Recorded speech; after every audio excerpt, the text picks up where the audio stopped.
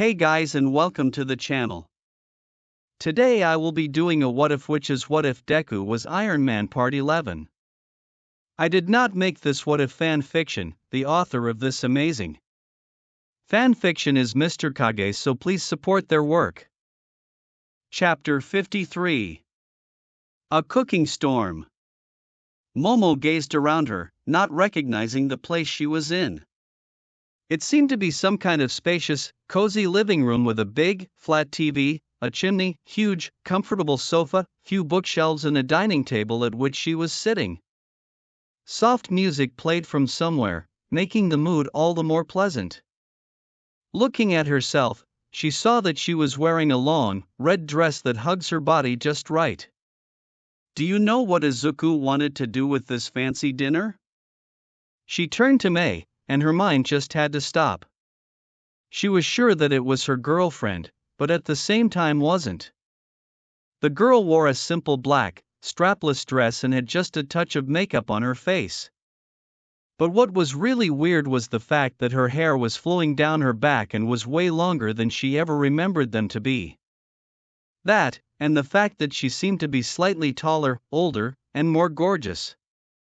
No, not really. Momo replied after getting rid of her bewilderment. Just what was going on? Sorry for the wait. Izuku called, entering the room. Once again, her mind just stopped working. That was Izuku? He was so tall. Much taller than her. His shoulders were broader, and that white dress shirt hung to his chest tightly, showing how much muscle was under it. His hair still was a fluffy mess that she loved to play with, but was just a bit shorter.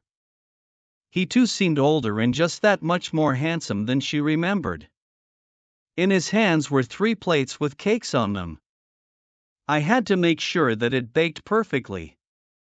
I didn't want to screw the night with a horrible dessert, he explained, putting down the plates and flashing a smile at them. Mei grabbed a fork and took a bite, moaning in delight. She followed her example and found herself marveled at the excellent chocolate plum flavor.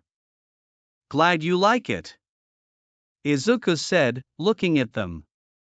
You still didn't say what this night is for. Mei pointed her fork at him with a slight pout. I didn't, he asked, chuckling lightly and scratching his cheek. Well, we'd missed our 7th anniversary due to hero work 2 weeks ago, so I thought that this dinner would be a good recompensation. Wait? 7th? What was going on?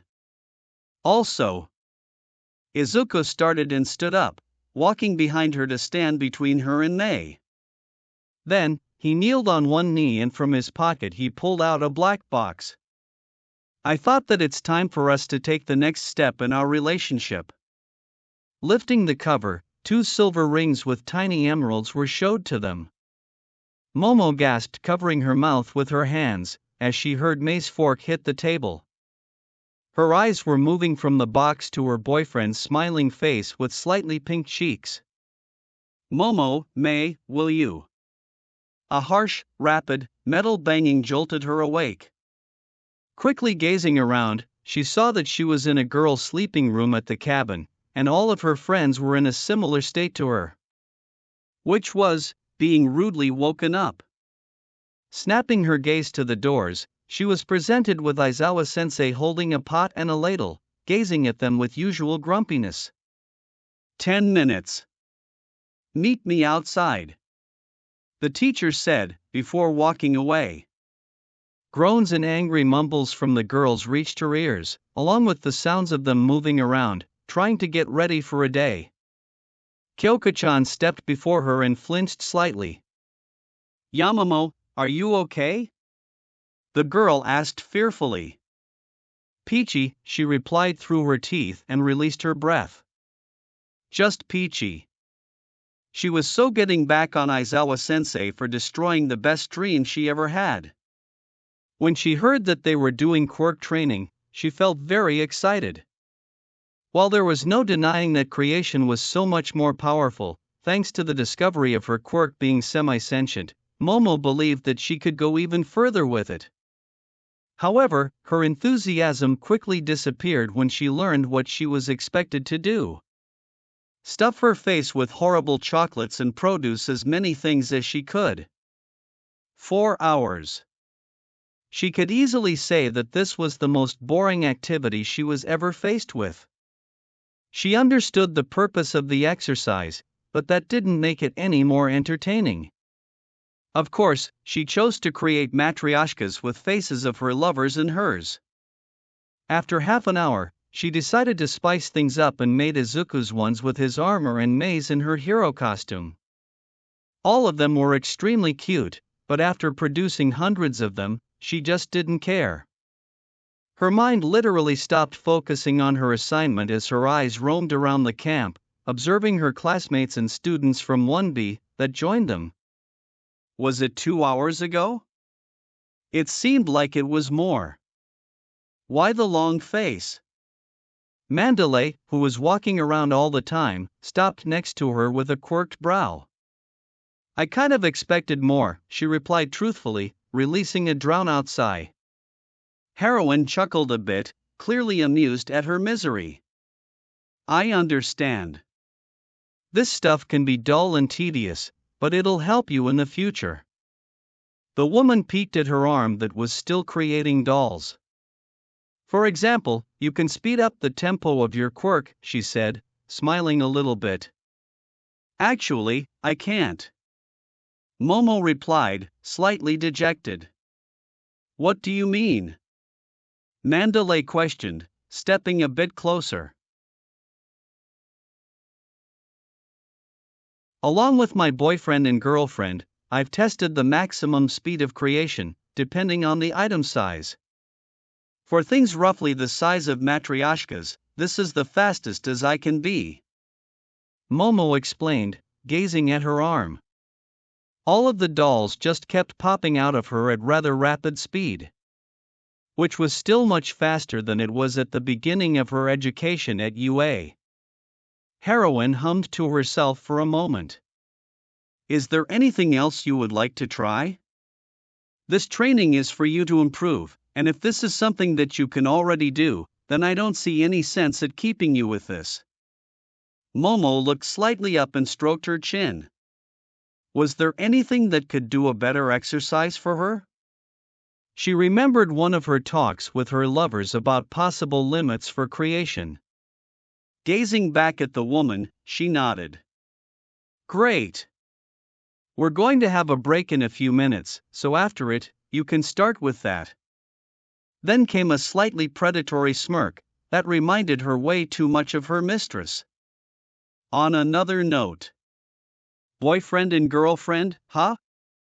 Momo blinked at the odd behavior. Wasn't Pixie Bob supposed to be the thirsty one? Additionally, Mandalay didn't seem that surprised at the information. Yes, I'm polyamorous, she replied casually, shrugging off the attempt to fluster her. Heroine let out a short chuckle. Sorry about that. Narumi asked me to check on how are you faring with unfamiliar people asking about your relationship. Of course, her nosy vixen of a mistress would do that. It's okay. I admit that at first, I was slightly scared of what others would think, but now I don't really care. I'm who I'm, and I'm proud of it. Momo stated truthfully, smiling lightly. Mandalay released a short laugh. Just don't say anything about it near Pixie Bob. She may get even more desperate than she already is. She nodded at that. She didn't want to have a crazy cat lady gunning her down. Gazing at the heroine, she saw that the woman was about to walk away. Mandalay, can I ask you about something else? Heroine stopped and turned to her, slightly tilting her head, waiting for the question. Collecting her thoughts, Momo started. It's about Kota.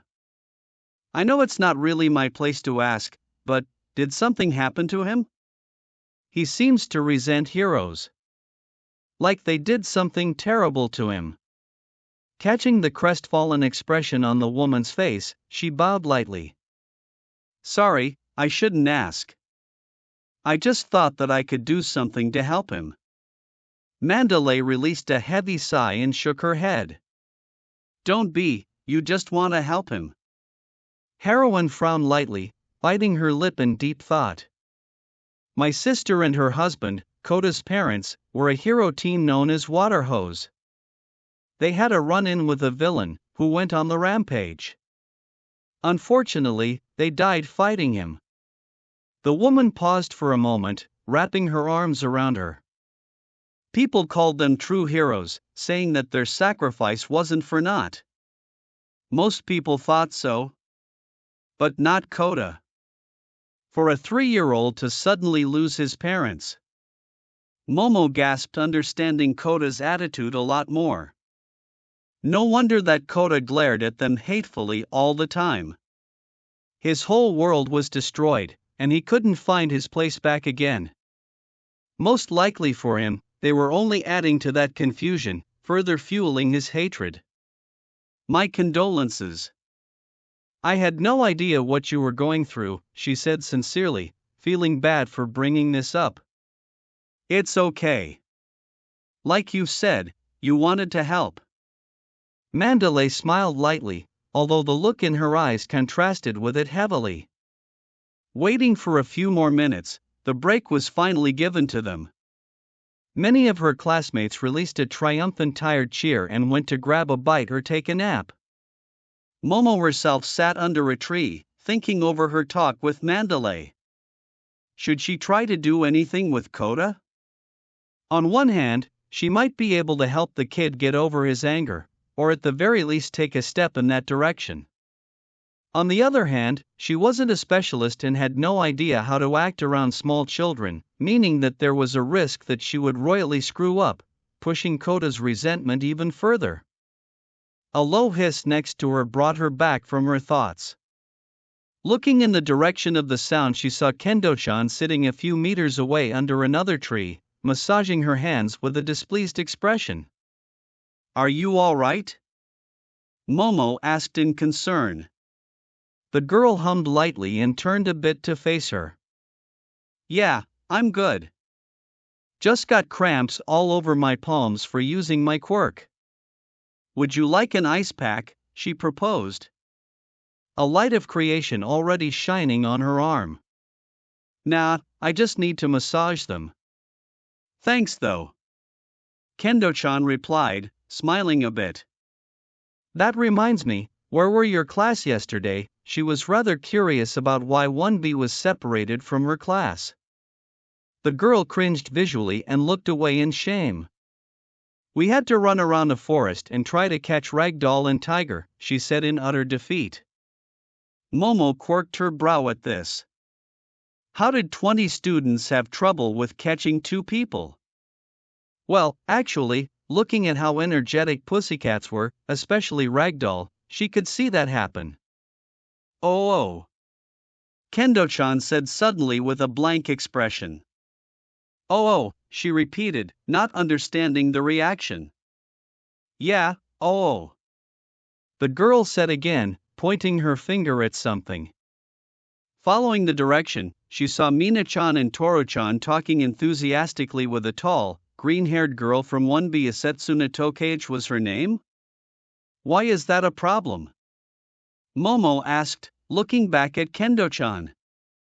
You told me that Ashido and Hagakure from your class are gossipers, love romance and such, the girl stated, making her nod in confirmation.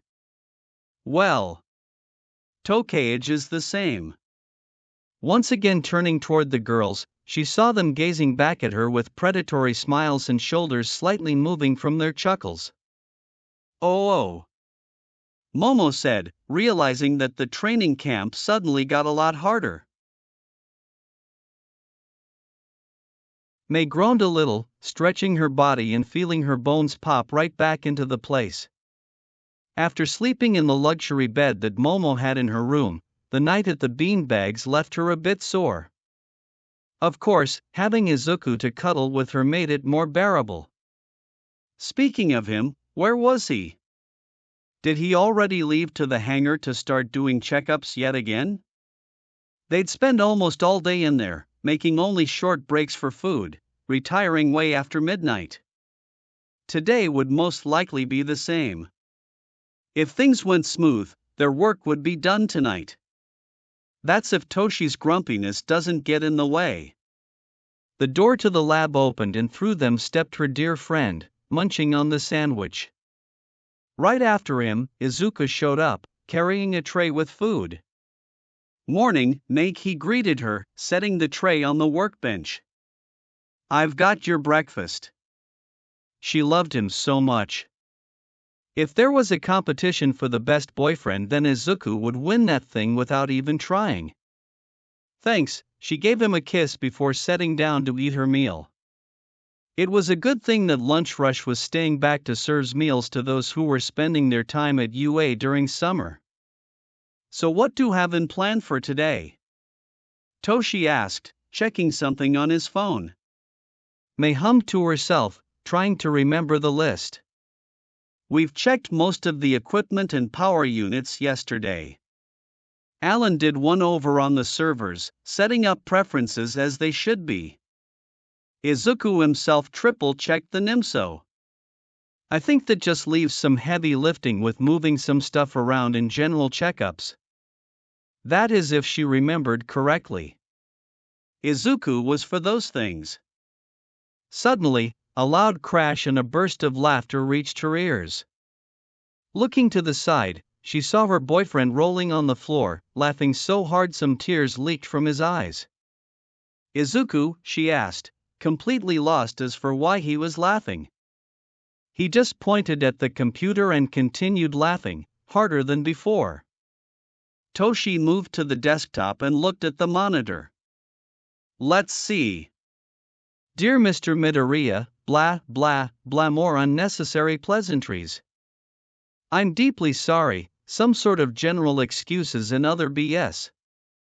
I'd like to offer another proposition, blah blah blah, even more BS and empty words.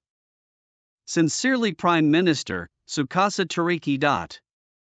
The boy read through it quickly, munching on his sandwich all the time, and spoke in his usual tired tone. "Wow, that guy really wants your tech." "I know," Izuku replied, chuckling a little, slowly getting up from the floor. "But no matter what he or Endeavor are going to do, they won't get it." "Endeavor?" May asked. She was sure that the name sounded familiar. "Burning trash can," Toshi supplied with a snort. "Ah, that's why. I swear both of them are worth each other. Shameless, petty, aggressive," Izuku said, dusting his pants off. Clicking on the keyboard, he deleted the message with a greatly satisfied smile. What if they get really desperate and do something underhanded? The boy asked, frowning a little. "In a day or two, we'll be able to leave Japan any minute we want. I've already secured us a stay at Island. From there we can decide if we want to stay and attend the academy or move to the USA." Her boyfriend answered truthfully, releasing a small sigh. Right, they still were under that threat of the power-hungry government and burning trash can to go after Izuku and by extension after them all. If they didn't start their projects, she was sure that they would already be on the island. Fortunately, her parents were okay with all of this, even encouraging her to follow her dreams. Speaking of parents, Toshi? Are your parents okay with you leaving Japan? She asked worryingly. There was no way that they would leave their dear friend alone here. The boy shrugged. Don't know. I don't see them too often. They don't care much about me, so I feel the same about them, he said it, trying to sound indifferent, but still a hint of sadness slipped through. May winced slightly. She may be clueless, but she sure knew when she screwed up. Bringing up the obviously sore subject for her friend definitely was one of those times. Sorry, she said earnestly, scratching the back of her neck. It's okay, you didn't know, Toshi replied with a small sigh. I got used to it. That sounded horribly wrong. You shouldn't. Izuku spoke suddenly and smiled lightly at them. But now you have us as friends, and we're going to make sure that you won't feel like that ever again. Mei nodded vigorously, her typical, wide grin on her face. Friends were a family too. So in her mind, it was only natural to make sure that her dear friend won't have to face that loneliness ever again. Besides, I know a certain blonde-haired girl with glasses that certainly would like to keep you company. Izuku added smugly with a small smirk. Toshi's cheeks suddenly flushed a bit, and his body went rigid. With stiff, hurried steps, he moved toward the doors. Come on, we have work to do. His voice was a bit strained.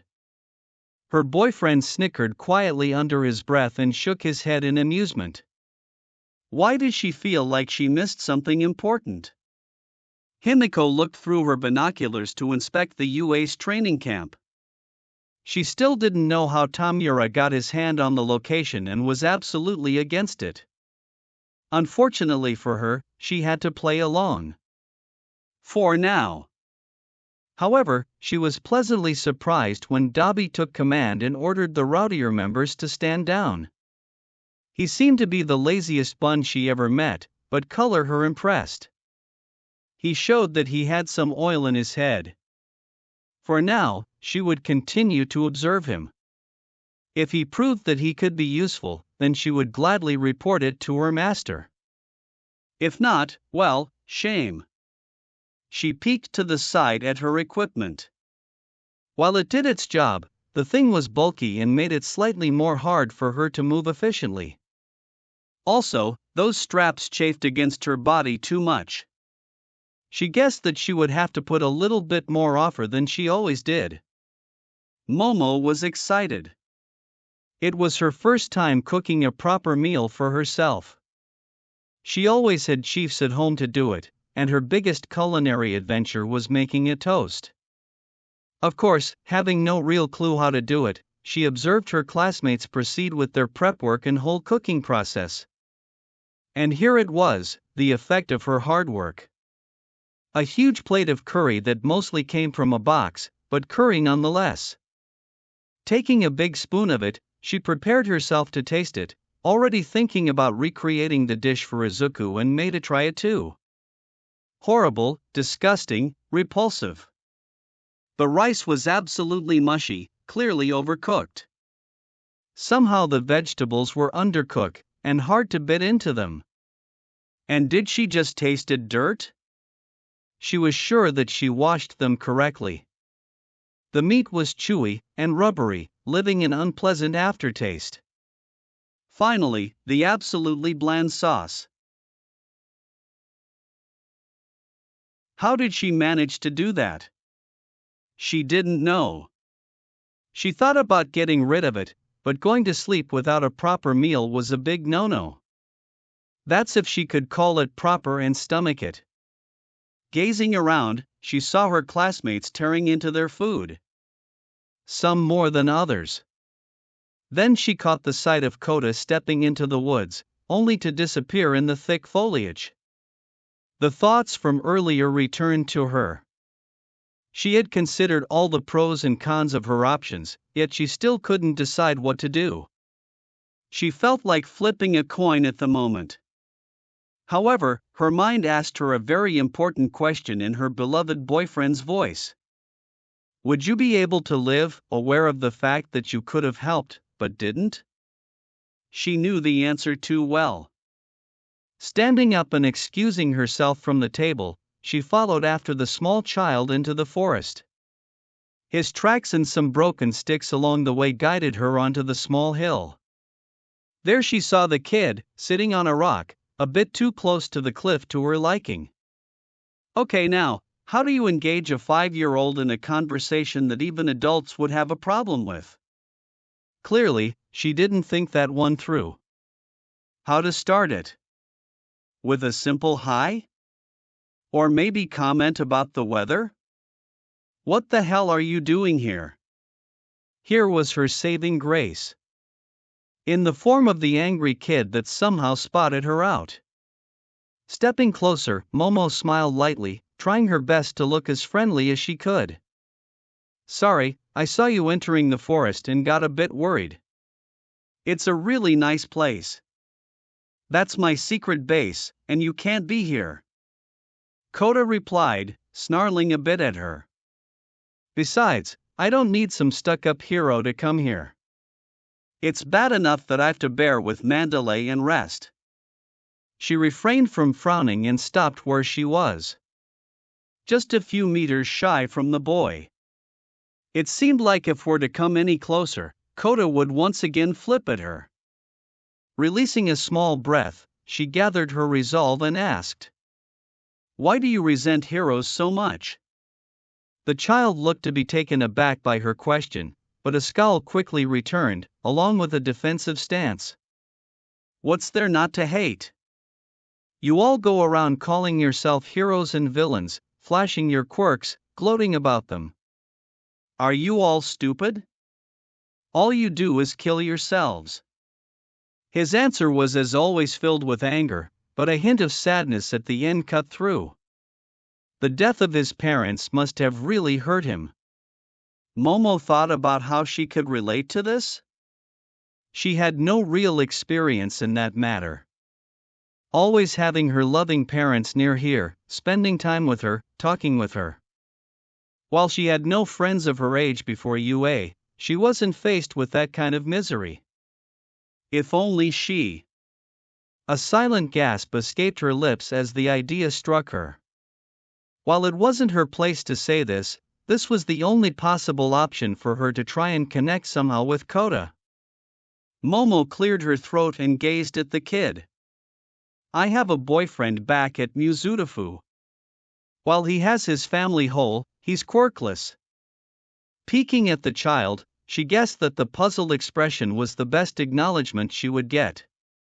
He was scorned by most around him, had to grow up without seeing his father, and put up with constant bullying.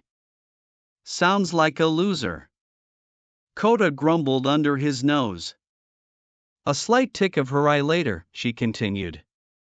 But he didn't let it discourage him from his goal. He wants to be hero more than anything. So he studied until he was able to literally rewrite some physics laws and create a suit that's going to allow him so many helpful people. She paused for a moment. What I'm trying to say is that no matter how hard your life may be, rejecting the reality will only make it bitter. I know that it's going to be hard to open up, but by closing up, you're going to suffer. She watched a mix of expression pass on the boy's face, only to return to the scowl. Well, at least she tried. That's all I had to say. I'm going back to the cabin. Don't stay up too long and be careful on your way, okay? Offering a small smile, Momo turned around and walked down the path on the side of the hill. She could only guess if the sound she heard was the wind or soft crying. Chapter 54. The Storm. Momo took a few slow, deep breaths, emptying her mind of any unnecessary thoughts. Closing her eyes, she did her best to tune out all and any sound around her. She needed her mind to be as calm as the surface of a lake on a breezeless morning. Yes, just like that, nice and serene. Now, reaching towards her quirk, she gave it a little nudge with the instruction to do something basic, as simple as it could be. Feeling the oh-so-familiar pull from her fat reserves, she directed it where she needed it to be. Which was actually the hardest part of this process. This was literally the second day of using her quirk in different parts of her body, not just from one point like she usually did. Good, it was going just as she wanted. Nice and slow, no need to rush. It wasn't about the speed, but about getting it right. She just needed to keep the balance. A sudden clang of metal hitting the ground broke her concentration, followed by another, similar sound a second after. Releasing a rather irritated sigh, she opened her eyes and inspected her work. On her right was a short, shining, cylindrical metal stick. On her left was very lumpy and crooked bar, just a bit longer than other. Picking them up, she threw them over her head, adding to the pile of others that was growing for the last 4 hours. She knew that creating 2 items at the same time, or dual creation as May dubbed it nicely, wouldn't be a piece of cake, but this was getting ridiculous. Grabbing a handful of those tasteless chocolates, she shoved them into her mouth and angrily chewed them, thinking about what was she doing wrong. Right now, the biggest issue here was the fact that either she couldn't distribute her fats equally, or creation's semi-sentience wasn't as developed as it should be. And the only way to fix it was to train some more. Normally she would do that, but right now Momo felt rather pissed at it and opted for doing something else. Settling on fixing up the latter problem, she began producing circuit boards.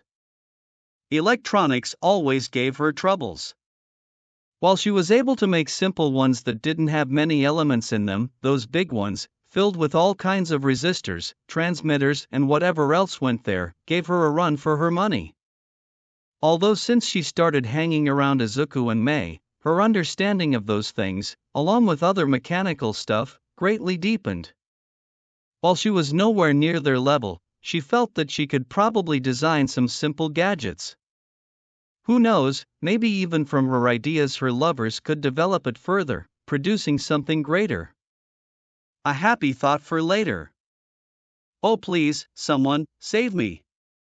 Don't worry, I'm flying from the skies in my super tech armor. And I'm swinging down from a building with my bow. Oh, thank you, heroes. Moi, moi. A whole dialogue was done in highly pitched voices, followed by the girliest giggles Momo had ever heard. Doing her best to hide her utter annoyance, she peeked to the side and saw Mina-chan, Toru-chan and Tokage-san holding matryoshkas she made yesterday, and playing around with them. Those 3 were in tune too much, making the whole "let's tease Momo until she tells us everything about her love life" thing really hard to deal with. They already tried questioning her about her hickeys, along with many more embarrassing things. Shouldn't you focus on training, she asked, against her judgment. Maybe if she changes the topic that would make them drop the subject? Yeah, fat chance. You're so focused that you've missed Aizawa-sensei calling a break. Toru-chan replied. Focused or? Tokage-san started, prolonging it for as long as she could. Fantasizing about your beloved Izuku and May. Mina-chan ended it with a giggle, causing other girls to awe at it. Momo shook her head, not believing that those 3 were anyway near the age they should be. Sure, taking every little thing too serious, as Ida-san had in common, wasn't the best approach, but behaving like little kids didn't exactly cut it either. Standing up and dusting off her pants, Momo walked toward the cabin, wanting to grab a bite of something more filling. Of course, the 3-headed, thirsty monster followed her. If you're so desperate about wanting to know about my love life, why don't you find someone and experience it on your own? A very good question in her opinion. Well, we could do that. Toru-chan began, sounding somewhat interested in the idea. But we can quench our thirst in your juicy experience. Mina-chan followed with a snicker. And you playing hard to get makes it so much better. Tokage-san ended, having a huge grin plastered on her face. Since when did the training camp change its focus from quirks to her patience? Yayorozu.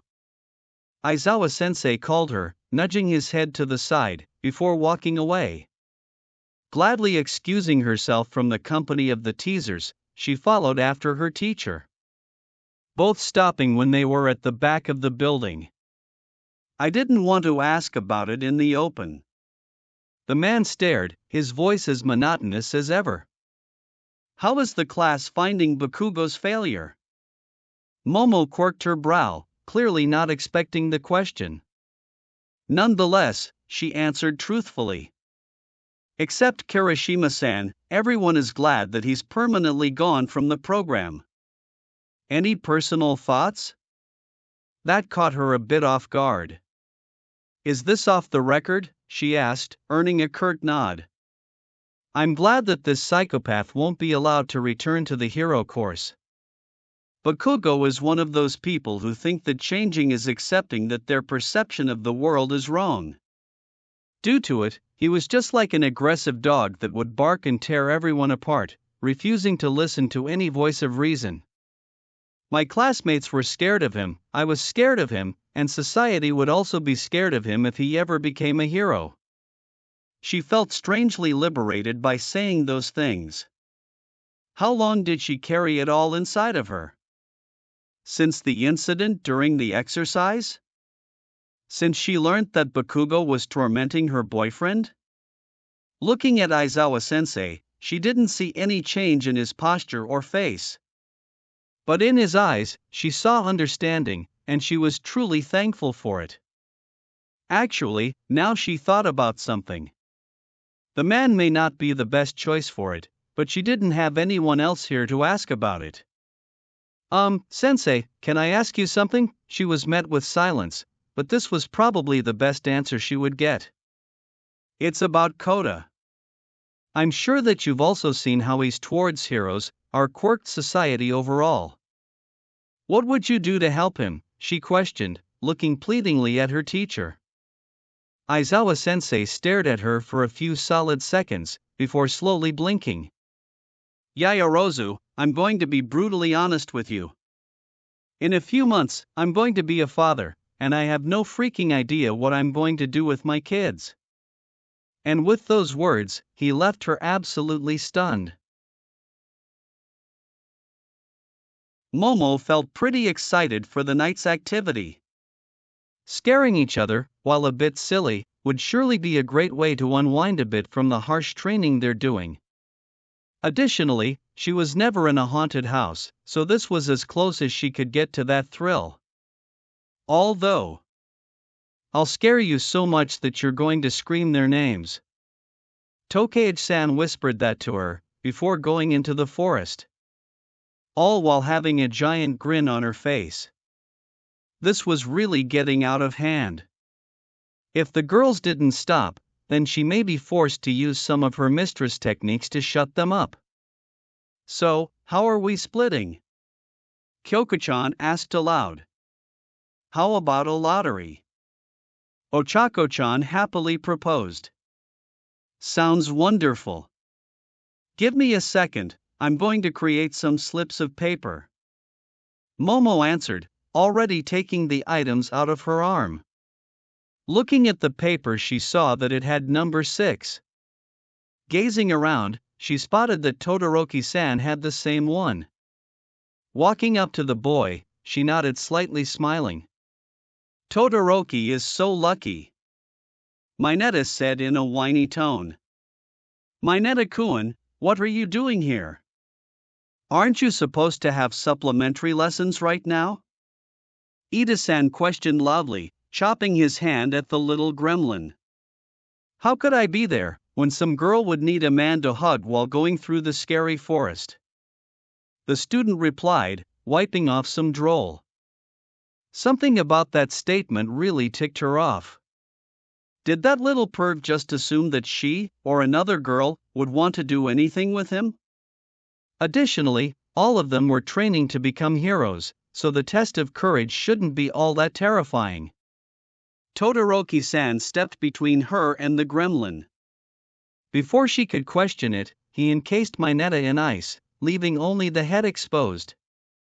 As if that was the cue, Aizawa-sensei showed out of nowhere, his tired gaze moving from one student to another. Finally, the teacher just shrugged it off and dragged the little perv away with the help of his capture weapon. That was... Ojiro-san started, trying and failing to find the words to describe it. Bizarre? Shoju-san supplied. A true mad banquet of the darkness. Tokoyami-san added, nodding to himself. Shaking her head a little, she looked at Todoroki-san, who stood completely silent. You didn't really have to do that, she commented, trying to get behind his reasons. I know. But Midoriya asked me to. The teen replied, looking away. Was he embarrassed?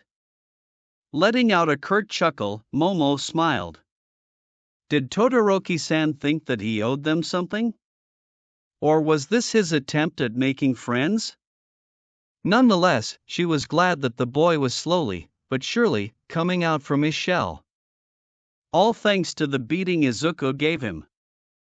Speaking of the devil, the pager in her pocket vibrated. Pulling the device out, she looked at the message. Don't worry about them. They're just jealous of you, it read. Although she knew it already, seeing it eased her nerves a bit. Hey, what's going on out there? A distressed call from Ojiro-san pulled her out from her bubble. Shoving the device back into her pocket, Momo looked up and saw huge piles of smoke coming from the woods. That wasn't right. No one in 1B had a quirk related to fire, and she was sure that the students weren't reckless enough to start one. A sudden yelp made her snap her head to the side, only to see Pixie Bob on the ground with blood flowing down from her forehead. Above her stood two guys. One was a stain with a reptilian twist to it, having the same outfit, and being heavily armed with swords and knives. Another one was looking fairly normal, like he was going out to a nightclub, holding a long, rectangular item wrapped in a cloth. Mandalay and Tiger stepped in between them, taking a defensive stance. Everyone go back to the cabin. Do not fight. Eraserhead will give you further orders. Mandalay told them, leaving no room for argument. Momo nodded at this. Right now, they needed to make sure that as many of them were as safe they could. Regrouping and planning a strategy for survival was the best they could do right now. She was about to call to her remaining classmates, but suddenly she remembered something that made her blood run cold. She hadn't seen Kota since supper. She started to panic. The camp was being attacked, and he was somewhere there alone. Mandalay. Momo called, gaining a brief look from the heroine. I know where Kota is. A slight twitch from the woman made it sure for her that she too knew that the boy was in danger. Yaoyorozu, go get him and after that return to the cabin. Mandalay called, jumping into the fray to support Tiger. Turning around, she looked at the remaining classmates close by. Todoroki-san, Ida-san and Ojiro-san, all three of them were waiting for her call. Would they risk going as far to the child's rescue, or should she go alone? What if she encountered more villains along the way? Did she have enough power on her own to protect the boy? Besides, Kota's hideout was quite far from their position. Todoroki-san, she called the boy, making her decision. Please follow me. Ida-san, Ojiro-san, go back to the cabin. Stay safe and try to get a hold of everybody else. The two nodded at her and ran toward the buildings. She too started running towards the cliff alongside Todoroki-san. Todoroki-san, can you use your ice so we can go faster? She asked hopefully over her shoulder. If not, she would be forced to create something, anything really, to transport them faster. Never tried doing it with another person. The teen replied truthfully. Quickly stopping, she stepped behind him and placed her hands firmly on his shoulders.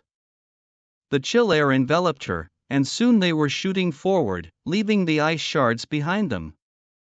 This was much faster than running. Plus it was kinda thrilling, even if it wasn't the appropriate moment for that. A sudden idea struck her. A very risky one that may end up being a giant hiccup later, but if it meant saving others, then she had to do this. Izuku carefully watched the video on the tablet. It was a sudden hit on the internet, despite it being highly controversial. The critique about the state of Japan and its hero industry was right to the point of being comparable to Stein's ideology, which left him disturbed. The biggest issue here? He couldn't help but agree with some things said there. Releasing a heavy sigh, he gave the device back to Nizu and took a sip from his teacup. While normally he would be pleased to have the principal as a guest in his lab, he wished that the subject of the visit was different. So, what are your thoughts? Nizu asked with a hint of excitement. It made a lot of sense actually, May said, lifting her head up to look at them. She was playing with some of her arrowheads, trying to modify them.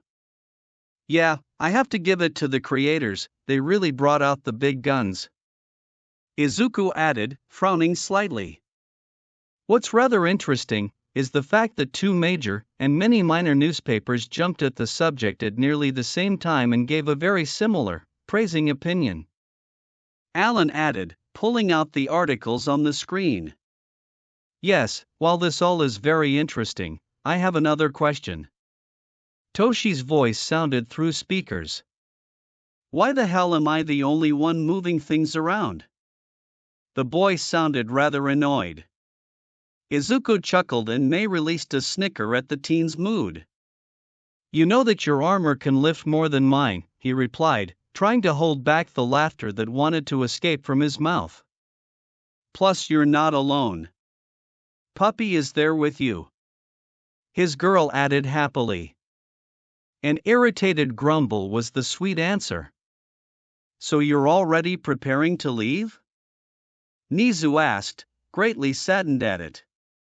And just like that, Izuku's good spirits left him. He gazed at the principal and smiled sadly. Yeah, unfortunately, I fear that we can't stay much longer here. Toriki and Endeavor are surely cooking up something. He knew that the mail from Prime Minister was a desperate one, and him giving no reply could be read as taking the piss at the man. Also, he checked some of the major haters on his fan pages. All of their IP addresses led him to places related to burning trash can. There was no room for him to stay in his motherland. While it pains me greatly to lose 4 great students, know this. I'm very proud of who all of you become and wish you to make your dreams come true. Nizu said sincerely, offering a small smile. Feeling his lips stretching from the principal's thoughts, Izuku wiped out a small tear that threatened to fall. Sir, I just received a message from Momo. The training camp is under villains' attack. Alan's voice cut in abruptly. May's screwdriver fell from her hand, Nizu's tea ended up on the floor, Toshi's gasp sounded through the room, and Izuku's heart seemed to stop. An eerie silence enveloped them, nobody uttering the word, all their minds filled with million thoughts at once. After what seemed like an hour, Izuku stood up, tightening his fist to the point where his knuckles turned white. Alan, puppy. Turn on Urania. Chapter 55. When the heroes arrive. Momo bit back a hiss. Her feet and right hand were freezing due to Todoroki's right side. The teen was shivering, frost building upon his limbs. He desperately needed to use his flames to get rid of the early signs of frostbite. Fortunately for them, they were closing to Kota's secret hideout. Fearing about the potential villains in the area, she instructed Todoroki to move head-on to the cliff. When they were near it, the boy pushed his quirk with a small grunt, creating a pillar, rising them up. She was about to call the child, but her voice died in her throat when she saw that he was about to be crushed by a giant, muscular arm. Get away from him! She screamed, making a dense ball, and throwing it with all her might. The projectile hit the cloaked villain, earning a low growl, but ultimately giving them time. The person turned towards them, showing the left side of the face that had a deep scar, an artificial eye, and an unsettling grin. Sweet, more people to beat up. The man said in delight, following the statement with a crazed chuckle. She didn't like that tone, and she certainly didn't plan on dying here. Todoroki, aim your flames low, she ordered, rushing in. Barely going under a swat that would no doubt put her out of commission, she grabbed Kota, dropped a small ball, and jumped away, shielding the kid from what's to come. After a wave of heat, a small explosion rung up from the ball containing a gunpowder mixture. Looking at Kota, she was glad that the boy was unharmed, even if he was scared and probably stupefied by their sudden appearance. "What are you doing here?" Kota asked weakly, standing up on his shaky legs. "We came here to save you," she replied and smiled brightly, trying to ease the child's worry. A loud, obnoxious laugh reached her. Turning around, she saw the villain going out of the flames, discarding the burning cloak, leaving himself in a tank top and pants. The man was very muscular, and muscle fibers were moving around his arms. "That was one hell of a bang," the criminal said, grinning widely. "You got in between our reunion, but it doesn't matter.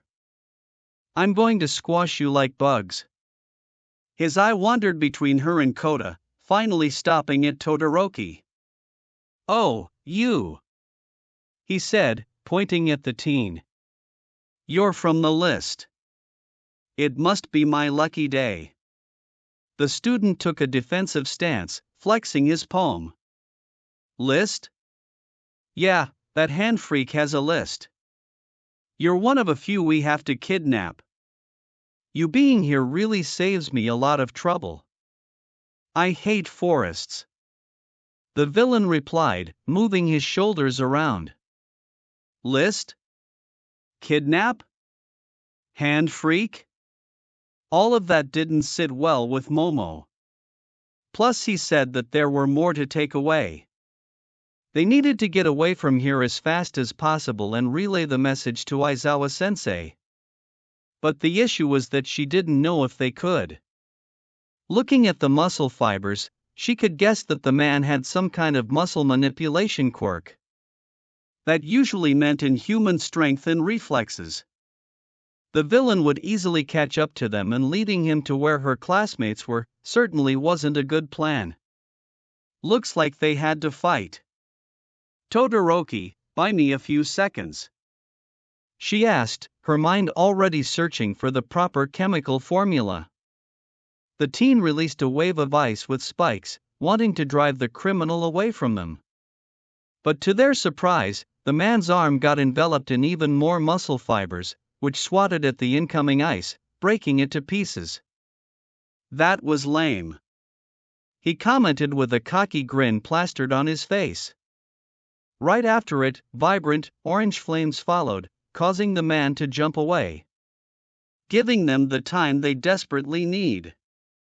"Kota, put this on, please," Momo said, giving the boy a breathing mask, tossing another to her classmate.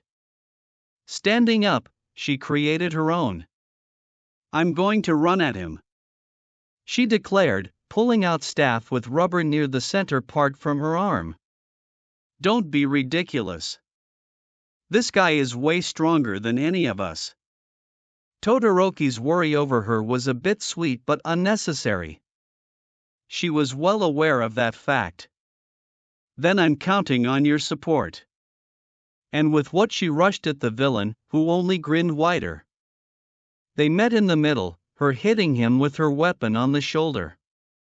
The man didn't seem to notice it, as his fist plunged down. Gracefully dodging it, she started dancing around him, striking whenever she could. Ducking under a swat, she aimed at his face, only for her strike to be intercepted by a mass of muscles that caught her weapon and didn't let go.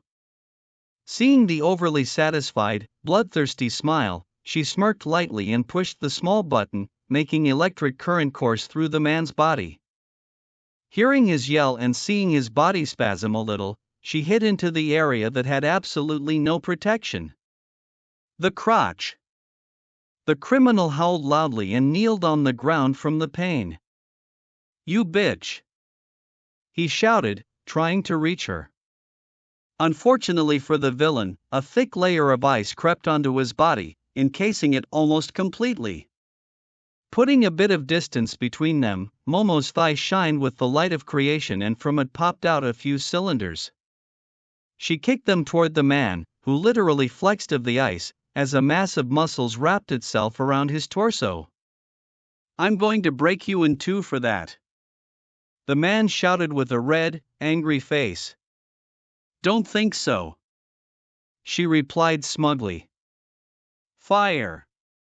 Todoroki's fire rushed past her, hitting the ground where the containers were. A giant, pink cloud surrounded them, obscuring their vision. Momo smiled to herself, silently thanking her lovers for synthesizing Midnight's quirk. The reason for doing this was simple. The more muscle you have, the more oxygen you need.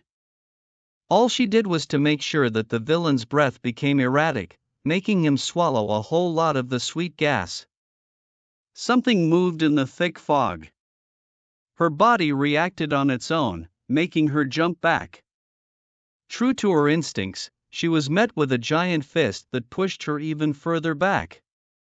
She hit the ground painfully and rolled past the boys. Kota ran to her, hovering above her, not sure what to do. Ignoring the soreness on her body, she reached her hand up, taking and squeezing the kid's palm, signaling that she was okay. Heavy steps sounded from the cloud, and soon the villain showed up, swaying his huge body left and right. She was amazed by the man's tenacity. This amount of gas would put anyone out cold, but here he was, struggling to stay awake and still making his way at them. "Todoroki-san, do you remember the sports festival?" she asked, making the teen flinch. "Then you know what to do." The student nodded and stomped hard on the ground. Then, a massive iceberg rushed forward, burying the villain underneath it. "I've left an air pocket, so he won't die," Todoroki-san announced, taking off the gas mask. She nodded at it. They didn't want to accidentally kill the man, even if he wanted to do that to them. Releasing a sigh, she stood up, groaning due to her battered body. They were lucky that the criminal was cocky and wanted to play with them. A hiccup reached her ears. Looking down, she saw Kota furiously rubbing his eyes, trying to stop the tears from flowing. Kneeling down, she reached her hands toward the boy, wanting to give him a hug, only for the child to swat his palm at her. "Why?" Kota screamed at them. "Why would you save me? I was rude to you, even punched that one guy in the junk. I screamed at you to leave me alone. But you still came to help me, why?" He took a rasped breath. "Why would you risk your life?" the kid added in a whisper.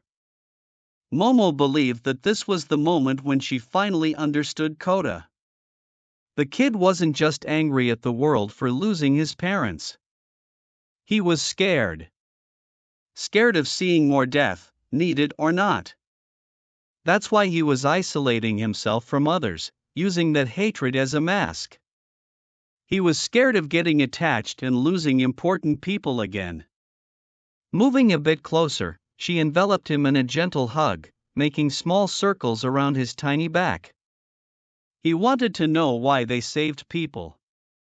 Why they risked their lives protecting everyone and anyone, even at the cost of their own lives, and she was gonna tell him the reason from the bottom of her heart. "We did it because if you got hurt we would feel awful for not helping you.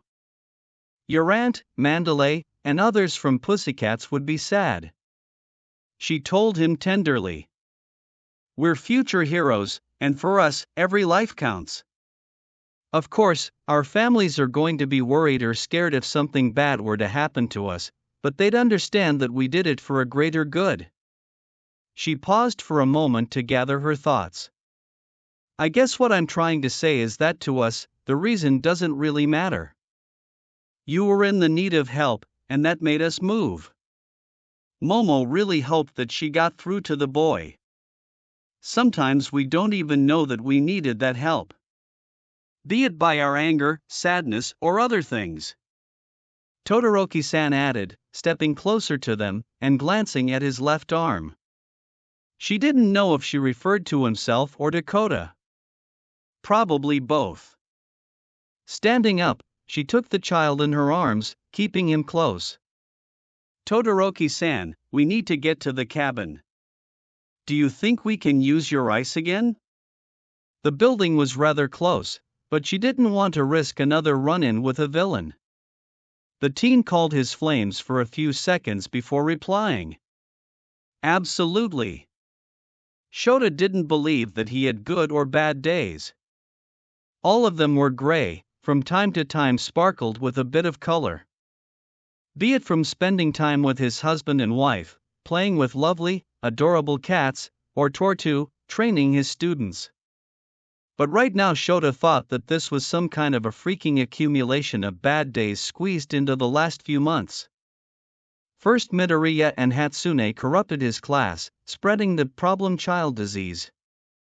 Then Bakugo turned out to be as unstable as one could get. Of course, there was also the hero killer's mess and Endeavor's ego combined with the Prime Minister's greed. And right now the training camp, that was supposed to help the kids in their future, turned out to be closer to a death game, because villains thought that it would be a fun idea to come over. Shota would let his grumpy mind carry on if not for the freaking hot, blue fireball thrown at him. Thank God for his absolutely hellish training regimen and honed reflexes, or else he'd be a toast. Looking through his goggles, he glared at his current problem.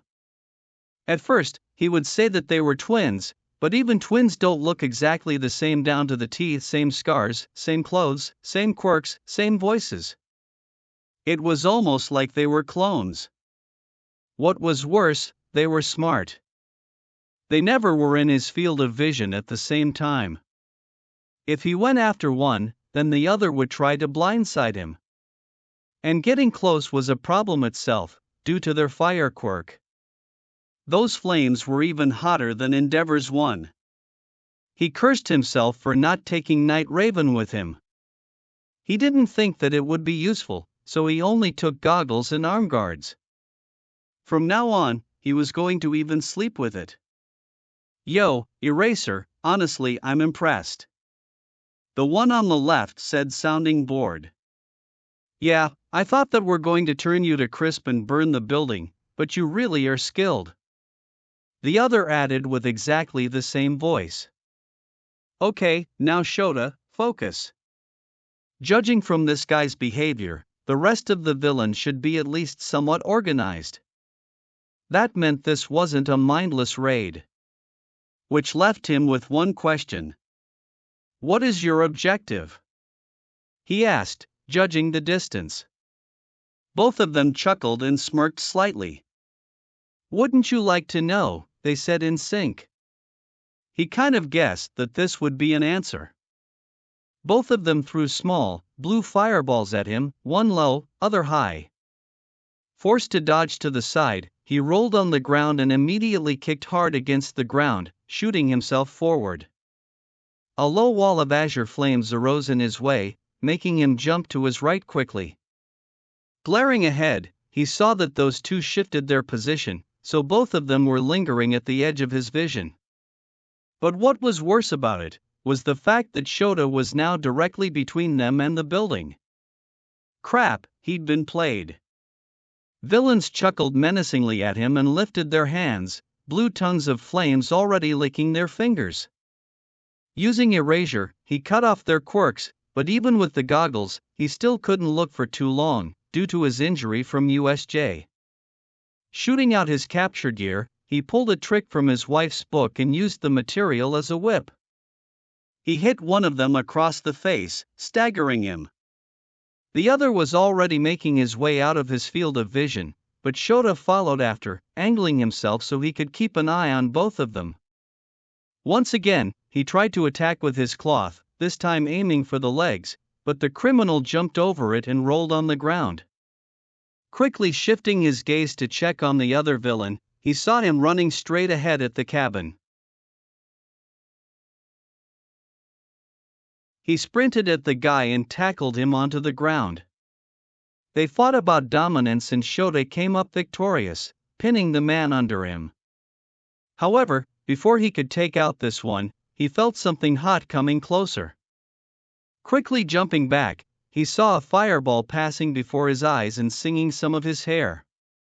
The downed criminal quickly stood up and scrambled back to his partner. And with this, they're back to the square one, the only difference being that Shota was a bit more out of breath than earlier. The situation was looking grim. He really needed some kind of miracle right now. And the giant wall of crystal ice, separating him from the villains, would do. Snapping his gaze to the side, he saw Todoroki and Yaoyorozu run to him. The girl was carrying Mandalay's nephew, who clung to her as his life depended from it. "Sensei, what's the situation?" Yaoyorozu asked right away, putting the kid down. The child quickly behind her leg. He was about to answer when the wall melted, thanks to the blue flames. Two smug grins appeared behind it. "This is the situation," he stated unhappily. "God damn it, can't he have at least something good happen to him once?" "Your students, I presume?" one of them asked, taking a step to his left. Maybe the odds are more manageable for you now, Eraser? You seem to struggle with us," the other added, moving to the right. Todoroki's right arm covered in frost, while his left ignited, and Yaoyorozu's palm shined a little. Both were ready for a fight. Normally he wouldn't allow that, but he guessed that he didn't have much choice in that matter now. He needed help to apprehend those two and help his other students. Suddenly the trees around them began moving due to a wild, powerful gust of wind. A ray of bright light cut through the night, illuminating them all. Looking up, he did his best to make sure that his eyes didn't pop out from his sockets. What the heck was that? From where did it came from? Suddenly, two sounds similar to rockets was heard before stopping. A few seconds later two figures landed between him, his students, and the villains. He saw the backs of two familiar, shining armors, one green, another purple, standing tall and proud. He felt a giant grin split his face in two. Finally, something good happened. Chapter 56. The Cavalry. To say that he was worried would be like saying that All Might was just a hero. He was terrified. His girlfriend was supposed to have a good time, or as close as one could get to it with Aizawa-san there, but instead was attacked by a bunch of villains. Well, her and other students, but she was more important, no matter how bad that sounded. Izuku's decision to go there was an obvious choice. He was well aware of the consequences. He was basically playing himself into the dirty, sticky palms of the Prime Minister and burning trash can. Did he care? Not really. They could always run away from Japan after securing the training camp. He would feel bad for not saying goodbye to his mom, but he knew that she would understand. Hopping onto the board of Urania with Mei and Toshi, they turned on the damn thing and speed to the location of the camp. He was pretty sure that the new invention broke some of the pre-court Guinness records, but he would think about it later. Right now, he and Toshi stood their ground, playing the divider between his girlfriend, her teacher, classmate, a little boy, and two identical villains. He focused entirely on the criminal's shocked expressions. "Nice Sue," the one on the right began saying, but a quick repulsor blast silenced him, pushing the man on the ground. Izuku wasn't playing the nice guy anymore. Toshi swung his whip, striking the torso of the other villain, downing him instantly. Walking a bit forward, he raised his hands, aiming carefully at the criminal. "How many of you are you there? What are your objectives?" he asked coldly, being wary of any potential tricks. The man chuckled and smirked lightly. "Beats me. he replied smugly. Just as the azure tongues of flames showed up on his face, Izuku released his blasts, one to the chest, other to the head. Imagine his surprise when suddenly the whole body turned into mud. A sound of a machine gun rang through the clearing. Turning to the side, he saw Toshi standing above another pile of mud, a little smoke coming from the rifle on his shoulder. "I've used my quirk on him, but it looked like he had no memory at all," the teen told him, gazing around for any sign of trouble. Releasing a quiet sigh, he turned around and walked to his girlfriend. Opening his face mask, he smiled a bit at her and pulled her into a hug. "We were scared," he whispered, nuzzling into her neck. Momo chuckled briefly. "Sorry for worrying you." She pushed herself off a bit and kissed him lightly on the lips. "But can you tell me one thing?" "What is this?" she shouted, pointing at the sky. Izuku smirked at her and looked up. A few hundred meters above them was Urania, his new pride and joy. His own helicarrier. He designed it to be as close to the movie version from the first Avengers as he could. But of course, there were some changes. For starters, it was much smaller, closing to only 100 meters, and had only one deck. There were only 2 turbines that gave more than enough lift to keep it in the air. At the back was an array of big repulsors that served as the thrusters to push the whole thing forward. He wanted to have it use the repulsor tech for the lift too, but it would take too long to create repulsors of that size. The whole thing was constructed using Puppy's old, zero-pointer body for the mainframe. He really needed to send a giant thank you to all workers and factories that took part in creating that piece of art. "Let's call a fancy, private aircruiser," he replied, chuckling at the gawked expression of Todoroki-san and the little kid. Kota, if he remembered correctly. Hearing a sound of repulsors, he turned to the site and saw his other baby closing into their position. The Quinjet. It was slightly similar to the ones in the movie. It had folded wings and very aerodynamic shape, but for the thrusters and hovering it used a set of repulsors. Plus May was the one who decided on the paint job, so it was black gold. Not that it looked terrible, it just wasn't his style. "And this is fancy, private aeroplane?" Momo questioned, shaking her head in amusement. He just nodded, smiling brightly. The Quinjet settled down, and the back door opened. Through them, May shot out, enveloping their girlfriend in a tight hug. "You're never ever going somewhere without us again," the girl whispered loudly, her voice shaky. A few tears escaped from her eyes. "I won't," Momo said, planting a kiss on top of May's head. Puppy walked out from the aircraft, carrying Night Raven. When it gave the device to Aizawa-san, he could swear that he saw the man hug it tightly and even kiss it. "All right, listen up," he called out loudly and clapped his hands to get others' attention. "From Urania, we saw that the fire is slowly spreading through the forest. We've already called authorities, but it's going to take a while for them to arrive. Until then," he peeked at his girlfriends. "May, take Puppy and the Quinjet and go to that area with the purple cyclone.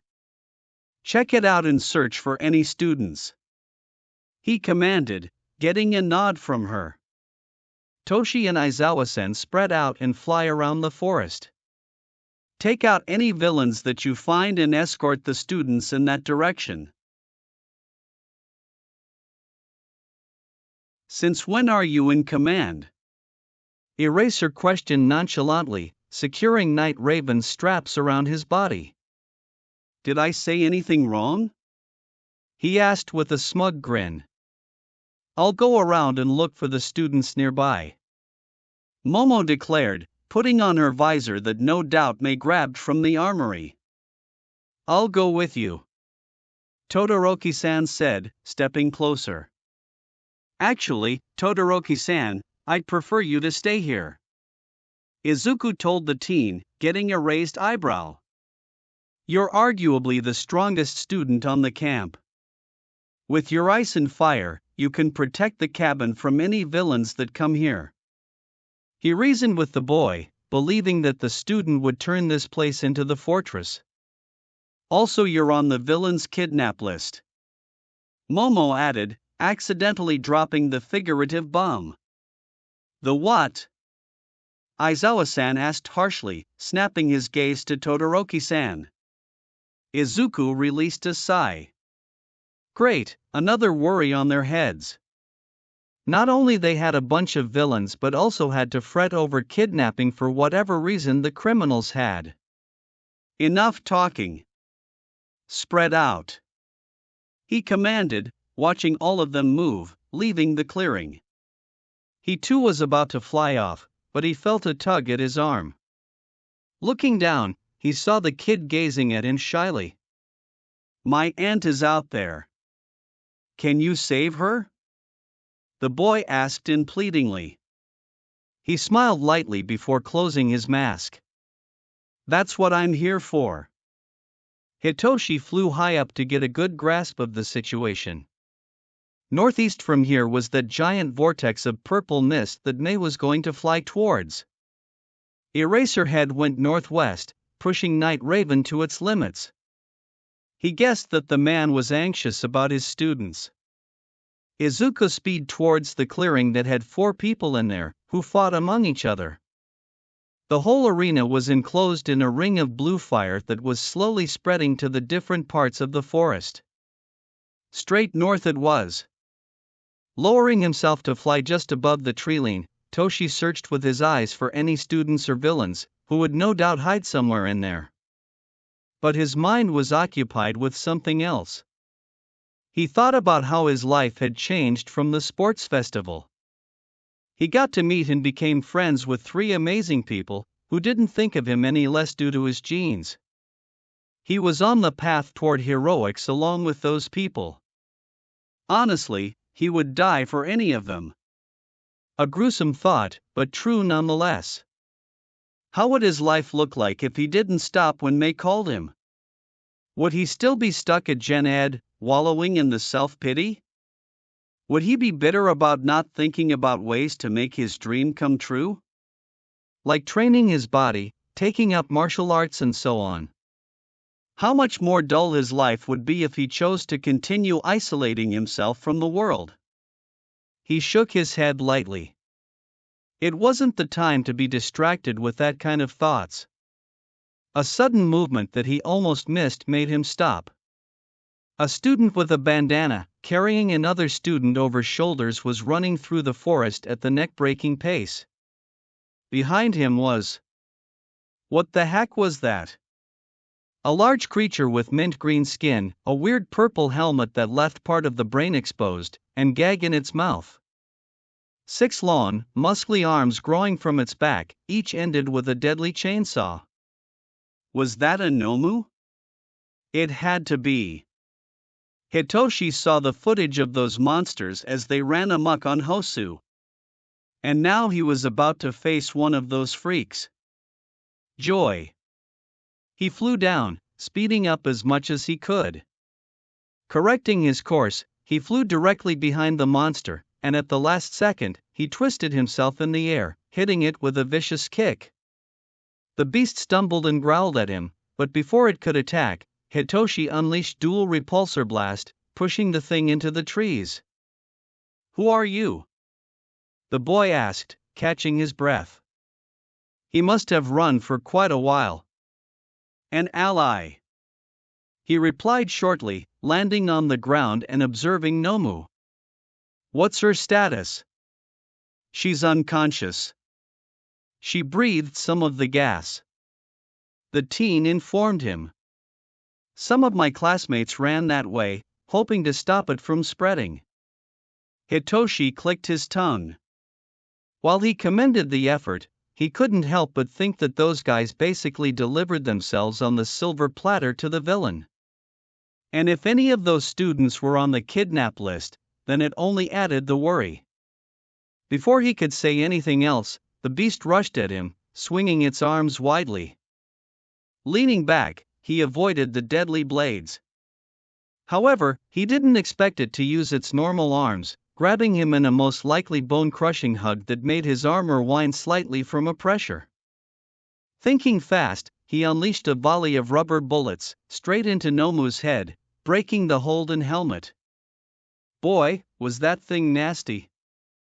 Uppercutting the thing's head, he used a short pulse from his feet repulsors, lifting himself up and driving his elbow to the exposed brain. The creature screeched loudly, and its knees buckled. Swinging his arms over his head, he released his whips and brought them down onto Nomu's back. "Down, dog!" he yelled as it fell. Creating some distance between him and the monster, he peeked at the student, who watched the display in awe. "Hide somewhere," he ordered, getting the teen out of the bubble. Quickly selecting a contact from the list, he opened the channel with May. "Gearhead, be careful there. The gas is some kind of sleeping agent, similar to Midnight's Mist.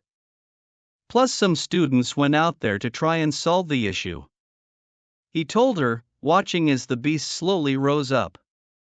"Why won't that thing just stay down?" "Copy that. Thanks for the call," May replied quickly and closed the link. Rolling his neck, he planted his feet firmly on the ground and lowered his stance a bit. The armor on his torso opened, showing 2 massive speakers. "Let's see how you like it," Hitoshi murmured with a lazy smirk. Activating present mic 3.0, he unleashed a powerful sound wave. All the trees on its way were raptured in some places, even a bit of ground got blown away. As for the Nomu, it was brought down to its knees, its whole body shaking. He could only try and guess if the creature was screaming. What shocked him was the fact that it actually started moving towards him. It crawled on the ground, planting its hands deep into the soil, to close the gap between them. Okay, the strongest thing in his arsenal didn't do anything against it. Fan-fucking-tastic. He doubted that his machine gun would do any better. He could change its mode and use demolition ammo, but if it also proved ineffective, he would be in trouble. Plus, when he hit it, he could feel that this thing was tough as brick or even harder. Wait. Hitoshi's lips stretched into a wide grin as he found a solution. Cutting off PM 3.0, he selected the right type of ammo. The beast rushed at him, the second the sound waves vanished. Using a barrage of repulsors blasts, he stopped the creature's assault, waiting for his machine gun to reload its ammunition. Nomu wailed loudly and pushed through the attacks. Jumping up, it swung one of its chainsaw arms down at him, only for it to be blown away with a loud bang. When it got closer to him, Hitoshi swung his fist, unleashed a vicious haymaker to the thing's temple, knocking it to the side. He was so thankful that May gave him some highly penetrative ammunition. He only had 4 shots left, but looks like it proved to be effective. Looking at the creature, he saw that black, thick blood was coming from the damaged limb. Nomu sprung back to it and screeched loudly. He wasn't sure if it was from pain or if it was some kind of battle cry. But he was sure as hell that he managed to piss off the beast. Once again it charged at him blindly, but with his precise shots, he made it stumble along the way. Now, the good news was that the beast was down to 2 regular arms and 1 chainsaw. The bad news was that he was out of his ammo. Due to its closeness, he couldn't react in time when Nomu rushed at him and pinned him with its shoulder against the tree. Using his left, he tried to pry it away from his, but it wouldn't budge. What added to his problem was the fact that Chainsaw was slowly closing to his head, as the chains dug deeper and deeper into the wood. "Get of me!" Hitoshi yelled, unleashing Uni Beam at the beast. The horrible stench of burned skin and meat made him gag, but he didn't give and continued pressing his chest at the release mechanism. Activating repulsors in his feet, he finally gained necessary power to escape from the monster. Putting a bit of distance between him and Nomu, he looked at the beast and discovered that ultimately he got rid of its left arm, leaving still smoking wound on the shoulder. The remaining chainsaw arm was also damaged, hanging limply from the back. The creature itself writhed in pain, supporting its weight against the tree. Before he could proceed with rendering the thing unable to fight, it suddenly snapped its head behind. Giving out a curt whimper, Nomu stood up on shaky legs and started running away, quickly disappearing in the thicket. Hitoshi thought about chasing after it but decided against it. He still had students here that needed to be secured. Finding them after a short search, he kneeled next to them and opened his helmet. "Did you beat it?" the teen asked, hopefully. "It ran away, but I don't think it's going to pose a danger to anyone." He was sure that the beast, while still out there, wouldn't be able to fight. "Can you walk? We need to get out of here." He wasn't sure if the location was safe. The student nodded and took his classmate in the Princess Carrie hold. "Everyone, we have a problem." Not even 3 steps later, Aizawa-san's voice rung in his earpiece. Mei was so glad that they ended preparing Urania in time. She was proud of that baby. Not only it was a great use of Puppy's old body, but also it was one of the greatest masterpieces that she ever took part in creating. But what she was even prouder of was the Quinjet. During the works on that massive project that had few builds in it, she personally oversaw that one. While the design changed several times during the construction process, it turned beautifully. It had a sleek look, was super fast, and was stylish. But what was even more important, it was completely waterproof and could go to space if launched correctly. Beat that fancy aeroplane from my island. Mei couldn't even describe how glad she was that her girlfriend was safe and sound. She was mortified when they heard the message from her.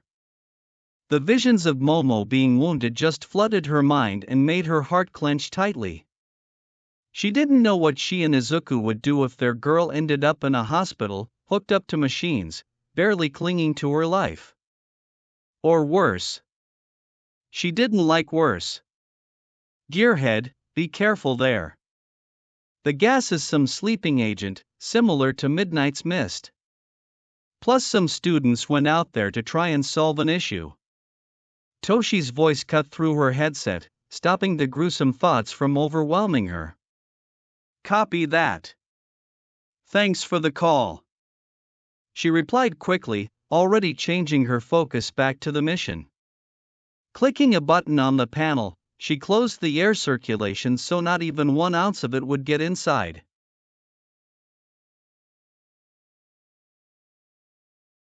They got closer to the vortex, and Mei steered Quinjet to do laps around its center.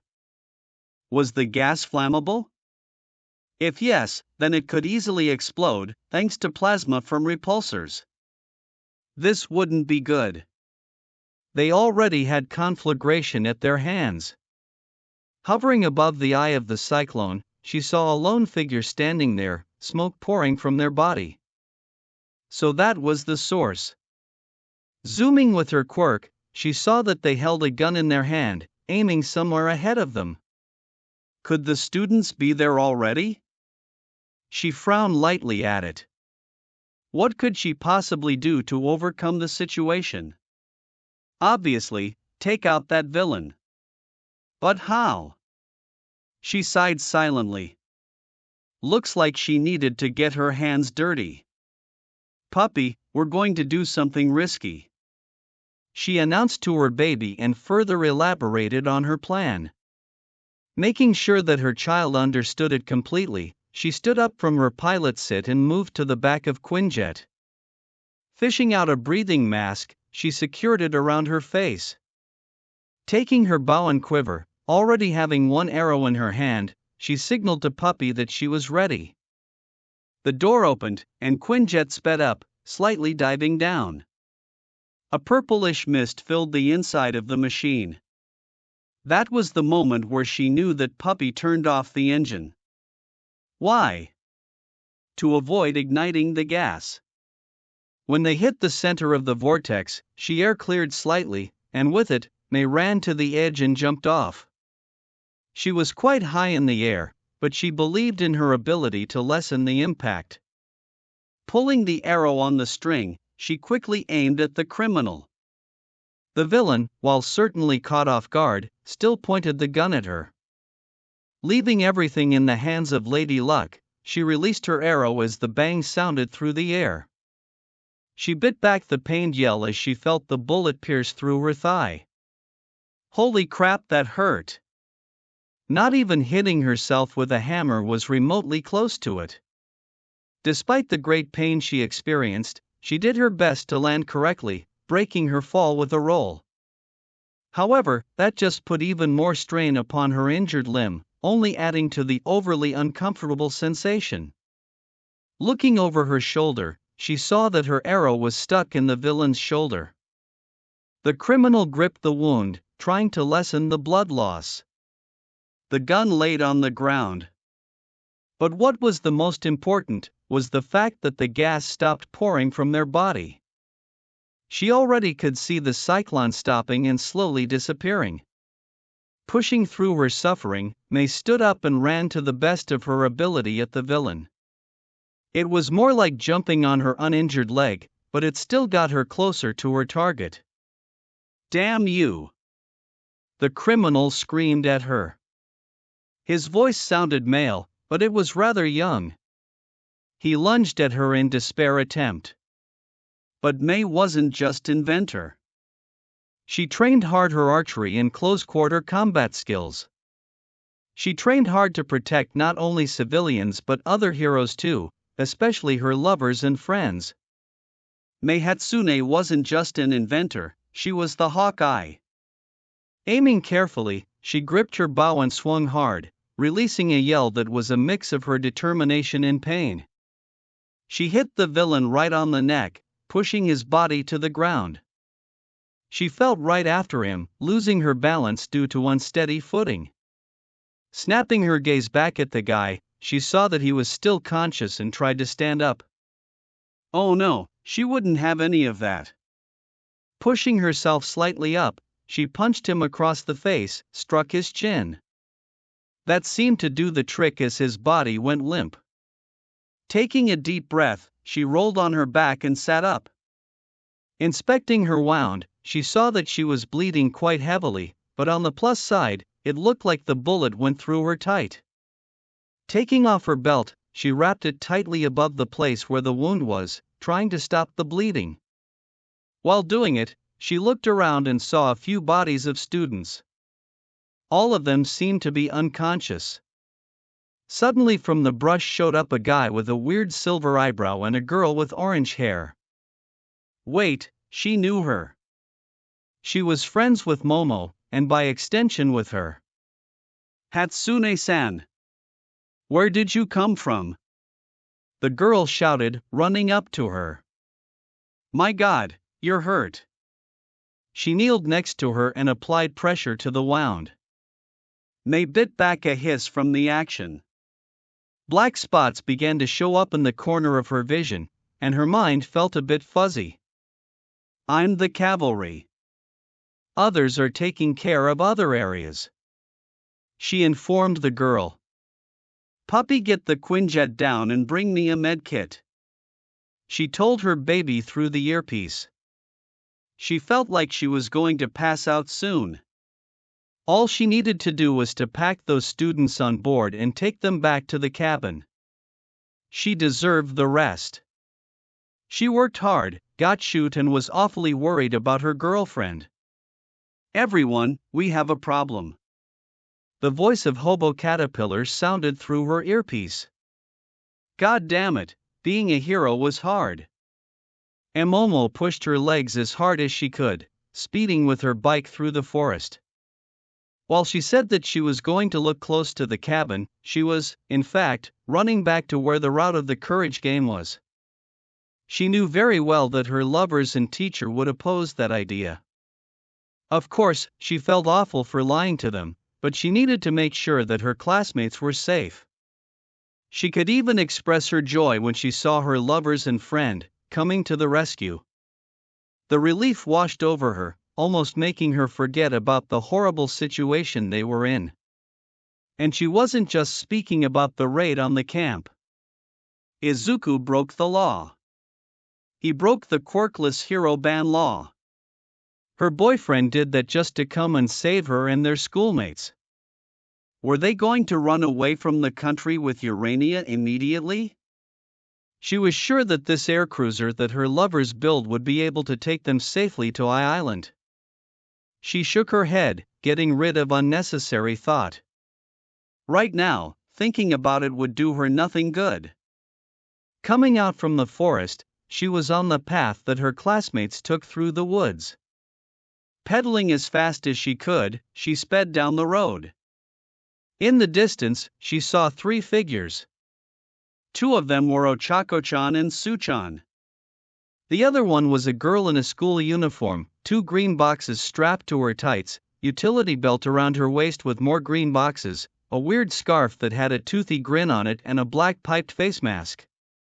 Around her shoulders were overall 3 cylinders that purpose remained unknown. In hand, the villainess held a bloodied knife. "Get away from them!" Momo screamed, gaining attention. Su-chan reacted instantly, pushing Ochako-chan out of the way and jumping back a bit. This allowed Momo to drop off her bike, sending it straight at the criminal. To her great surprise, the girl avoided it effortlessly. "Yamamoto? What are you doing here?" Ochako-chan asked, standing up. She had a wound on her left arm that bled slightly. Producing a bandage from her tight, she gave it to Su-chan. However, her eyes didn't leave villainous even for a second. "I came here to help you. Aizawa-sensei, Izuku, Mei and Toshi are checking other places." She quickly informed them, creating a staff for herself. "Yamamoto. Yamamoto. Yamamoto." The girl muttered creepily, testing the sound of the nickname. "I like it. I'm going to call you like that too," the criminal announced, pulling off her face mask, revealing a giant, toothy grin and her rosy cheeks. Despite how wrong it sounded, she didn't comment on it.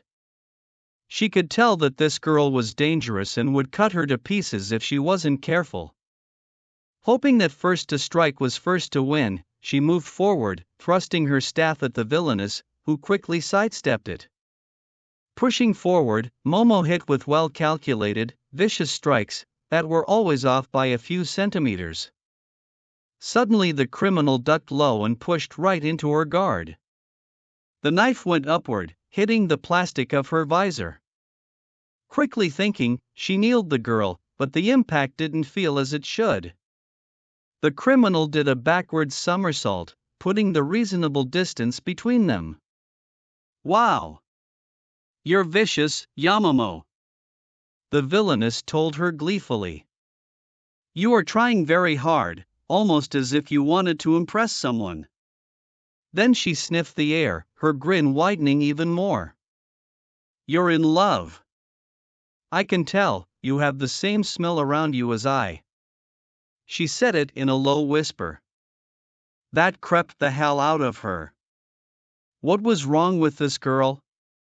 The crazed look in her eyes and that lovesick blush only added to the uneasiness she felt. Suddenly the villainess rushed forward, swinging with her knife at her. Momo moved to the side and used her elbow to strike her opponent. However, the girl just ducked a bit under it. The next thing that Momo felt was something piercing her arm. The villainess then pushed against her, trapping her against the tree. Looking down, she saw that the criminal held into one of those cylinders. From it, she spotted a see-through wire with something red pumping through it towards the back. Her blood. Using creation, Momo made a metal pole, destroying her shirt and pushing the crazy girl away from her. Oh! You didn't let me take much, Yamamoe. The villainess whined loudly and pouted at her. Suddenly the girl jumped back as Tsuchan's tongue struck in the place where she just stood. Looking to the side, she saw her friends standing ready to fight. You want to play too? The criminal asked, jumping in the air, showing her joy. I'd love to play with you too. We all can be such good friends. But I don't think I can play anymore. So until next time, bye-bye. The girl waved at them and jumped into the forest, quickly disappearing in the thicket. Momo allowed herself to take a deep breath. What was wrong with that girl? She was just so bizarre and weird. Was she mentally unstable? Possibly. She wasn't sure if she was supposed to chase after her or no. From the fight, she could clearly see that the villainess knew how to move around and fight well. Taking her down would be hard. Besides, her fat reserves weren't looking too good. Yamamoe, are you okay? Tsuchan asked, coming closer to her. Yeah, I'm good. She replied, checking her arm.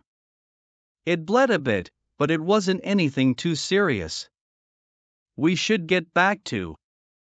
Everyone, we have a problem.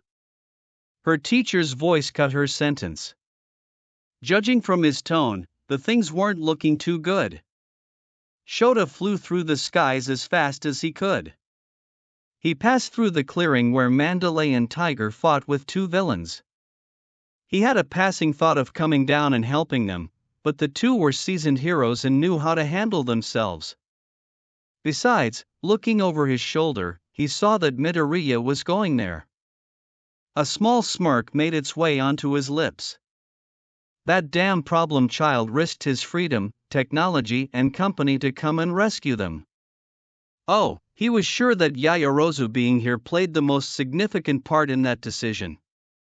However, he couldn't deny that the boy would be a brilliant hero.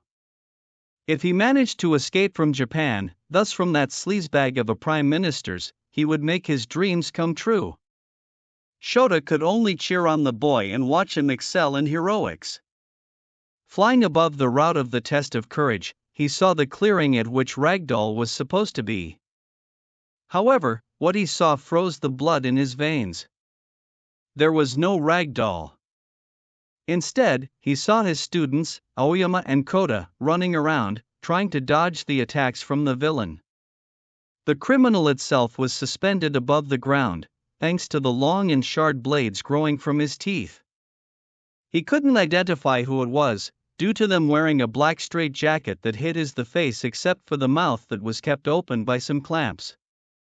It looked disgusting. Activating erasure, Shota swooped down from the skies. It seemed that while he couldn't erase already extended teeth, he could stop their movement. Twisting in the air, he delivered a vicious kick to the villain's face. The power behind his strike was enough to break some of the teeth and topple the criminal over. Deploying his wings again, he gracefully landed between his students and villain. Needlessly to say, the two boys were overjoyed to see him coming. Focusing on the enemy, Shota ran forward. The villain was now lying face down and could use his quirk, which was terrible news. That, and he kept mumbling about meat in the creepiest way Shota had ever heard. The head of the villain tilted a bit and razor-sharp teeth shot in his general direction, destroying the ground on its way. Jumping a bit to the side, he continued sprinting. Using his capture weapon, he wrapped it over the criminal's body and threw him with all his might against the tree. The man yelled in pain, accompanied by another shout for meat. Now seeing his mouth, the deadly quirk was kept at bay. When he got closer, the villain swung his head, almost hitting him some of the still extended teeth. Clicking his tongue in displeasure, Shota searched for something within his field of vision that would help him somehow. Spotting a rather sizable rock, he used his bindings to bring it closer to him. It was heavy and would no doubt seriously hurt someone if it was thrown with a good amount of force.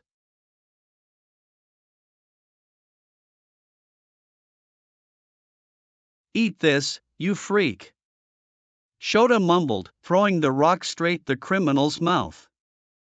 It hit its mark, destroying the deadly blades.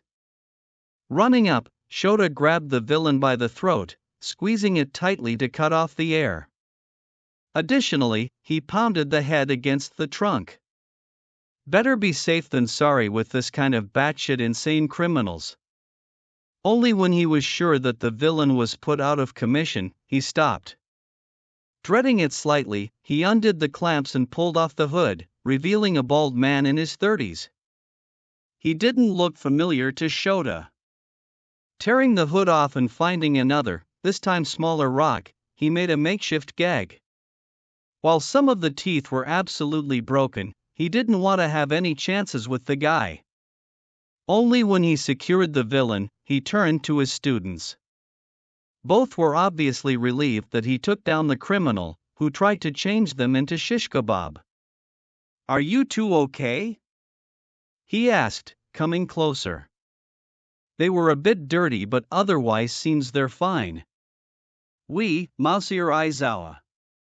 Your dazzling display of skills truly saved us from our miserable fates," Aoyama replied with his usual dramatically posing. Kota just used sign language to reply. Releasing a sigh, he looked around for any sign of trouble. "Was there anyone else who went after you into the forest?" The tree line didn't exactly allow him to see inside the forest for any other students. "Monsieur Shoji and Monsieur Tokoyami were right behind us," Aoyama replied in slight worry. Signaling at them to follow, they ran back on the route. Rather unsettling thoughts filled his mind. He wouldn't admit it out loud, but he was worried for his students. He got attached to them, which wasn't exactly ideal. Stupid feelings for anything that wasn't his husband and wife, cute cats, and his future children. He spotted Shoji, who hid behind a thick tree, and looked like he went through hell. The boy also saw them and quickly signaled to stop their movement. Doing precisely that, Shota looked around. He saw something in the deeps of the forest. A giant mass of black that kept swirling. Then a faint whimper reached his ears. Signaling to Aoyama and Kota to stay and hide, he quietly made his way toward Shoji. One of the boy's hands changed into a mouth and moved closer to his ear. "A villain attacked us. Tokoyami got scared, and Dark Shadow went on the rampage," the student whispered to him. So that explained the looks. Peeking out from their hiding place, he saw a giant dark shadow. The quirk was larger than he ever remembered it to be. His gaze searched for Tokoyami. After a few seconds, he spotted the teen suspended in the air, writhing in pain as the mass of shadows embraced his body. Quickly using erasure, he instantly cut off the quirk, making Dark Shadow disappear back into the student's body. He kept his quirk activated. He stepped closer to kneeling Tokoyami and put his hand on the boy's shoulder. "You're okay now," Shota said reassuringly. The teen's breathing slowly regulated, and he nodded at him. Then he turned his head to the side. "I'm sorry, Shoji. In my weakest moment, I allowed my darkness to swallow me. Please forgive me for that." He sounded frank and ashamed of himself. "Don't worry. It's okay now. I'm glad that nothing happened to you," the boy responded happily. Shota allowed a small smile to pass through his features. Standing up, he looked around, once again checking for any sign of trouble. He didn't saw any. "Listen up, we're going to move back to the cabin. Keep up the tempo and report anything suspicious." Yes, sir. 3 voices answered him. Wait. He clearly heard Shoji and Aoyama. Koda replied in a barely hearable whisper, but he still caught it. Snapping his head back, he only saw 3 of his students here. Looking beyond them, he cursed and quickly pressed his earpiece. Everyone, we have a problem, he called, already opening his wings. You're the Iron Man, the Stain wannabe shouted, pointing his finger in him accusingly. Izuku looked at the man, thinking from where the criminal could acquire his codename. During his internship, he had to give it to some police officers when he and Aizawa-san stopped crimes. But they usually didn't have much of the audience during it. 4 or 5 people at best. You know him, Spinner? The other villain asked, twisting his bulky weapon around. Of course, Big Sis Magna. He's the one who killed Stain. The reptile replied, gleefully. What? How did he know it? This information was kept tightly under wraps. Unless there was a leak from the police side, no one should be able to obtain that knowledge. You're a real hero, boy. Even Stain said it at his dying breath. The imposter added, grinning widely. Who are you? Tiger asked aggressively, ready to pound him into the ground. Getting out of his shock, he opened his faceplate and turned slightly towards the heroes. Izuku Midoriya from UA High School. I and others came to help. He gazed at Mandalay and smiled lightly. Your nephew is safe. He asked me to save you. The heroine relaxed a bit and sent him a grateful smile.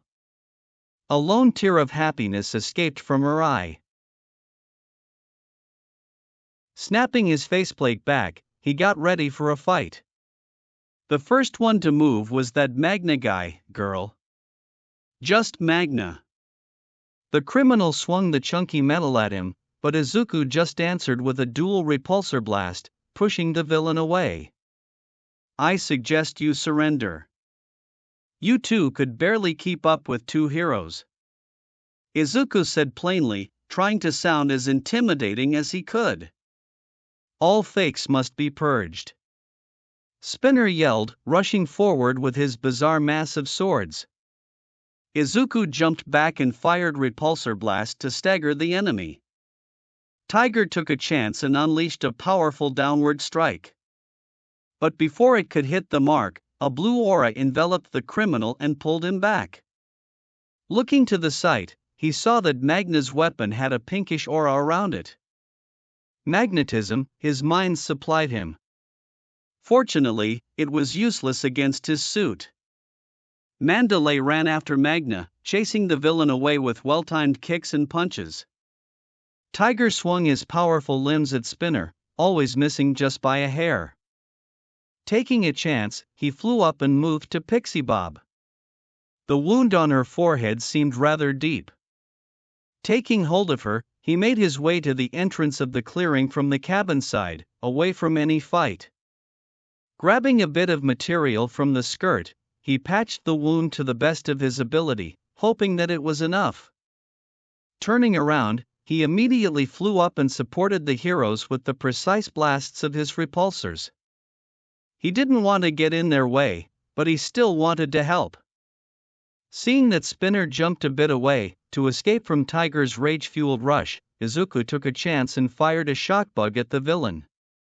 Electricity coursed through his body, making him lose his footing and tremble on the ground. Using this, the hero moved in, hitting the criminal hard on the head. Changing his focus to Mandalay, he maneuvered behind Magna and using dual repulsor blast, he sent the villain straight to the incoming kick to the gut from the heroine, that downed the criminal. Good assist, Iron Man. Tiger commented, twisting his hands around Spinner's body in a truly bizarre way. Thank you. He responded with a happy note in his voice. Walking forward, he pointed his glove at Magna. Now, Be nice and tell us what you know," he ordered coldly. "Ah, that's not the way to ask a lady, young man," the villain responded with a huff. Izuku blinked, stupefied by what he just heard. Looking at Mandalay, he saw that the heroine wasn't faring any better. However, before he could continue the interrogation, his earpiece came to life. "Everyone, we have a problem," Aizawa-san called in distress. One of the villains managed to capture Tokoyami. He may have other students with him. I'm chasing him. Requesting backup. Crap. Just when he thought that the work was over. Negotiator here. I have 2 students with me, but they're in the safe part of the forest now. Coming to your position, Eraser. Toshi quickly replied. This is Hawkeye. I and Puppy have a bunch of students with us. We need a minute or 2 to load them into Quinjet, May said, but her voice sounded somewhat strained, which worried him greatly. Creati here. I have 2 students with me. They are safe and sound, moving back to the cabin. I'm following to your position. One of the villains went in that direction. Momo quickly added, sounding a bit out of breath. Looking around, he saw that Pussycats had it all under control. Standing up, he activated his repulsors and followed in the direction of Aizawa-san. Iron Man here. I'm going to your position, Eraser. Pumping more power from the arc reactor, he sped up. Not even a minute later, he saw Aizawa-san flying a few paces behind a villain that was dressed in the orange coat with a huge, black top hat. The criminal was jumping from tree to tree with surprising agility, covering great distance with every leap. Before them was a clearing on which he spotted more villains. The same guy who attacked the cabin, another male in a bodysuit and a girl about his age with some weird gear on her back. Diving down, Izuku sped past Aizawa-san and hit the villain, taking him off course, making him crash painfully against the ground. Landing quickly, he went to grab the criminal but had to dodge an attack from the guy in the bodysuit. You're fast. So slow. The criminal screamed at him, swinging his measuring tape. The hit actually staggered him and chipped away some of his armor. Great, another insane guy. He tried to raise his hand to blast the guy away, but he had to give it to the villain. He was quick. One moment he was a few meters away, and next, he was almost at his face. Headbutting the guy, Izuku pushed his feet repulsors and hit the guy with his knee. Taking a moment to look around, he saw that Aizawa-san was keeping the villain with fire quirk at bay, along with that magician. Toshi also showed up, fighting off the villainous. Eyes on me. His opponent screamed, making a jump kick. Sidestepping it, Izuku hit the guy square on the stomach, making him painfully fall. However, the criminal was almost instantly back on his feet, swinging with that tape at him as if it was a whip. Jumping up, he rose up and started showering the ground with his repulsors. It gave him some edge, but not that much. Suddenly, 4 black portals with a purple outline opened. Wait, weren't those from that guy from League of Villains? Kurogiri or something like that. He spotted that magician was about to pass through one of them. He couldn't allow it. There needed to be something he could do. Toshi. Izuku screamed, rising up his hand. Blasted me. His friend put some distance between his opponent, lining perfectly with him. And between them was their target.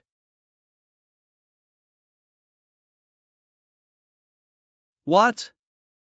Are you insane? The teen asked but rose his hand regardless.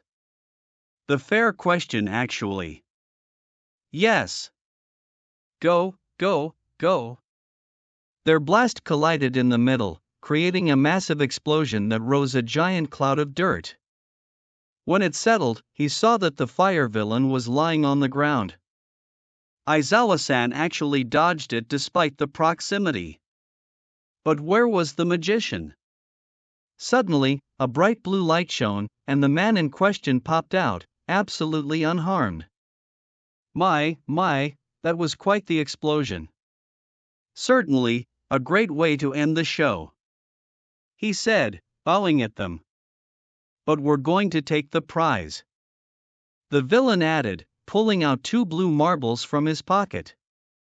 Fortunately for them, Toshi's whip hit the guy across the face, making him drop the shiny marbles. But his mask also cracked, and from his mouth, 2 more marbles showed up. Grab them, Izuku ordered, already diving down to the closest one. The criminal in the bodysuit also jumped after the same one. Thinking quickly, he released a bola from his thigh, which hit Guy's hands. Swooping the marble, Izuku kicked the man away, accidentally sending him through the portal. Looking up, he saw that Aizawa-san, Toshi and Fire Villain also held marbles. Compress, release your quirk, the villain commanded in slight displeasure. The magician snapped his fingers, and blue light shone in his arm, revealing a twig. Gazing around, he saw that Eraser held another sprig. Toshi had a very confused Tokoyami-san. As for the fire villain, his hand was grasping around Ragdoll's throat. The heroine was unconscious and bled heavily from her head. Could be better. We still have another brat at the base, the fire villain muttered, gazing at them with a smirk. So long, heroes, he said as he crossed the warp gate that closed immediately after. He spotted the villainess, who ran straight at the remaining gate. He rose his hands, firing repulsors at her, but she skillfully dodged his shots. No! She was their only clue now as for where the hideout could be. The other criminals said something about another kid that they already had. Someone who needed to be saved. Just before the girl could cross the gate, Momo jumped out from the bushes, crashing at the villainess with her bike. The 2 of them rolled across the ground, his girlfriend coming on top. Without wasting any chances, she struck the girl across the temple. It looked like the criminal was knocked out cold. Sir, the authorities arrived. Firefighters are trying to put out the fire. There are also some ambulances, but too little to transport every student. Alan's voice rung through his helmet. May, take the students that you have to Urania. After that, land near the cabin and load others. We're going to transport them to a hospital, he ordered, opening his faceplate. Roger, father. Puppy replied to him, which put a pit in his stomach. Did something happen to May? He hoped not. Turning around, Izuku saw the azure haze and thick clouds of black smoke. The raid was over, some villains were caught, all students were safe, even if some required medical attention. Only Ragdoll was taken away. Even when the cold calculation showed that they were winners, Izuku felt like they have lost. A. Chapter 57. Aftermath. Izuku felt like punching something. A wall would do. Or his stomach. Or his face. Maybe that way, he could get rid of his stupidity. Yeah, not likely, but it wouldn't hurt too much to try. He gazed at the sleeping form of his beloved, pink-haired girlfriend, who lied on a hospital bed, a blood bag hooked up to her arm. Momo sat next to their girl, rubbing her thumb against May's palm. Despite her calm expression, he could clearly see worry lingering in her eyes. It was his fault. If he went there instead of May, then she wouldn't be here with a bullet hole in her leg. Toshi also would be able to come from this unscratched. Aizawa-san could turn off the villain's quirk and deal with the criminal before he could do anything. Hey! Momo called him, offering a small smile that didn't quite reach her eyes. It's okay. We have to get used to this kind of situations. A frown came over his face.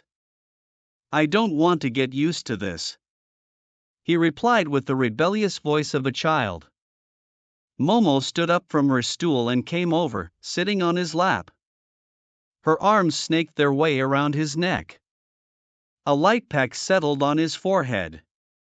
His own arms wrapped around her waist almost instantly, holding her close.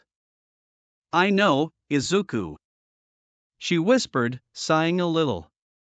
I hate seeing either of you in a hospital, being hurt, while I'm okay. Her fingers entangled themselves with his curls. Besides, look at how much good we did. As always, she had to be right, didn't she? He couldn't deny it, saving all students from the camp was a great achievement. After packing up all of the teens and Pixie Bob on Urania, they transported them to the nearby hospital. The gawked expressions of the doctors at the sight of the helicarrier and Quinjet typically would please him.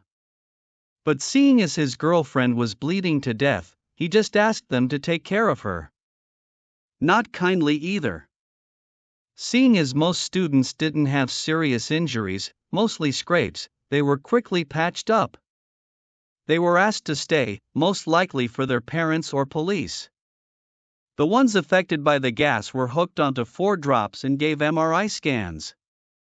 Doctors still weren't sure when the teens would wake up. Recovery Girl also came to try using her quirk to see if it could help with the students' recovery. Unfortunately, there wasn't any sign of betterment. However, she swung by and used Heal on May. He felt like he should send the heroine some chocolates. He nuzzled himself closer into the crook of Momo's neck. It was over for now. Once May healed enough, they'd quickly board on Urania and move from Japan to get away from the mess that he got them into. A loud knock sounded, and the door opened.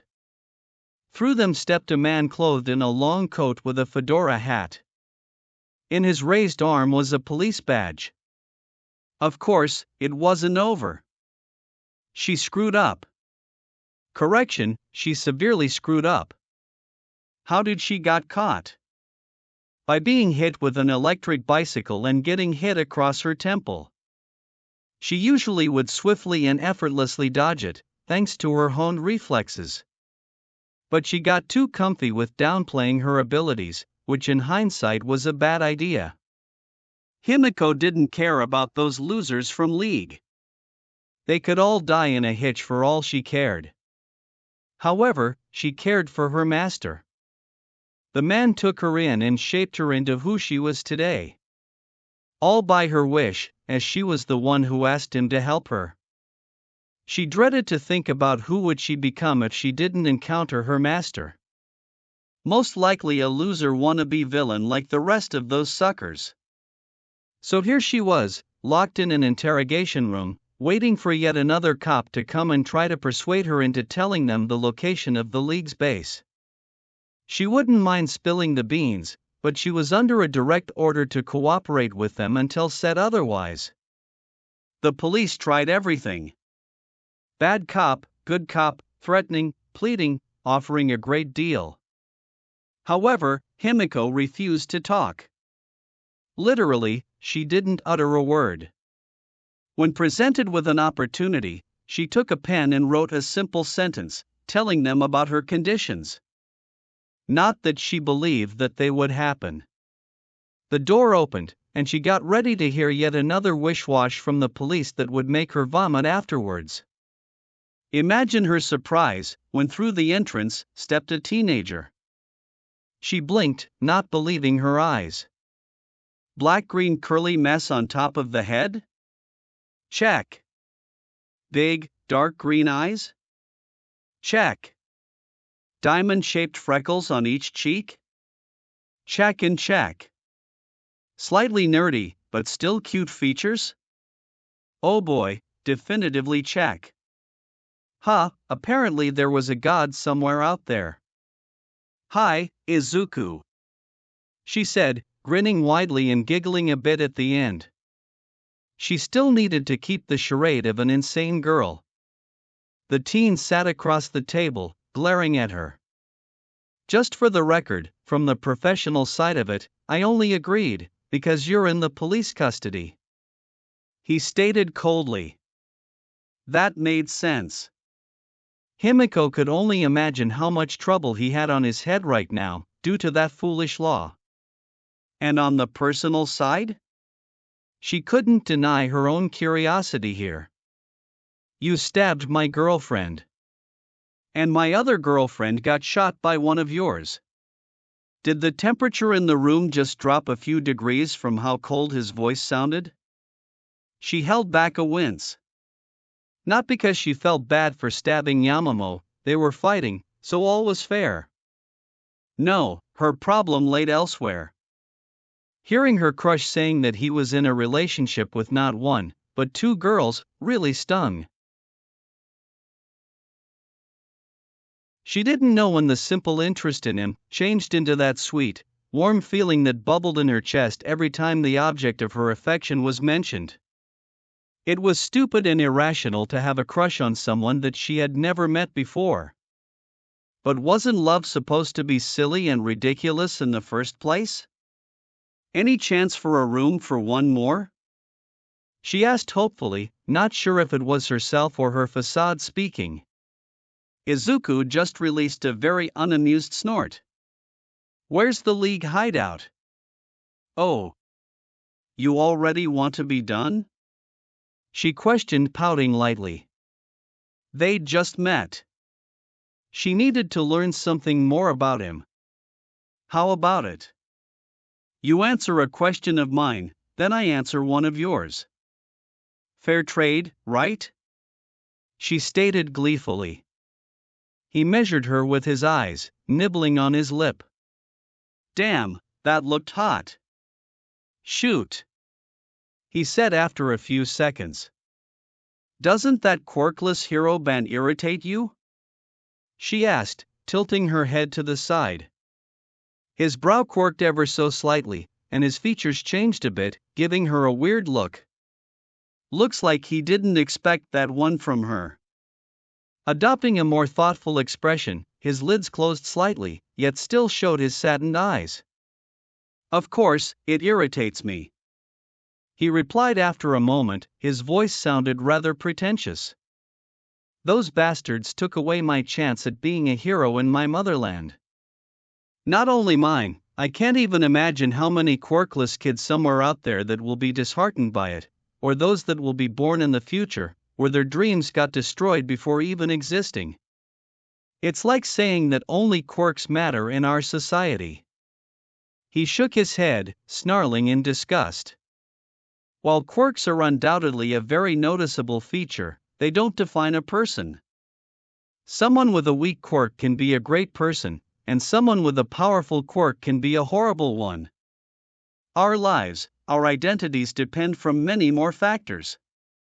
Parents, family, environment, personal likes and dislikes, and so on. Suddenly, he blinked and scratched his cheek, a small blush setting on his face, making him even more adorable. Sorry, I tend to ramble. I guess what I'm trying to say is that while it surely bothers me, I won't allow them to dictate my worth based on their twisted beliefs. He ended with a small, graceful smile. Himiko wasn't just amazed.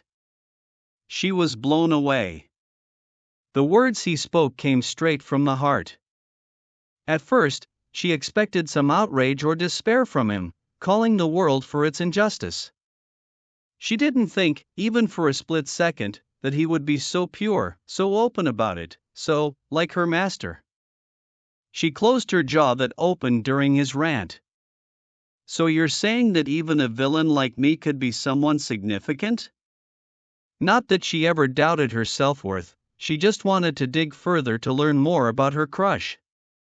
Yes, even the pettiest criminal can create something great, he answered truthfully. A second later, his gaze hardened yet again.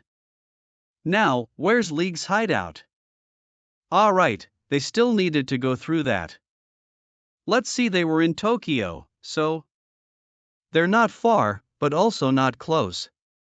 She told him, giggling a little. No one said that she needed to give a direct answer. He shot her a dirty look but seemed to accept her response. Standing up from his chair, he moved to the door. Wait! She called, making him stop, right before passing the doorstep. What's a chance for a date? She asked, grinning widely. Her reply was in from of a door closed with a bang. Well, can't blame the girl for trying, right? Nizu looked around the meeting room and the police station before the meeting itself started. Best Jeanist, Gang Orca and Edshot talked among themselves at one end of the table. Next to them, Kan-san looked over some papers with Tsukachi-san. Finally, the elephant in the room, Endeavor. The man sat on his chair with arms folded on his chest, glaring ahead of him. The meeting purpose was to discuss their plan of action against the League of Villains. They couldn't allow Ragdoll and the unknown teen, that the villains somehow caught, remain in their grasp. Of course, if the suspicions about who was the mastermind behind the group proved right, then they could face a severe problem. Where's All Might? Endeavor all but demanded to know. He's downstairs, trying to get information from the villainess captured at the camp. Tsukachi-san replied, entirely lying to the hero. They needed Yagi-san to save his time limit before the raid against the villains began. That is, if they could figure out where the hideout was. And seeing as they had no clue at all, their chances weren't the greatest. Suddenly the door opened and through them walked Aizawa-san, who still had Night Raven strapped to his back. Following him, young Shinso stepped inside, keeping the doors open for young Yayorozu, who supported young Hatsune. The girl had a crutch in her left hand, avoiding putting all and any pressure in her injured leg. Nizu felt a bit of guilt for what had happened to his student. He kind of regretted not stopping them from going to help. But at the same time, he knew that consequences could be so much more severe if he did. Finally, young Midoriya walked inside with an expression that told him that the boy was ready for war. What are you doing here? Endeavor barked, standing from his place, glaring at the boy. The student's response was silence. He just moved to the table and looked at the map that was laying on it. The look in his eyes showed that young Midoriya was deep in thought. I asked you a question. The flame hero yelled, striking his fist against the table. And shouldn't you be arrested? You broke the law, boy. Additionally, being here makes that the second time. The man added in the disgustingly smug tone. I can walk out, but when the press asks why you couldn't rescue a fellow heroine and an unnamed teen, I won't hesitate to tell them that you refused my help due to your overgrown ego. Young Midoriya replied calmly, taking the pen and using it as a ruler. What was he measuring with it? His remark only added fuel to the fire, angering Endeavor even more. Now not only the man's flames but also his face were bright red in color. Are you perhaps saying that you know where they are? Tsukachi-san asked, full of hope.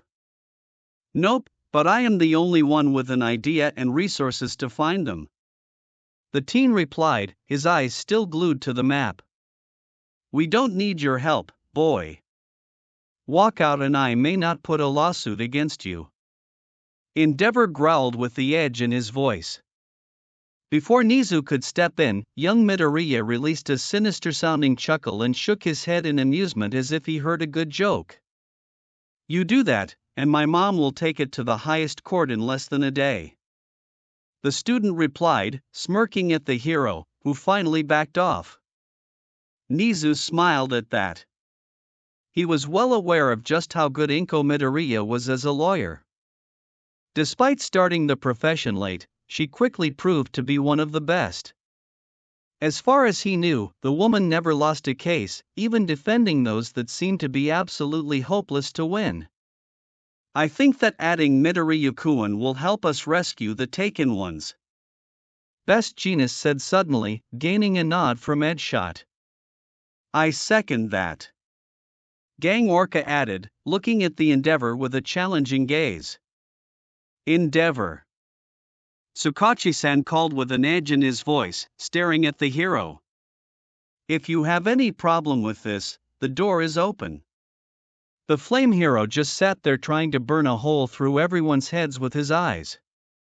While I see the point of adding Genius Boy, why are the rest here? Kansan questioned, pointing at the other students. We're a package deal. Young Shinso's reply was accompanied by the girls' nods and smiles. Nizu could swear that he saw a tiny smirk stretch Aizawa-san's lips. Young Midoriya, what is your plan? He asked, smiling lightly. He was sure that the boy had already something good cooked up. The teen stroked his chin and looked around the room. First, I want to determine at some things. Can we have access to Japanese air zone without restraints? What's the maximum amount of heroes we can have without raising suspicion? During special actions with multiple heroes on board, almost all restraints are lifted, so we can use the sky. Edshot replied calmly. As for more heroes, I'd say about 4 more could be added. Best Jeanist added confidently. Young Midoriya nodded at that, as he marked a circle around Tokyo on the map that had a few centimeters in diameter. Okay, here's what we're going to do. The boy put on an earpiece and turned his head to him. Principal, I need pilots. I don't care if they are military, civilian, or a hobbyist. As long as they can communicate with each other and can operate a computer, they're good to go. He nodded at the demand. It wouldn't be a piece of cake, but Nizu would do his best to find the most suitable ones. How many do we need? And what for? At least 15. 25 would be a perfect number. We're going to make Urania our operations center. With it, we can quickly cover great distances and remain undetected high in the sky from the public eye. The student turned towards his girlfriends. May, I want you to write a localization program. Alan will help you do it. Momo, as much as I hate to do it, we need you to be a living factory. Alan is going to provide you with a schematic. Both girls nodded and gave him a mock salute. I don't follow, Kansan whispered, looking at the students weirdly. You're not the only one, Aizawa-san replied, pointing with his head at the other heroes, who looked like they tried to wrap their heads around what was being said.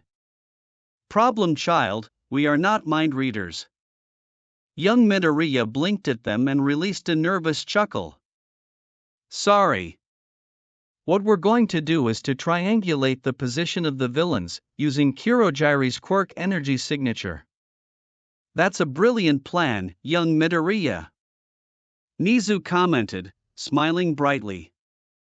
Even he didn't think about using the enemy's escape tool against them. And how are you going to get it, boy? Endeavor rudely asked. We already have it.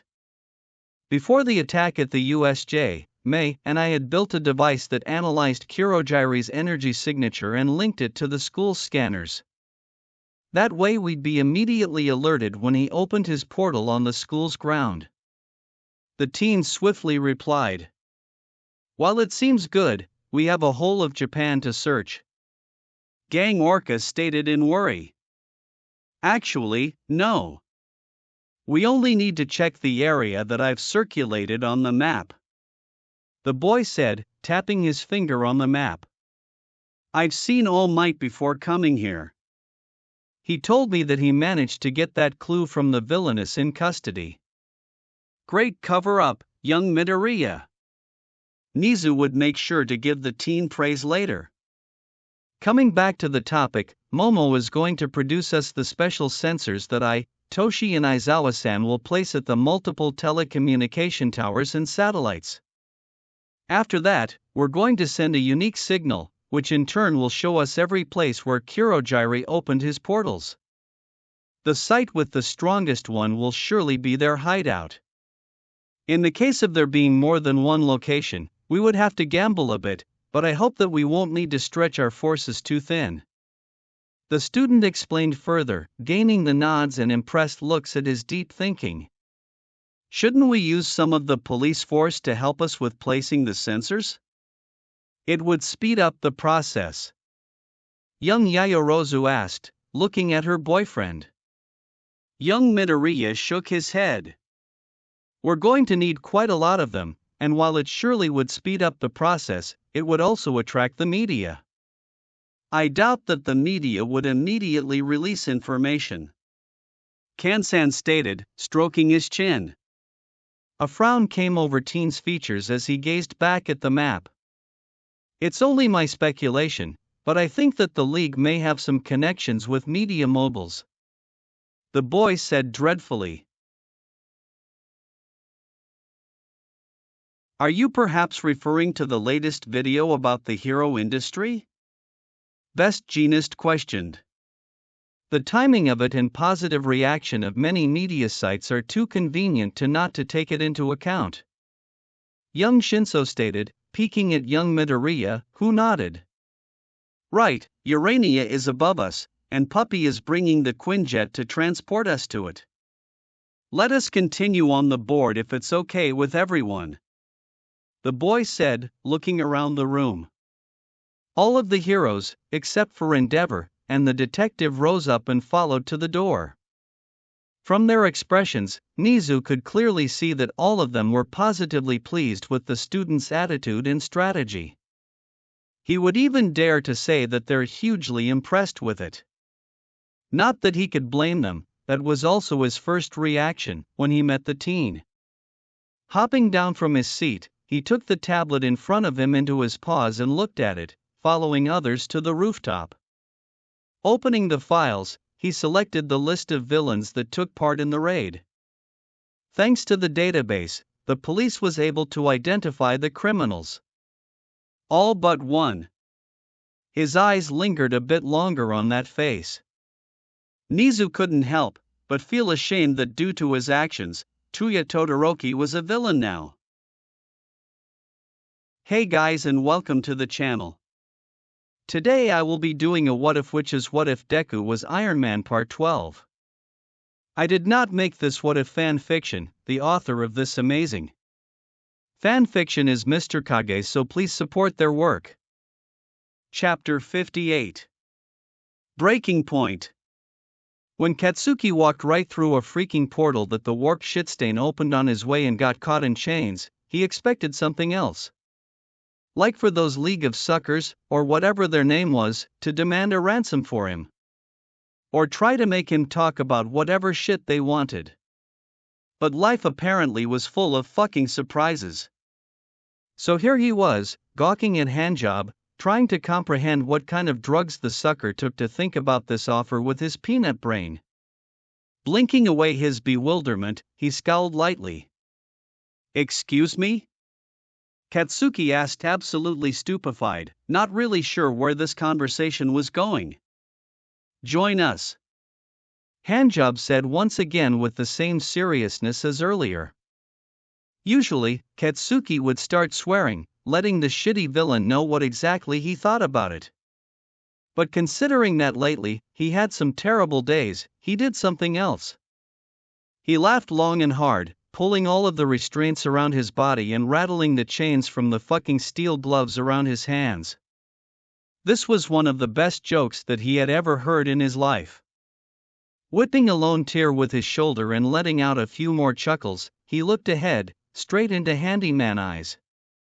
Fuck. No. He said slowly, his happy facade dropping. An irritated groan from Handjob was music to his ears.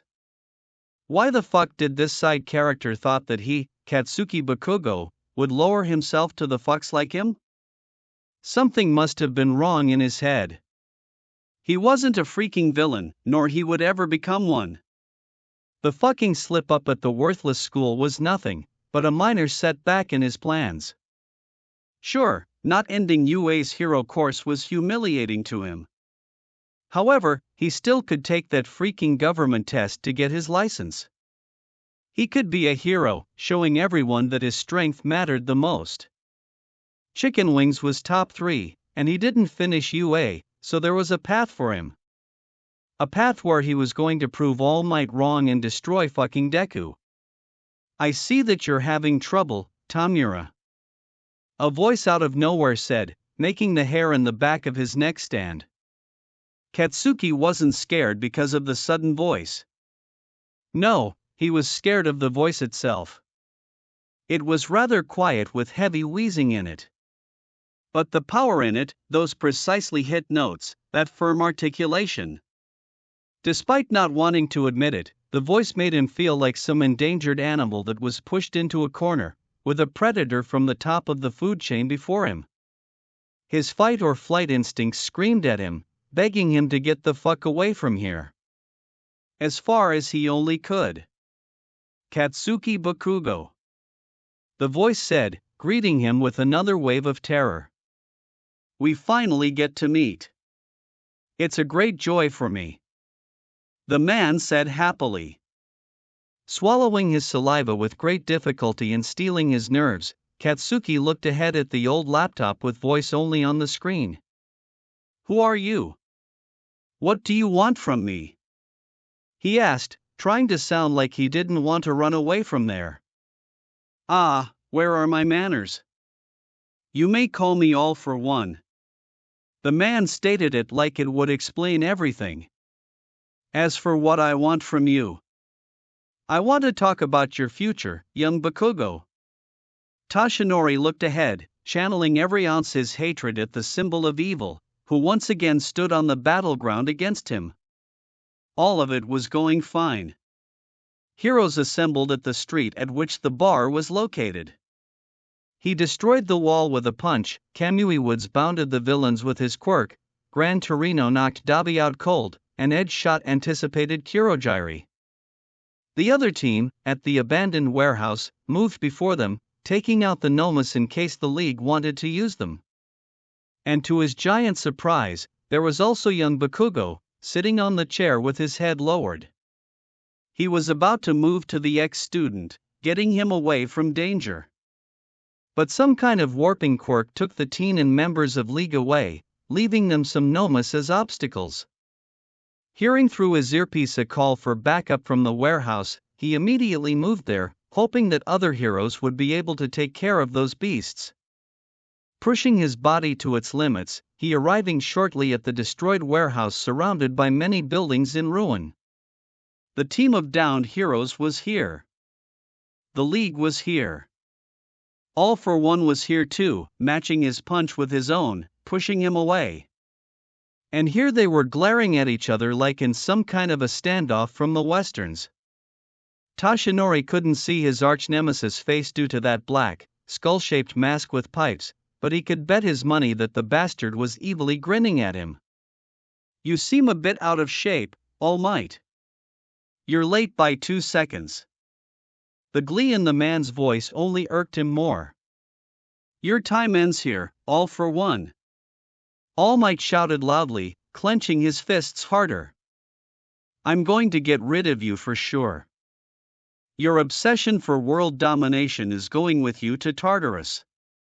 His answer came in the form of howling, amused laughter that creeped him out. All for One put a hand on his chest and shifted his posture a little, shaking his head in apparent entertainment. You think that I did all of this to sate my greed? To stroke my ego? The man asked, ridiculing him with his tone. You fool, you know nothing about this world. There are factions that have been with us before the dawn of quirks, patiently waiting and planning for the right moment to make their plans come into fruition. Some of them may even be older than humanity itself. and soon they will finally step into the light. All for One changed his voice to grimmer one, causing a shiver to course through Toshinori's body. The world idiotically has been playing cops and robbers for decades, when the real enemy, bloodthirsty barbarians, are coming to our doors.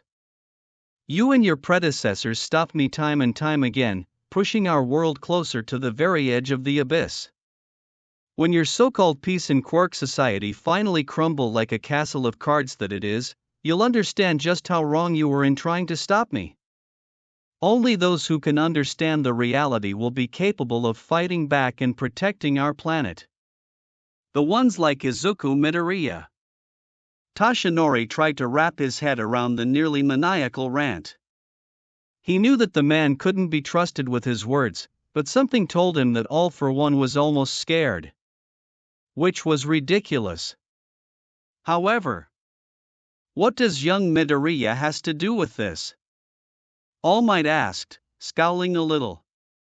If that monster was going to do anything to the boy, he would smash his nemesis into outer space. Oh, everything. The man replied with a short chuckle. The boy became a spark for change in our society. Due to his actions, the dirty secrets and true nature of our leaders and heroes come out. And I'm sure that he's going to become a significant factor in the future. It'd be amusing to see all those heroes kneeling before him, begging for his guidance in the times of need. From the quirkless boy that they all scorned, admitting that he is indeed one of the greatest minds that were born. The strange glee in All for One's voice made a pit in Toshinori's stomach.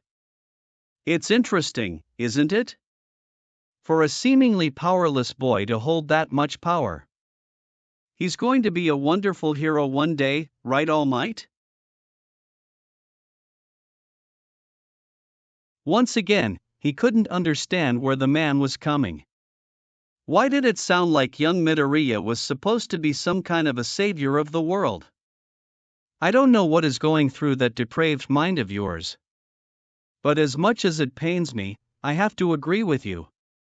Young Midoriya is going to be a great hero. Toshinori replied with a bright smile. Even if he doesn't have a quirk? Even if all he has is his mind? All for One pushed forward with a weird interest in his voice. Those things don't matter. A just heart and strong will is everything one needs to become an extraordinary hero. All Might replied with a firm conviction. The man chuckled darkly to himself. I hear you loud and clear. But did you, young Bakugo? All for One asked, stepping to the side, showing the kidnapped teen behind him, and wiping the smile from Toshinori's face. Crap, he had almost forgotten about the captured teen. Why did they take him in the first place? Were they trying to brainwash the poor boy into joining them? He couldn't allow that. He needed to save young Bakugo. But how? All for One would react to all and any. The teen started moving toward him. And his arch-nemesis did nothing to stop it. This was his chance. He needed to grab the boy and take him away, so he can go all out against this ancient monster. He sped forward when young Bakugo was only a few meters away from him. His hand almost secured the outstretched arm of the student. Then a sudden wave of heat and defying shockwave hit him, pushing him away. Toshinori looked up, not understanding what had happened. A small wisp of smoke was coming from young Bakugo's palm. The teen himself was looking at him with a blank face and broken gaze. He could clearly see emotions swirling in the red orbs. Confusion, anger, despair. Betrayal. Ah, I see that you finally made your decision, young Bakugo. All for One said, stepping next to the boy. What did you do to him? Toshinori asked through his teeth. That's what's so beautiful about it. I did nothing. The man replied, raising his arm to the side in a welcoming gesture. You and society did it. You're the one responsible for breaking this fine, young man. I just had to show him the ugliness of this world. Toshinori watched how the teen moved to stand beside the rest of the league. How they welcomed him like he was one of them. It was so wrong. He didn't know what exactly he did wrong, but All Might would be damned if he didn't save him. But saving meant going through All for One. And that itself posed a significant challenge. If the rest of the league were to support the monster, then he'd be hard-pressed. Additionally, the injured heroes still were here, and it was plausible that some civilians could may be in the destroyed buildings. Suddenly, a familiar tune started playing above him. Snapping his head up, he saw a group of drones. The same ones young Midoriya and young Hatsune made. It was from before Quirks. Toshinori heard it a few times in America, during rock festivals. A giant grin plastered on his face. The cavalry was coming. Since the beginning of the rescue operation, Izuku along with his girlfriends and friends stayed in the command room in Urania. Through the multiple screens, they all watched how it advanced, thanks to surveillance drones that they deployed. He made a deal with Tsukachi-san. For letting the police and heroes use Urania and some of his tech, they wouldn't reveal his involvement in the operation. Due to this, he couldn't stay on the bridge. But he believed that Nizu, Alan, and Puppy were enough to help all of those pilots using his tech. However, the heck? Toshi shouted, pointing at the screen. Language, Momo said, but she was too caught up in what was happening. On the monitor, they all saw how the warehouse basically exploded, destroying every building in the close vicinity. All of the heroes, even the enormous Mount Lady, was blown away by the explosion. And the cause of it appeared to be a man with a mask and suit? Izuku wasn't sure, but if he had to guess, then only one name came to his mind. All for One. All Might's arch-nemesis. Of course, the number one hero's statement proved him right. The things weren't looking too good for them. If the two were to fight, the chances of someone being caught in collateral damage was massive. Mostly because All for One wouldn't care about destroying the city, and everyone around it. Hey, isn't that Pomeranian? May asked, zooming on the screen. Snapping his gaze back to the monitor, Izuku saw the blonde menace right behind the arch-villain. Now, he wasn't fond of the boy thanks to their shared history and what Firecracker almost did to his beloved Momo. However, that wasn't an excuse to leave him in the hands of villains. But that would mean getting involved in official hero business, thus giving a real excuse for Tariki and burning trash can to send him to court. As much as it pained him, he would have to sit that one through. Oh, no. The faint voice of his taller girl and a gasp brought him out of his thoughts. On the side screen, he saw the feed from a drone. It was inside a downed building, showing the inside of an apartment. With a family inside. Looking at the others, he saw that all of them were trying very hard to stay put. The muscles in his legs were begging him to stand up and run to the armory. He and Toshi still were in their flight suits, so they could be there in no time. So, what do we do? Toshi asked pensively, looking at him. Turning to his friend, he saw the look in his eyes. The need to go out there, to help those people. To be the hero he was meant to be. Shifting his gaze at his girls, he saw the exact same look. Releasing a sigh, he stood up, making his choice. He would face the consequences later. Smiling lightly at them, he said, "Let's go. It's not like we're about to do something irrational." They chuckled at his analogy and followed him to the doors. However, before they could cross the entrance, they came face to face with the large body of Gang Orca. The hero was chosen to be on standby, so he can join the action whenever it was necessary. Izuku suspected that Orca also had another job, making sure that he and the rest of them don't jump into the fray. Which, if it was true, would surely prove to be a problem. Excuse us? Toshi asked, chuckling awkwardly. We need. The hero started, before his body froze. Hearing a sharp hiss, Izuku turned to the side and saw his friend grasping his head in pain, squeezing his eyes shut. The teen must have used his quirk on the hero to make way for them. But it seemed to backfire. Before he could analyze it further, he saw Nizu jump out from behind the orca with a smug face. My, so eager for action. The principal stated happily, taping the hero's leg, breaking the hold of mind control. You're going down there, right? It sounded closer to the statement than a question. There are people trapped inside buildings. Momo replied with a slight edge to her voice. That just gives us more reason to send you down there. Orca said, flexing his neck. Hey! You won't hold us here, when?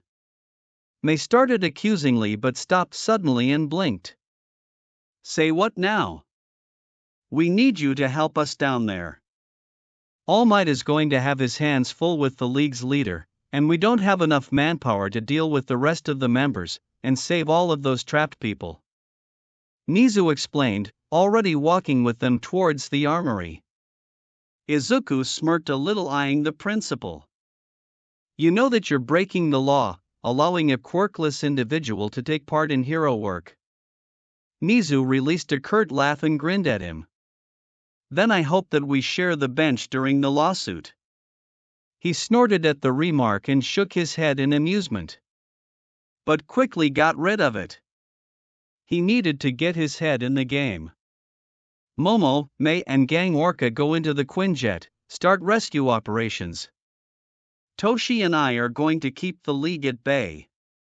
He ordered, gaining nods of approval. Splitting up, and contacting with Alan to get ready the maps, asking to swap something important in his suit, Izuku and Toshi entered the armory. The room was spacious, being close to the largest on the ship. On one side of the wall was a holotable and workbenches, along with rows of crafting tools and supplies. On the other side of the room were all gadgets, such as maze arrows, both versions of the PM 2.0, sound gun and many more. Ahead from the entrance were two half-oval, lighted-up spots with holograms in them, showing which armor was currently loaded up. As for the suits, they were held in an adjacent room for the mechanism to quickly swap them if the need arose. The mobile armor mounting platforms could be used stationary, like they were about to do, or could be sent to target location to deliver the suit for them. Pulling the hood over his head, Izuku stepped into his platform and took a relaxed pose. As the mechanism closed the metal door, his feet were enveloped in green boots.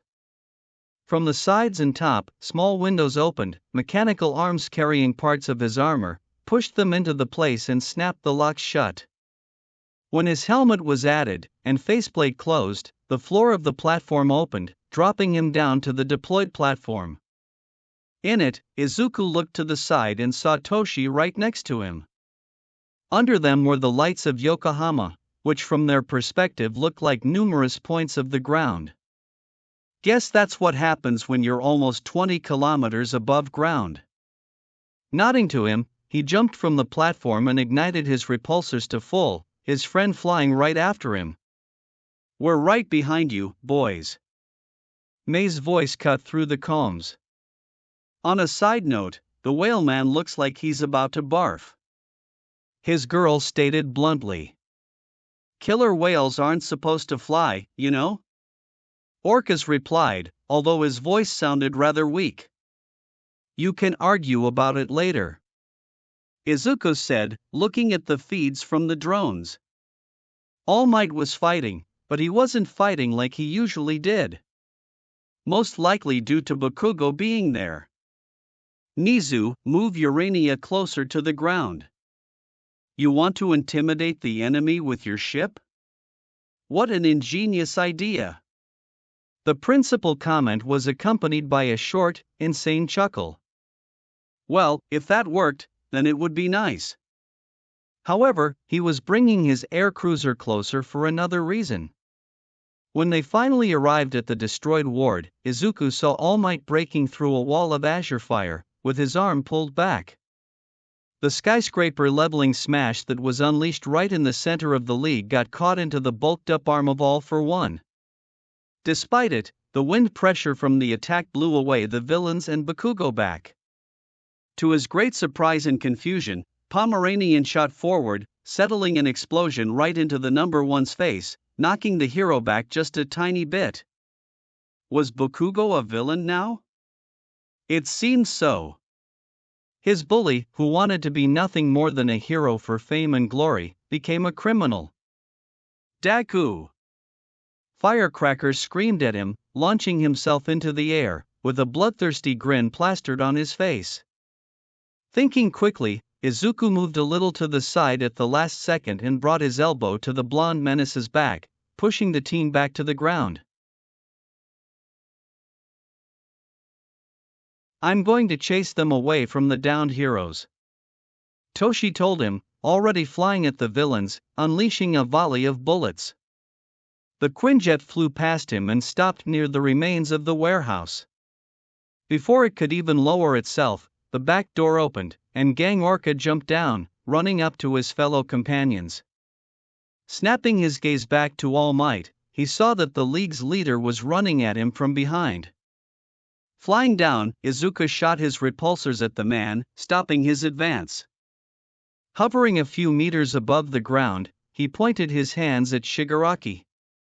"You won't get past me," he stated firmly, already marking the points at the villain's body. "Move. I finally have an occasion to get rid of that trash." The man shouted at him, glaring from behind the hand on his face. "I need to help Sensei." "Yeah, I don't particularly care," Izuku replied nonchalantly. Parts on his shoulders opened, and two objects shot forward at the criminal. He skillfully dodged the first one, but the second nailed its mark, snapping tightly around the villain's wrist. A few seconds later, a shining dome sprung around the leader's hand, completely enclosing it. "This is nothing," Shigaraki barked and slapped his hand at the device. "Only for nothing to happen." "What the hell? What did you do?" The villain gazed at him with a burning hatred. "A lesson of chemistry for you. That one is made from lead. And no matter how much it decays, lead always stays the same," Izuku replied smugly, smirking a tiny bit behind the faceplate. He developed that one having Shigaraki in mind. He was going to give them to the police after the capture, to ensure that the criminal was as harmless as one could be, but it seemed like he got to use that fantastic baby. A loud growl came from behind, and a moment later, an explosion hit his back, pushing him from the sky onto the ground. Landing painfully on the debris, he immediately had to dodge a wild swipe from Shigaraki, whose fingers almost touched his helmet. Twisting his palm, he fired a blast at the criminal, creating some distance between them. Not feeling comfortable on the ground, once again Izuku shot up, only to be tackled in the air by a super angry Bakugo. "It's all your fault." The Pomeranian screamed at him, settled an explosion on his abdomen. The wind was knocked from his lungs as his body was launched higher in the air. Getting control over his flight back, Izuku looked ahead and saw that Firecracker was speeding at him like a rocket missile. Having enough, he unleashed a double blast, knocking the blonde menace down a bit. Flying up to the teen, Izuku delivered a vicious haymaker to Bakugo's jaw, completely crashing the boy on the ground. However, before he could make sure that the Pomeranian stayed down, a gray liquid enveloped his body, making him vanish. "Go to the warehouse," Toshi told him, panting a little. Flying in that direction, Izuku landed right beside All Might and his friend. Ahead of them were the remaining members of the League of Villains, Bakugo and All for One, who stood at the center, just 2 steps before his followers. Even in my wildest imagination, I couldn't foresee that things would go this way. The symbol of evil stated, laughing a little. His voice making goosebumps on Izuku's skin. Your rule of terror ends today. Neither you or your league will escape justice. All Might called, tightening his fist. All for One shook his head in the evident amusement. Once again, you're mistaken. The villain said as black tendrils shoot out from his fingers, stabbing Kurogiri on his chest. A giant warp gate opened behind them. Go, Tamura. You have your league. All you need to do is to try again. The man said in an almost fatherly voice. Sensei, I can't. With us, you can win here. Shigaraki pleaded, stepping a bit closer. Oh, don't worry, Tamura. I'm not alone. All for One said darkly, looking at them. Numerous more warp gates opened around them in rapid succession. Through them, Nomas of various sizes and colors popped out, screeching at them and flexing their bodies. Oh, shit. Toshi said wryly. Izuku couldn't agree more. Things weren't looking too good for them. Just before he could do or say anything, a powerful blast from All for One pushed him, his friend in All Might back. The same shockwave knocked the League's members through the warp gate. Yet before they completely vanished, Izuku caught Bakugo's crimson orbs glaring at him as if they said that this wasn't over. But now he didn't have time to ponder about that. He was stuck with a bunch of mindless, genetic experiments and one of the most dangerous beings on the planet. Checking on his map, he saw that his girls were far enough for them to not get caught in the fight. Surely they could use Orca's power to get rid of the monsters, but right now the rescue of the civilians in the rubbles was more critical. Ah, so this is your new creation, Izuku Midoriya. All for One called across the battlefield with awe. Turning around, he saw Urania lowering itself to about 100 meters above the ground. The lights from the aircraft illuminated the field. Looks like it was finally time to use his other new baby. But he couldn't risk it being taken down by the symbol of evil. They needed a good distraction. Puppy, fetch your dad and Nimso. Izuku ordered, rising up. Toshi, occupy the enemy boss for a few seconds. But don't use your quirk on him. You may get a worse headache than with Orca. Wait. No, I must. All Might opposed this idea just as strong as he punched the nearest Nomu. Shut it, All Might. Wow, did he just bossed around to the #1 hero? Yes, he did. Sir, you know that Nimso is an equivalent with bringing a bazooka to a knife fight? Alan sassed him but displayed the process nonetheless. They have their own bazookas. Toshi yelled through comms. Give me some juice on him, boss. Well, his quirk can steal other people's powers, he's over 200 years old. He is what? Momo asked in shock, apparently listening to what he was saying. Has a twisted sense of humor and is rotten to the core. Izuku finished, hovering above the battlefield. Any second now.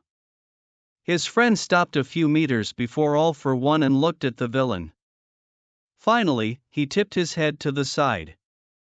So that's how you end up after 200 years of being alone. The teen said, pointing at the enlarged, grotesque arm of the villain. Excuse me? All for One's voice somehow got caught, his tone signaling that the criminal was absolutely lost. The maniacal laughter of Mei and Nizu cut through the calms, along with Momo's scolding. Izuku himself could barely restrain himself from joining his girlfriend and the principal. Leave it to Toshi to do something like that in the direst of moments. A loud clang rung above him. Looking up, he saw that the bottom of Urania opened, releasing a green-gold, giant device. It activated almost immediately, turning on its repulsors and coming to him fast. 2 larger parts and few smaller detached themselves from it and shifted in the air. His legs and lower back were enveloped in one of the bigger pieces, mechanisms snapping shut around him. Cutting off the repulsors at his feet, Izuku lowered to the ground, landing with a small bang. Another considerable part wrapped itself on his shoulders and pulled up to his chest. The smaller ones followed to his arms and head, completing the new armor. His display changed from usual green HUD to a bright orange one, signaling to him that everything secured, online, and puppy was connected. "All right. Stand down," Izuku shouted, his voice carrying through the battlefield thanks to the rest of the Nimso system that hovered a bit behind him and drones. All Nomas snapped their heads at him. The beasts looked like they were ready to fight him. Well, so was he. 2 monsters jumped at him, both had a considerable muscle mass. But they still were smaller than his armor. Raising his arms, Izuku fired a powerful repulsor blast at one of them, driving it away. He caught the other in the air and drove it down to the ground, making a small pit. Quickly standing up, he saw another one approaching him fastly. A heavy haymaker to its head launched it across the field, right under Toshi's whips. "Izuku? What is that?" Momo asked him with awe. She must have seen the display of power. "Nimso. Nomu Iron Man suppression over armor," he replied proudly, knocking another beast down. "And where is mine?" his friend asked somewhat sharply, waving around what seemed to be a bunch of flexible steel spikes coming from one of the monster's back. Izuku chuckled to himself as he released a steady beam from his hands, knocking many of the beasts down. "Be a good boy, and you may get one for Christmas." Toshi flew next to him, unleashing his whips at a green Nomu with one arm and a destroyed left side. "Dear Santa Izuku, for my present, I want a massive suit of utter destruction, so I can punch all of these creepy monsters into next week. Boys, we could use a bit of help over here," May told them quickly. Looking over the Quinjet's location, he saw that a small group of Nomas was closing on them. They most likely got blown away, due to the crazy shockwaves that All Mights and All for One's punches created. He couldn't risk potentially catching his girls, Orca and civilians in his repulsor's blast. The repulsors in Nimso were so much more powerful, not only due to the size of the device, but also thanks to the numerous arc reactors implanted in the suit. Running up a little, he used his repulsors to get a bit of a speed boost. Getting close, he swatted away one of the Nomas with his arm. Quickly grabbing the 2 others, he banged their heads together and threw them away. Turning to the side, he was met with a fist to the helmet that staggered him a little, but other than that he was fine. Looking ahead, he saw a tall, bulky, dark-skinned Nomu. It reminded him a little of the monster from USJ, but this one didn't have a beak and had 4 arms. The beast roared at him and flexed its body, showcasing the muscles. Izuku straightened himself and looked down upon his enemy. Although this Nomu was over 2 meters tall, Nimso was still bigger. The monster rushed at him, closing the distance almost instantly. It swung the right set of arms at him, hitting on his shoulder and torso, pushing him a little to the side. Before the next attack came, Izuku delivered a powerful jab to the creature's head, gaining a small window. Raising his right arm, the fist retracted into the forearm. Swinging at the beast, the fist sprung back at the last moment, delivering the more powerful hit thanks to the extra force the mechanism provided. His attack downed the monster, but it wasn't enough. Grabbing it by the face, Izuku threw it in the air and once again prepared his right arm. Hitting Nomu in the center of the chest, he sent it flying across the battlefield, making it collide with a group of smaller beasts. Turning around, he saw that Orca took care of the remaining creatures, making the Quinjet with the civilians inside safe from harm's way. Quite an impressive suit there, Midoriya-san, the hero told him, looking up to meet the eyes of the helmet. Thank you, Izuku replied quickly, scanning the field. All Might and All for One were wailing each other near the remains of the warehouse. Any Nomu that tried to get close to the number one hero ended up being blown away by the shockwaves the two generated whenever their fists collided. A little bit away, Toshi was taking care of some monsters using the PM 3.0 to drill them into the ground or make them pass out. Whatever happened first? Izuku, Momo called him, stepping next to his right, admiring his suit. We only have 2 more locations from where we can dig up civilians. The rest are deeper under rubble, she informed him with a small frown. Okay, I'm going to help Toshi in after that.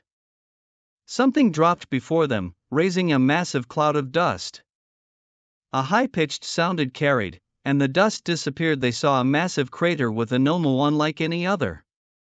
Despite it supporting its body with his arms, they could easily see that it was huge. The muscles it packed rivaled those of All Might's.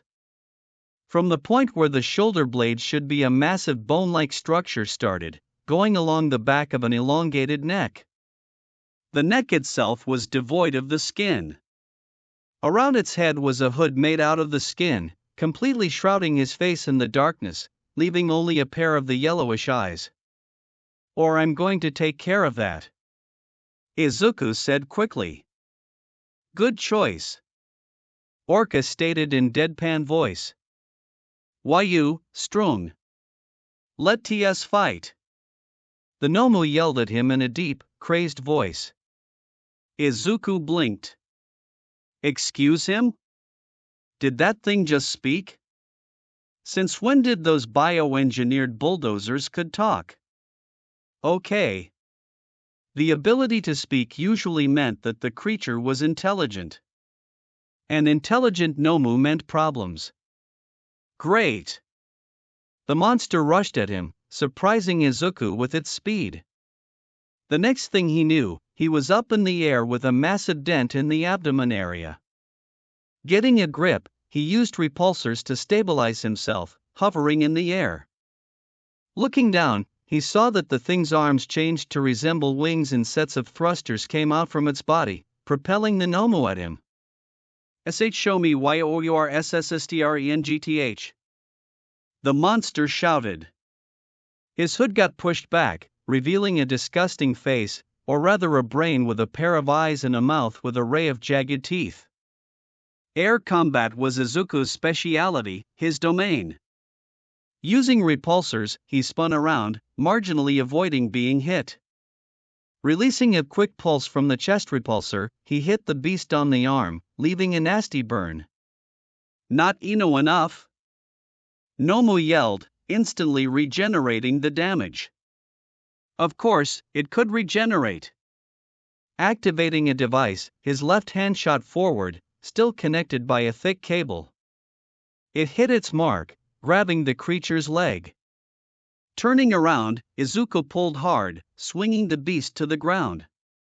Unfortunately, it lessened the damage with its thrusters. Cage! Izuku shouted, flying down. At his command, the Nimso delivery system deployed a group of tall, metal beams that hit the ground around the Nomu, zapping it with a high voltage. Then it closed, creating an angular dome. Izuku knew that it would slow the thing down at best. It was too powerful to contain behind the thick titanium plates. He was proven right, when a loud banging came from the inside, along with dents outside. Getting into position, compartments on his chest opened, showing an array of speakers. When the cage's wall burst out, showing a massive arm, Izuku activated the PM 3.0. The sound waves destroyed everything on its path, clearing the ground from debris and pushing the beast along the remains of the cage into what was once a block of flats. Not being the one to risk it, he shot 2 long blasts from his hand repulsors, hoping that it put him down. After the dust settled down, he saw the Nomu, still standing, despite 2 massive holes in its body. It laughed at him, making it as creepy as it could get. And then all the damage he did simply disappeared. Clicking his tongue in displeasure, Izuku shot forward, preparing to deliver a robust right punch. Before he got in the striking distance, the creature rose its arm, and it shot at him a mass of muscles and skin. It hit his arm, destroying it in the process. Crap! Puppy, give me a hand. Izuku called hastily, already rising up in the air. The Nomu followed him. To try and stop it, he released a giant, constant beam from his left repulsor, slowing it down just a little. However, it was enough, as the parts came to him, assembling his new right arm. Seeing what exactly it was, Izuku grinned at his child's choice. Stopping the blast, he swung his right fist, hitting the monster across the head.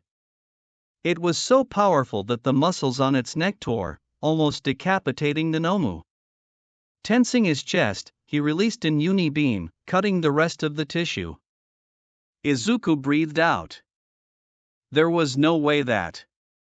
An alert made him look down. From the head, a mass of bones, muscles and skin burst out, creating a new body. The beast stood up, flexing a little, making a cracking sound. Just how ridiculous was this thing's regeneration? It smiled creepily at him. Before it could move, Toshi flew at the monster from behind, hitting it with his whips, leaving long gushes. Weak! The Nomu shouted, swatting his friend away like a ragdoll. Angered by it, Izuku shot at the beast, hitting it with his leg. Trapping the monster underneath him, he brought his right arm to its head. The fist began pounding the creature in rapid succession. Another mass of tissue sprung forward, hitting him on the side, making him move from his place. The beast stood up and jumped at him. Barely avoiding a fist to his helmet, Izuku delivered a vicious left uppercut. Grabbing the thing by its arm, he pounded it against the ground left and right, hoping that it would at the very least daze the monster. Thrusters with roaring flames came from its back, making him lose his grip. Nomu flew up a little, making a distance between them, before landing. It looked at him with crazy excitement, no doubt enjoying the battle. Izuku took that moment to gather his thoughts. Powerful hits did nothing. His repulsors weren't faring any better. The sound weapon would only destroy the place even more. As long as the head remained intact, there was no way that he could win. He had to go for a killing blow. But he doubted that the monster would allow him to just blast its brain to bits. Suddenly a powerful shock wave hit them. Izuku was at the edge of it, so it only staggered him a little. But the Nomu was closer to the center of it, making it lose its footing. Not being the one to look into the gift horse's mouth, Izuku quickly pushed his feet repulsors to the max, flying at the beast. After delivering a fast 1-2 combo, he then kicked it hard in the abdomen, rising the thing's body in the air. Grabbing it by the neck with his left, Izuku pushed his right fist into its mouth, destroying the monster's teeth. Opening his palm, he fired a beam, making the insides light up. However, it seemed that it still wasn't enough. The creature used its legs against his body, trying to wriggle out. Izuku allowed it to happen, extending his left arm till the end of the cable. Then he pulled it back up, bringing the Nomu close to him. Narrowly avoiding the wild swipe, he secured his hold on the Nomu's head. Pushing it against his chest, he tilted his body slightly up and released an uni beam, keeping going until he felt that his right palm lost its grip. Releasing his hold, he allowed the body to lifelessly fall on the ground, a cloud of smoke still coming from the neck. Gazing at his palm, he saw that it was piping hot but otherwise was fine. He needed to kiss May later for suggesting tungsten as a material. Looking to the side, his breathing stopped. All Might. The number one hero wasn't in his buffed form. His skinny body was kneeling on the ground on a small island, between two deep trenches. Behind him was a terrified woman. What made it even worse was the fact that a news helicopter was above them. The whole world learnt about their favorite hero true form. Gritting his teeth, Izuku flew to All Might, gently putting his hand on the man's back. "How are you holding up?" he asked, looking ahead at the All for One. "Been better," Yagi-san replied hoarsely, coughing up a mouthful of blood. "Ah, if it isn't Izuku Midoriya," the symbol of evil called him, stepping a little closer. "I must say I'm hugely impressed with you and your work. That armor of yours bested my high-end Nomu. It still needed a few months of work, but it was by far the most powerful in my arsenal. Additionally, I must commend you on your music taste. AC/DC, Guns N' Roses, Black Sabbath. My younger days are coming back to me," the man said in delight. "Your strongest, you say? Seems like it could use an upgrade." Izuku replied snarkily, standing up. All for One chuckled a little. "Perhaps you're right. But now if you could step aside. I still need to finish my business with All Might here." The man's right arm bulged with muscles, black spikes grew from it. However, before either of them could make a move, a red glove came from the ground, hitting All for One across the face, making him fly away. "Pow-ee-ee-ee-ee-ee-er," Togata-senpai shouted, standing proudly with arms on his hips and white lightning cracking across his body. Thank God that this time the teen was wearing his costume. "Young Togata?" All Might asked, standing up on his shaky legs. "Ah, hey there. "Sir called me, saying that you needed a hand," the boy replied, smiling brightly. Then he peeked at Izuku and whistled. "Nice armor, Greenhorn." A clapping sounded through the battlefield. Snapping his head to the side, Izuku saw All for One walking to them. He was relatively unharmed, but his mask was destroyed, showing his scarred head and a giant grin. "And now your successor joins the fray. Just how pathetic you are, to need so much help, All Might?" the villain questioned provocatively. The Quinjet flew above them. From its back, Gang Orca jumped off, landing next to Togata-senpai. As the plane continued its way, Izuku saw Momo with a Gatling gun on a tripod. His girlfriend unleashed a volley of bullets at All for One, but all of them bounced off from some kind of invisible force field. "So, what's the plan?" Toshi asked, stopping next to them. "Win," All Might stated firmly, his body once again going into its buff form. Just how cheesy the man could get? The number one and Togata-senpai shot forward, clashing their fist with All for One, creating a giant shockwave. Izuku rose up and caught Orca by his arm, lifting the man from the ground.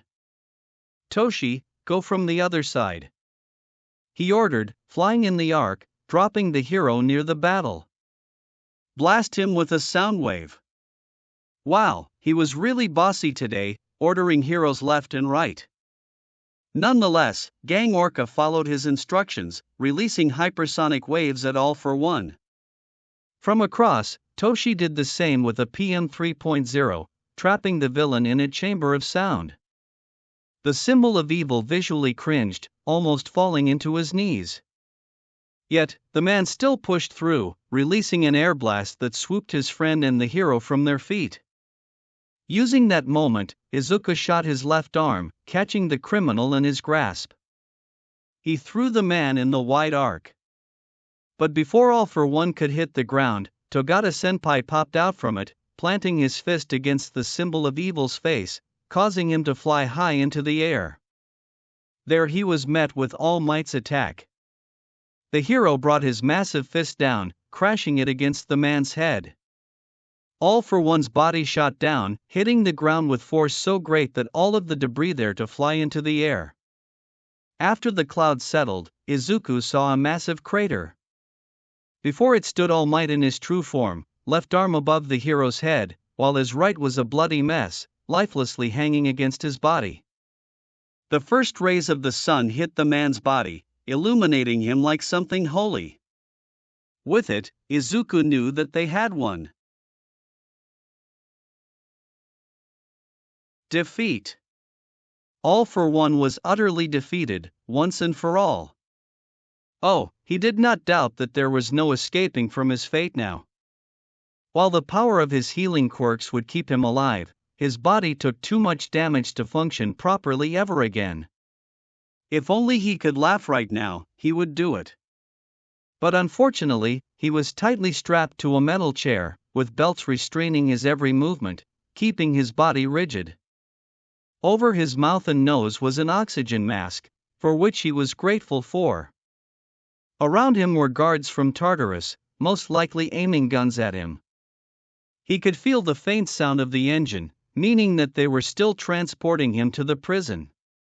He couldn't use his echolocation quirk or the one that allowed him to precisely sense temperatures, as he was also heavily drugged. While it numbed the pain, it also took away his ability to control his quirks.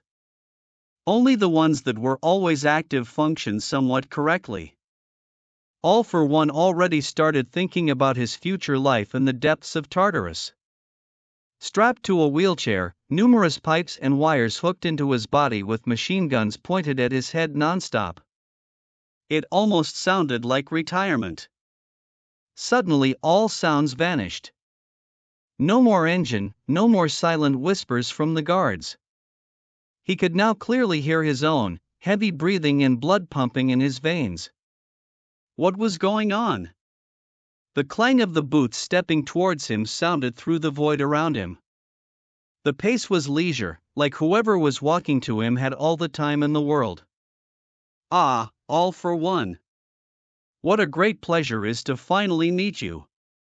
The person said in a deep, male, slightly smug tone. Don't bother answering. You took quite a beating at Kamino. I'm actually amazed that you're still conscious. A mass of questions flooded his mind. Who was that man? Why was he here? How he got here? What did that mysterious man want from him? While under normal conditions, he would love to dive into a long-winded conversation, right now he was disturbed by it. An unknown man showing up out of nowhere, in a highly secure truck, seemingly knowing him, all while he couldn't even move his pinky. Do you mind if I smoke? The man asked, his speech ever so slightly muted, most likely due to a cigarette in his mouth. It's my dirty pleasure. I've tried to break with it, but I just can't. Once I've even tried those herbal ones, made from flower petals and so on. But it turns out those are even more disgusting than tobacco. He said to him and took a look puff, breathing it out slowly, filling the transportation chamber with smoke. Additionally, All for One was utterly lost by those actions.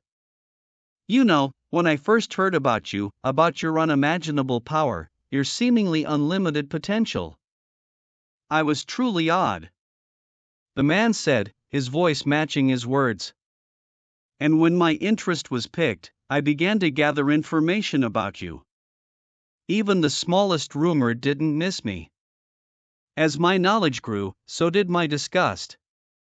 He said bluntly, his tone as flat as it could get. All for One heard the slow steps around him.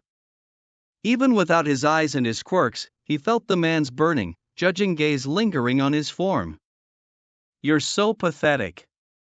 Nothing more than a greedy parasite, stealing from others left and right, leaving misery and grief behind. It sounded like the man spat out those words. You preached to All Might, how you wanted to save the world from those who are waiting in the shadows, yet all you ever did was mindless destruction. What? How did he know about the talk he had with All Might before their battle? There was no one except for downed heroes in League. That being said, I pity you. In fact, I can understand you a little. The man stated genuinely, stopping in front of him and blowing a little bit of smoke at his face. After everything you did for Quirk people when Quirk showed up, the payback the government gave you was in the form of basically brainwashing your younger brother. That could no doubt push you over the edge.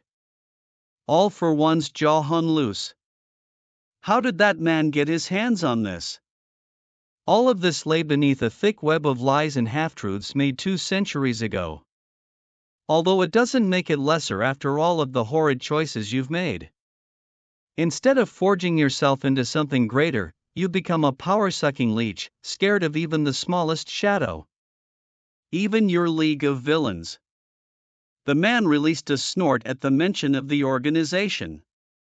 More like a league of psychopaths and brats with issues. Perfect ground for followers that can't deviate from trying to fulfill your ego-pandering goals. The man stopped talking and walked around the room a little more. He understood this man's actions less and less. Whoever they were, they knew about him more than anyone else ever did. You know, at first I wanted to wait for a little. Wait for you to be in a Tartarus cell, to sneak in and have this little chat of ours. But after seeing Kamino, I understood that I can't exactly risk having you around for much longer.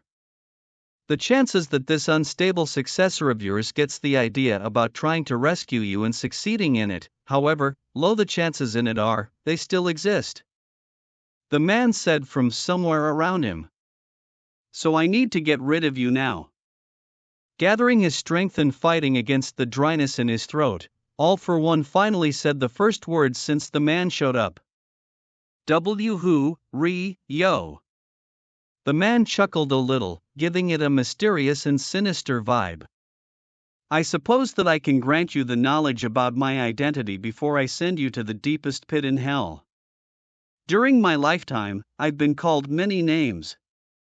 However, the ones I pride myself the most are the husband of a very strong woman and father of a wonderful child. The man said fondly. But to those who follow and oppose me, know me as different names. Lately, I've been calling myself something new, but I don't want you to hear it. It is reserved for a certain someone. However, you may know me as Dragon. The man whispered the last part, saying the last word in Chinese. If All for One still had eyes, they would be as wide as saucers. He had heard about the man. How could he not? The person before him was the king of the Asian underground, holding China, Taiwan and a small part of India in his iron grasp. Even after his sudden disappearance about 2 decades ago just to reaper one later, he still was the most feared to be in there. This was one of the people that All for One knew he would have to cross his paths in the future if he wanted to realize his plans. It wasn't the meeting that he was looking forward to. Well, my words are said, and my time here is coming to an end. Goodbye forever, Dr. Kaoru Minakami. Dragon stated coldly, pushing his hand against All for One's chest. There was a sudden sensation. Like something extremely hot touched him, only to change into the overbearing coldness and then into a void. It spread slowly, enveloping him in a blanket made out of the abyss. While this happened, All for One couldn't help but feel excited. The man, who even he was fearing, finally started making moves, stepping into the daylight. He wondered what was going to happen soon. How much the world was going to change without him being there. He etched into his dying mind the fact that Dragon somehow knew his real name. If the man possessed even this knowledge, then most likely nothing could stop him. I'd give everything for her cooking right now. Hotel with a 2 Michelin stars restaurant? Yeah, right. They can't even get a proper homey dish right. Those were the final words that All for One would ever hear. Chapter 59. Change. In an old, slightly rundown bar, Inko did her best to give comfort to her friend. When Mitsuki called her earlier that day, she had declined the meeting, as she had to take care of the mess that Izuku got into. Not that she blamed him for it, her child had a heart too big for this world. But now. Oh, Inko! What have I done? My kid is a villain now. Mitsuki sobbed, raising her head from her hands. Her eyes were red and puffy, tears trailed down her face, and her cheeks were flushed from way too many drinks. Inko put a hand on the woman's shoulder, in a gesture of support. We don't know if he did that on his own accord. He might have been forced into it, she said, trying to sound reassuring. But in reality, she knew it all from Izuku. In actuality, she knew a lot more. Even with Izuku and Stan staying silent, she saw that some medical supplies and her stitching kit were disappearing over time. That and her son from time to time limped quite a bit, even despite his best effort to hide it. Occasionally she found scorched clothes he tried to hide. Plus, whenever she asked him about Katsuki, he dodged the question or was silent. He attacked All Might when he tried to save him. Mitsuki murmured as new waves of tears hit her. I'd been too pushy with him. I hit him, cursed at him. I've been a terrible mother. Inko enveloped her friend in a tight hug, running her fingers through the woman's hair. She refrained from answering that because she knew that the reply would hurt Mitsuki. Peeking at the clock, she saw that she needed to get home to at least catch a wink of sleep. She would need all the energy she could get for tomorrow. When Izuku told Endeavor that his mom would take care of the lawsuit in a day, he wasn't lying. After ending the battle at Kamino Ward, he left Urania there with Puppy to help the remaining rescue operations. Of course, before he could even get home, Mom called him, announcing that a lawyer dropped by to leave a letter to him. Izuku wasn't surprised their response would be this quick. So here he was, not even 24 hours later, sitting in a highest court bench with his mom as his attorney. His case attracted way too much media attention for his liking. If he wasn't mistaken, almost every news station in Japan sent a reporter here. Was this how celebrities felt? He wasn't enjoying it too much. Directly behind him sat his girlfriends, best friend, future in-laws, Nizu, and to his great surprise, Aizawa-san. Also, how Momo got made to wear something formal was beyond him. Behind them were Todoroki-san and his older sister. While the boy had his regular, stoic expression, his sister was more on the nervous side, continually fidgeting. The case started with the prosecutor reading the act, basically saying how he was guilty of breaking that stupid quirkless hero ban law, but putting it in a nice, formal way. Then he gave his testimony that his mom prepared for him. After he was done, came the turn for the witnesses. Gang Orca and Edshot praised him for his wits and pointed out that without his methods, they wouldn't have been able to locate the League of Villains.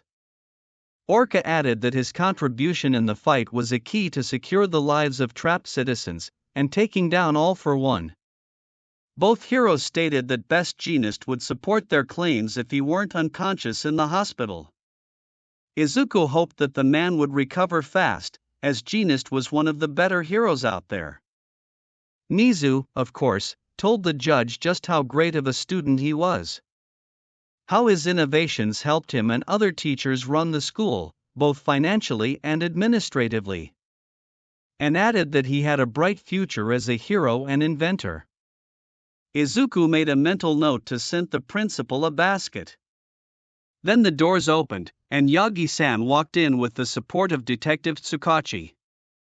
The hero announced that despite his injuries, he came to add his 2 cents to the case. All I wanted to say is that young Midoriya. Izuku Midoriya is a man who I can relate to. At first, I was diagnosed quirkless, and if that ridiculous law were there during my time, I'd given up. But young Midoriya has a greater heart and mind than me. Without him, I might have lost 2 days ago. Without him, many people would have died. Without him, our future will be swallowed by darkness. Yagi-san's passionate words moved the crowd so much that he got a standing ovation. No matter how much the judge tried to calm down the people by hitting his hammer, they ignored him. Tsukachi-san followed it by more calm and technical testimony but still added a few his own opinions, smiling lightly at him. Izuku was sure that they had it in their pocket. The prosecutor gave up by the time Nizu was talking, and when All Might walked in, he looked like he wanted to walk out. The judges also seemed to be on his side.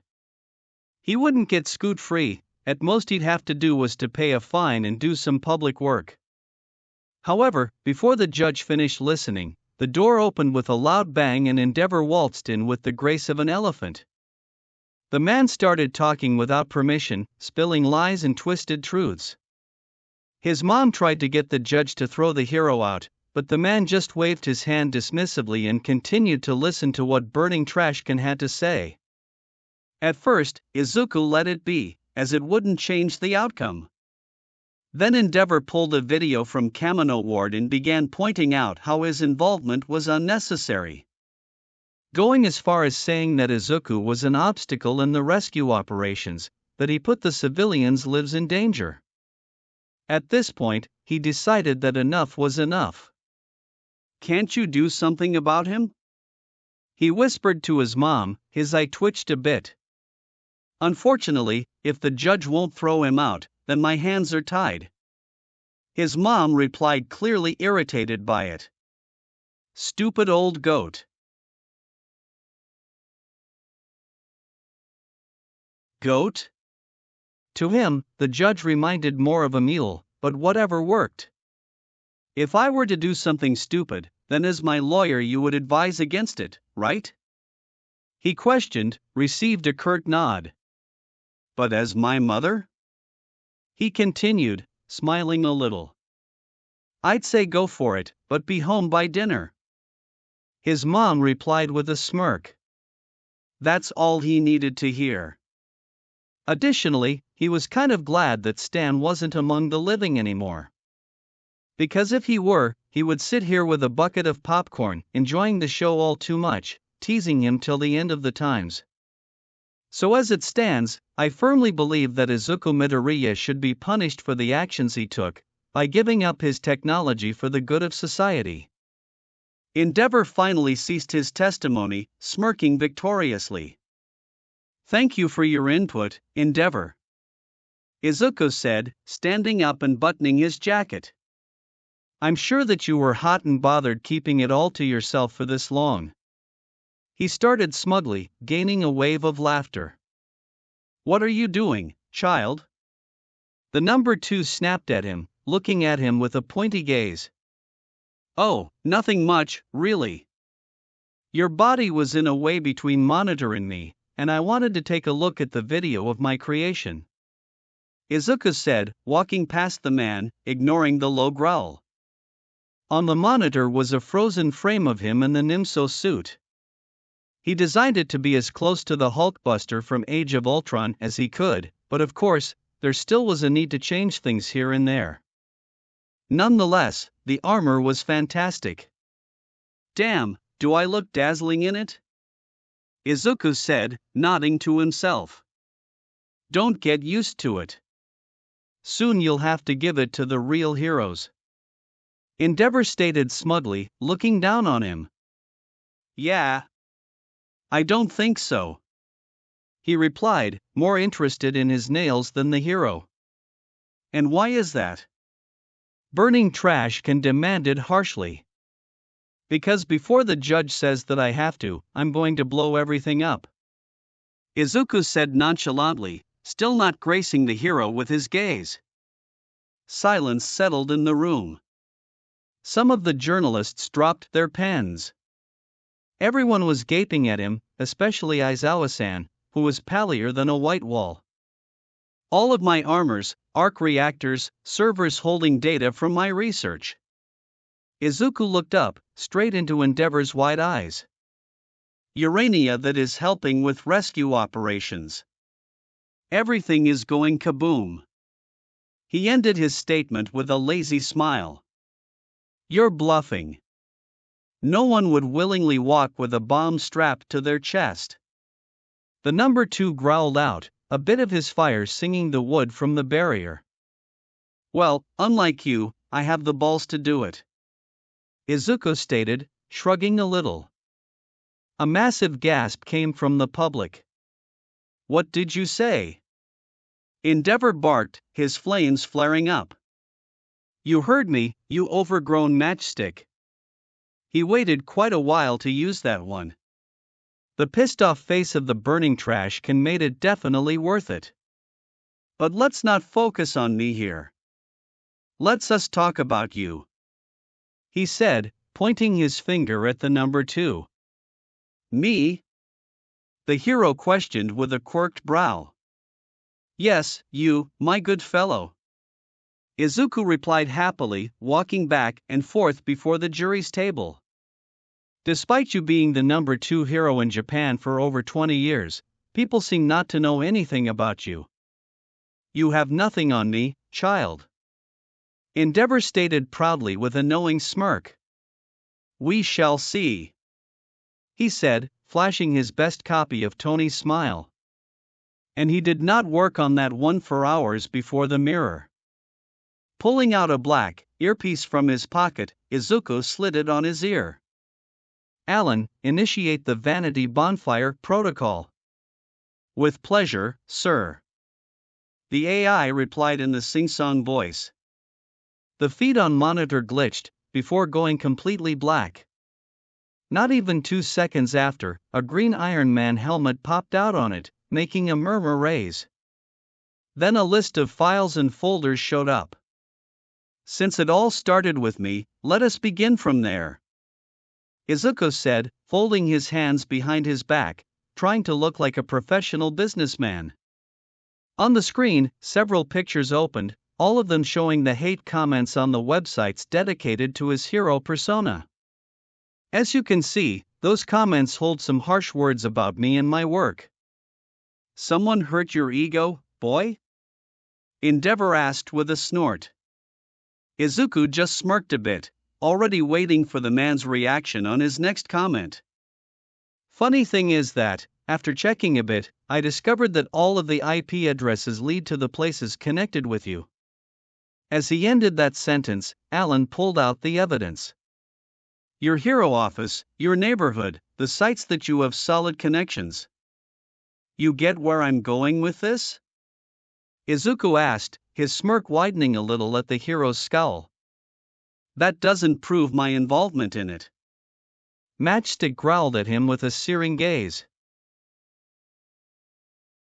Whatever you say. He shrugged out, duly noting that reporters were taking notes. How about we switch to your hero work? Or more precisely, your image. The hateful glare from the number 2 was all he got. Not wasting any time, Izuku whispered to Alan what to put first. Here we've got the sites on which people talk about heroes' actions. Be it a simple patrol, villain fights or rescue efforts. And the sections on the screen are dedicated to you, he stated as all of the negative comments highlighted. The ones marked yellow were erased several times from the net, and the accounts were banned, leaving only a neutral one, seeing as there are hardly any good ones. You suggest that I ordered my informatics team to alter it? Burning Trashcan barked at him, showing off his teeth. Exactly, the same case with newspapers, videos, and pictures. As he called, each element was brought forward. Seeing as we've got so many journalists here, let's ask them something, Izuku stated, walking closer to the public. Did your news stations ever did at least one report regarding Endeavor that put him in a bad light? The majority rose their arms. And did that material got taken out the second it went live? The number of hands didn't change. Were your companies threatened with a lawsuit or giant fines? Still the same amount. Turning around on his heel, he gazed right into tiny, blue orbs and grinned. There you have it. You better stop it, child, before. The hero said in a low tone. Before what? You get physical with me? You burn me? Izuku asked, stepping to the side. Good thing that I have fireproof pants. His comment got the public to laugh. But while we're at burning, let's have a look at this video. A bit of backstory. This one was uploaded over 40 times from different accounts, each and every time, it was taken down in 5 minutes. Unfortunately, it's muted. The low-quality video played, showing Endeavor fight with some villain who had a minor earth manipulation quirk. The street was on fire along with some buildings. Suddenly the hero shot out a massive fireball at his enemy. The man somehow dodged it with help from his power. However, the fireball continued, hitting the house behind it, instantly covering the whole structure in flames and making an explosion. The house belonged to an elderly couple, who fortunately was out during the fight. The building burned to ashes. With it, all of their belongings, counting into it the pictures and videos of their deceased daughter. Izuku stated somberly. His hardened gaze was burying itself into Endeavor. The couple never got compensation from Endeavor's office, and the news sites that tried to publicize the story went bankrupt. Many whispers arose from the public and with them many flashes from cameras. However, the hero in question stood in his place like a rock, glaring at him. Izuku shook his head. It seemed like the man really didn't care about it at all. Many more stories are displaying the damage you did and do during your fights, along with the excess show of cruelty towards your opponents. And that's just a tip of the iceberg. He said and waited a moment, before grinning widely. But let us look at your wonderful family. That got a reaction from the matchstick. It made him flinch, even if it was barely visible. Also, his flames got a tad hotter. There's obviously you, the biggest sunshine there is. Then we've got your youngest son, your middle son and only daughter. He stated, sending a small wave towards the two Todorokis.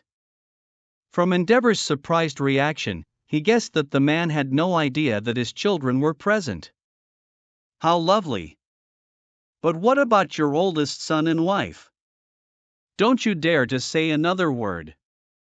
Burning trash can yelled, startling some people. Izuku completely ignored the fact that the barrier was set on fire, his hand pointing at the monitor. There was the article that, of course, was taken down before its release. However, that wasn't the point here. He was more interested in the picture. Here we can see there was a fire in your neighborhood a few years ago. And the most noticeable thing here is the azure-colored flames. Your quirk obviously can't make those naturally. But your oldest son on the other hand. Izuku cut here, showing a picture from the training camp, or more especially the blue flames that burned the forest. After that accident, Tuya Todoroki went missing. He never showed up at UA, never in the nearby shops, never in the charity events that you took your family to look better. Of course, Izuku knew where the young man was, or rather who he was. He wasn't that stupid and could put 2 plus 2 together. Additionally, the files from the hideout raid proved his theory right. He guessed that by this time, the journalists here also caught up. Then there's your wife, Rei Todoroki, who for the last decade, resides in a mental ward in a hospital. He said, popping out the image of the woman. You cannot disclose that information. Endeavor told him with a victorious smirk. Izuku just smirked and snapped his fingers. Wow, you're on the hot streak with how wrong you are today. Walking out to the bench, he took his briefcase and fished out some papers. Stepping to the judge's table, he handed them over. The baffled judge took it and gave it a once-over. One of them is a copy of a document that says that Rei Todoroki is in the care of her daughter, Fuyumi Todoroki.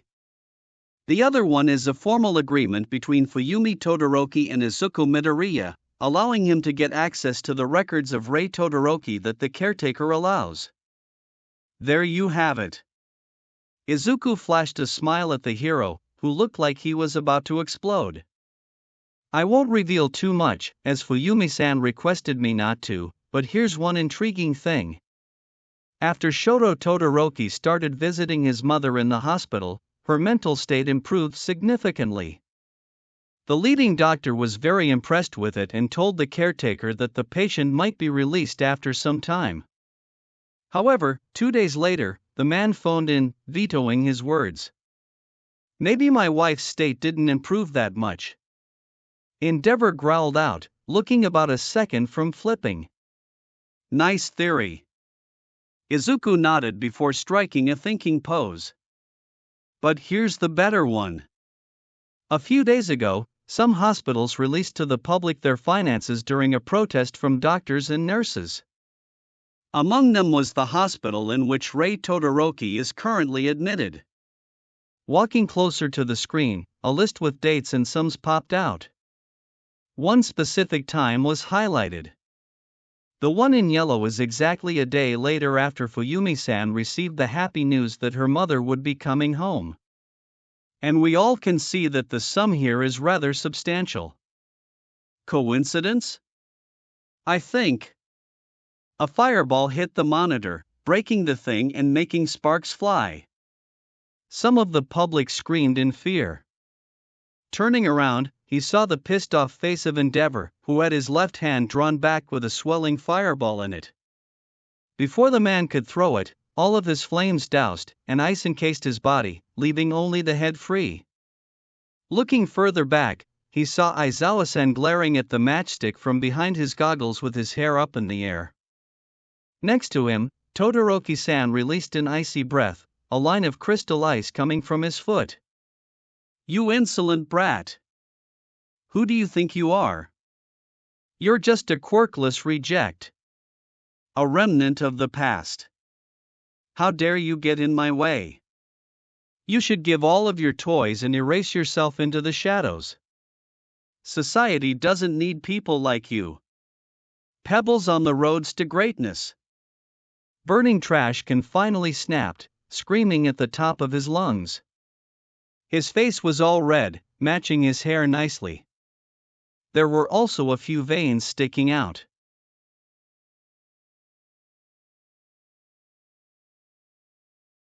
And just like that, Izuku knew that he won. He didn't expect Endeavor to lose his cool and openly attack him, but color him impressed. With all of the juicy details he gave to the present reporters, he could only assume what kind of a magnificent drama he created.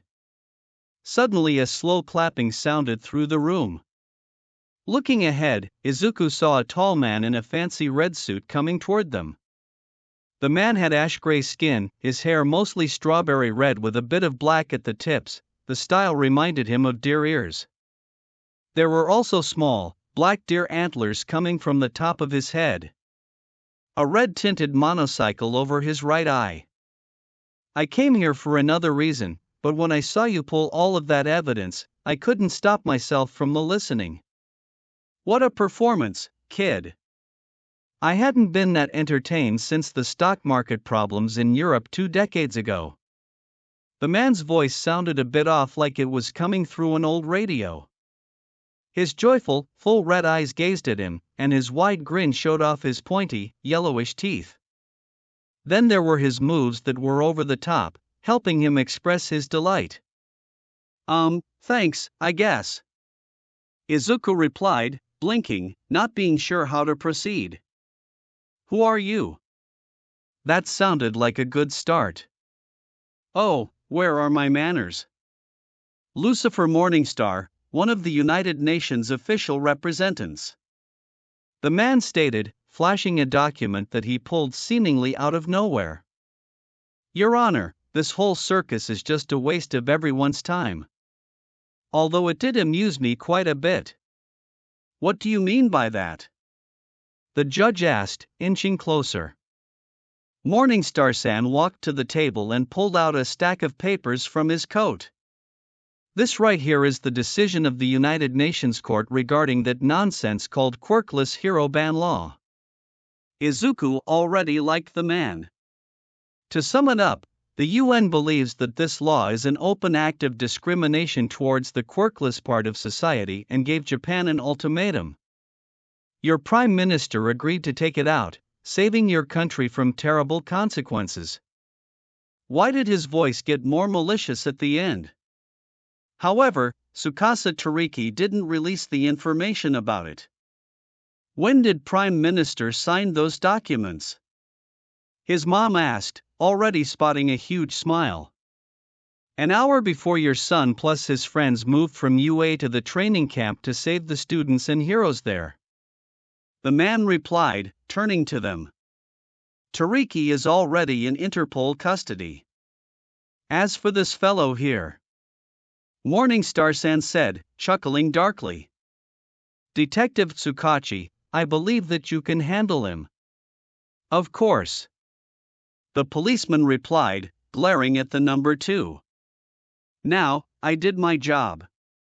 It was quite a pleasure meeting you, Izuku Midoriya.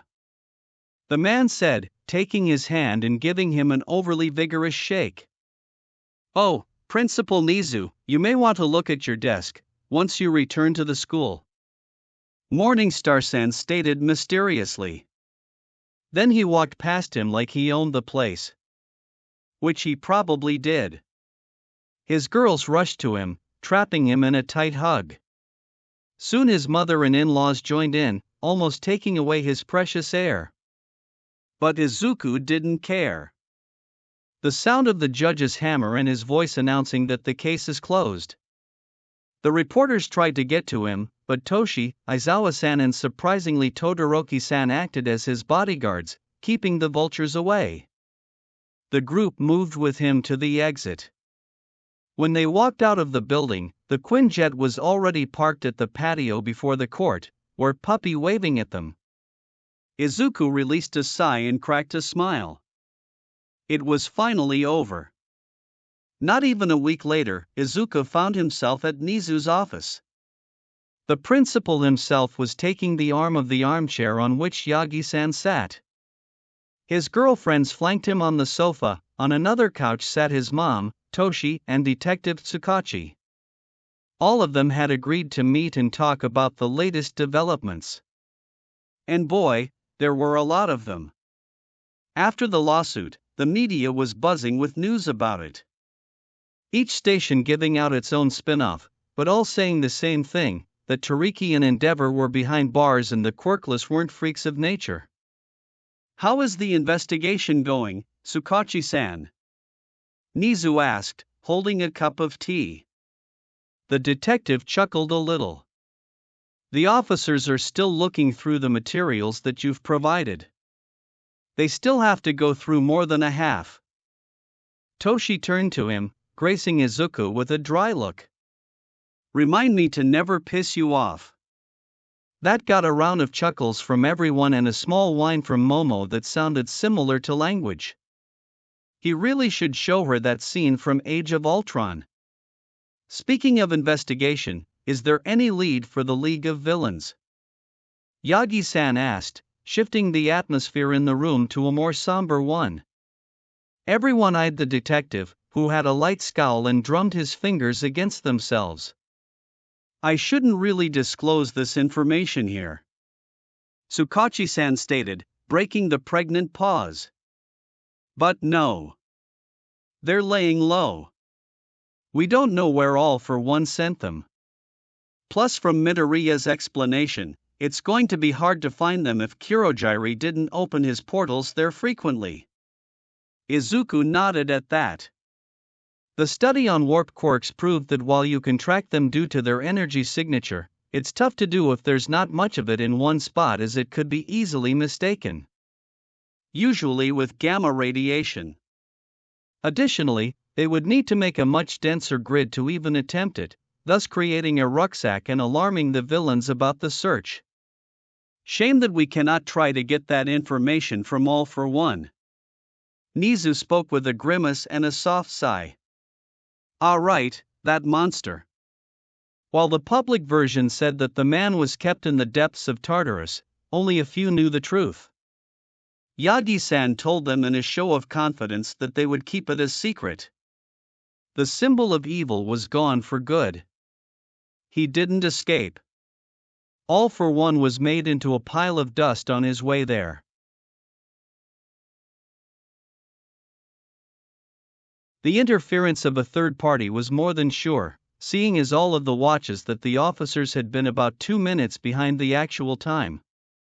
They suspected a time manipulation quirk or something along those lines, which in Izuku's mind was a fair assumption. However, a power like that was even rarer than warp quirks. Peeking at Nizu, Izuku saw the principal in deep thought.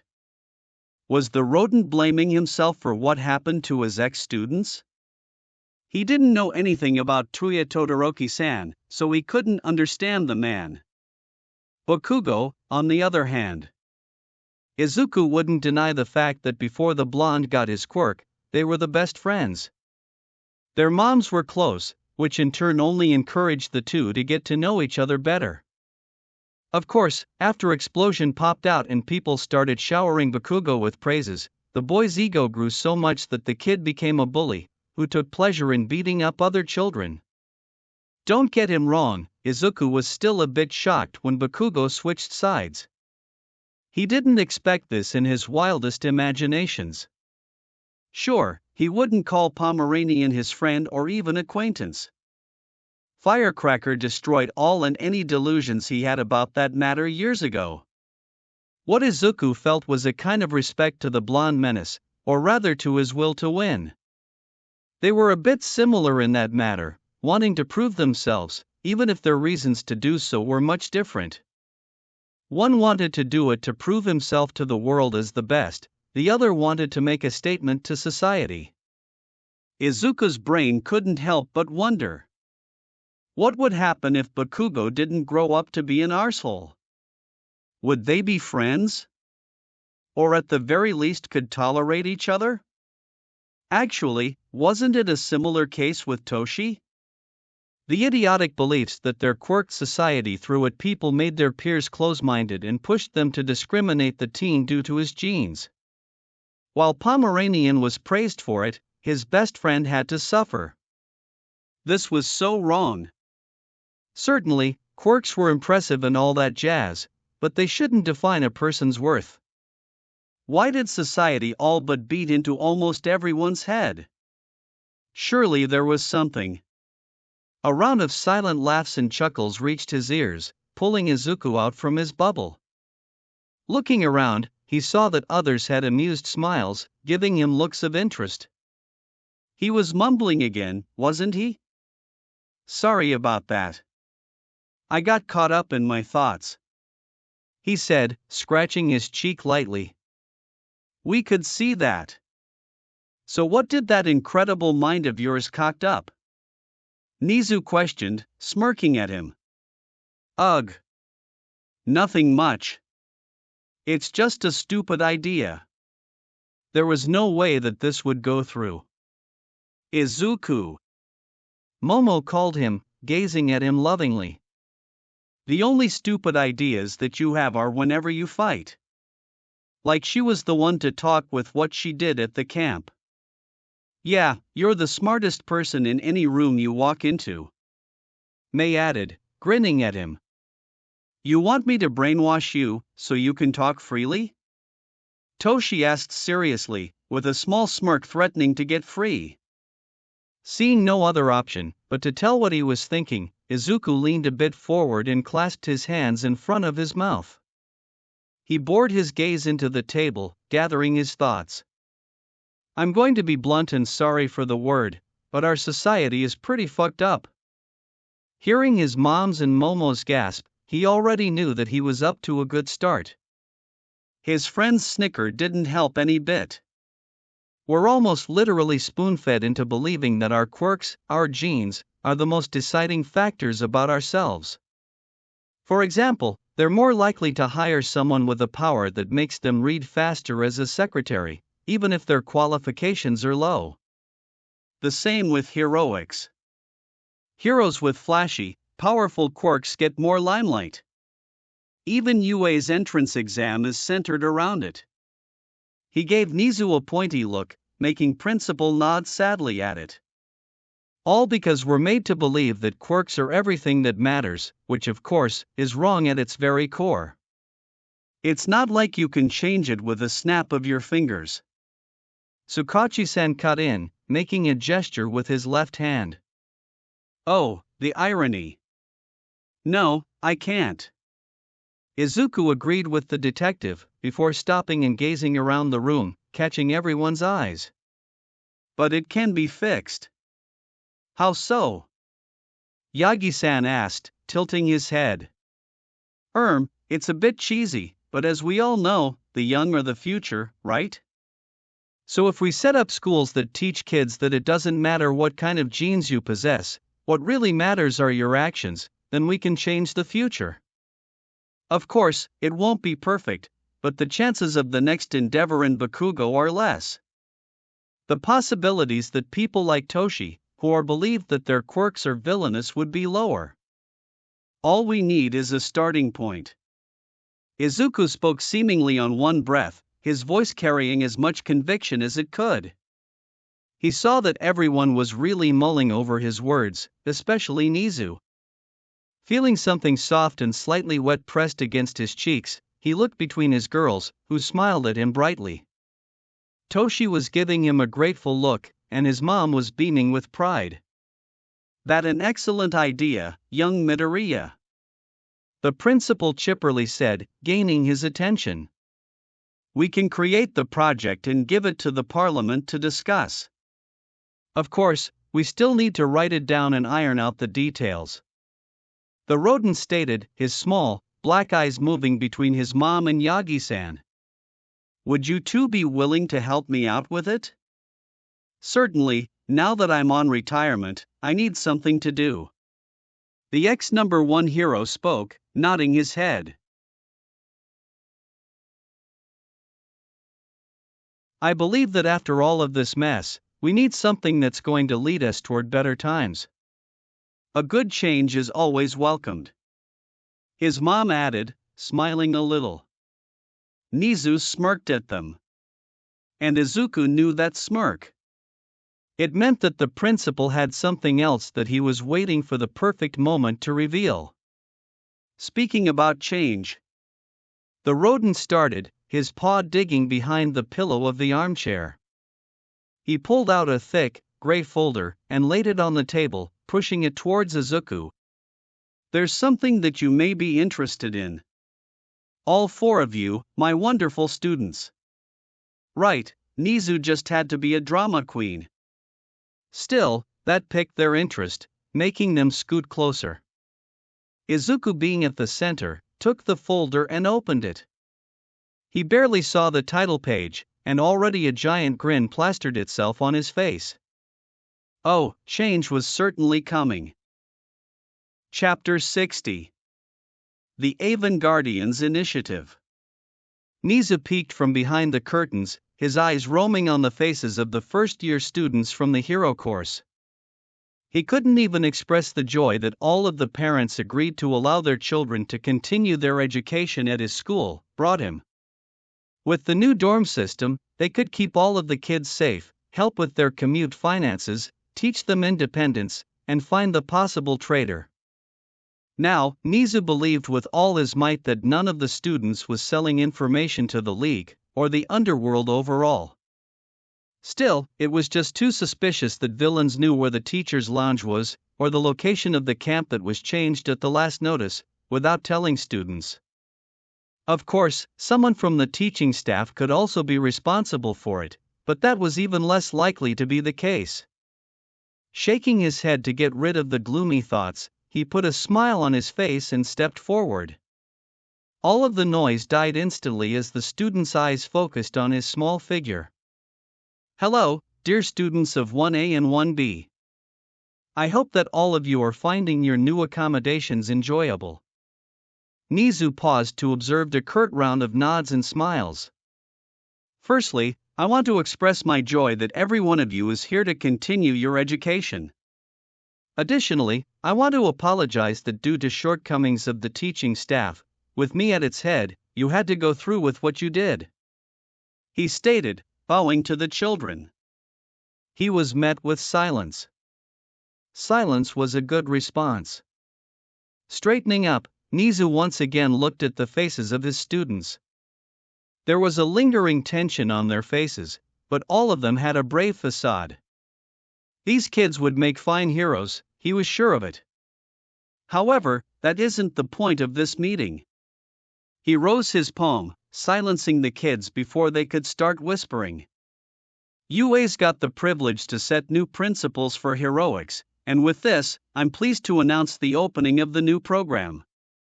Murmurs arose from the students, asking questions about his cryptic message. In the corner of his eye, Nizu spotted young Yayarozu beautifully faking her obliviousness. Midnight trained her well. Principal, if I may.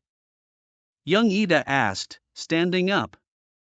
You said program, does that mean that there is going to be a new hero course? Nizu chuckled at that. In a way, you're right about it, but in a way, you're wrong.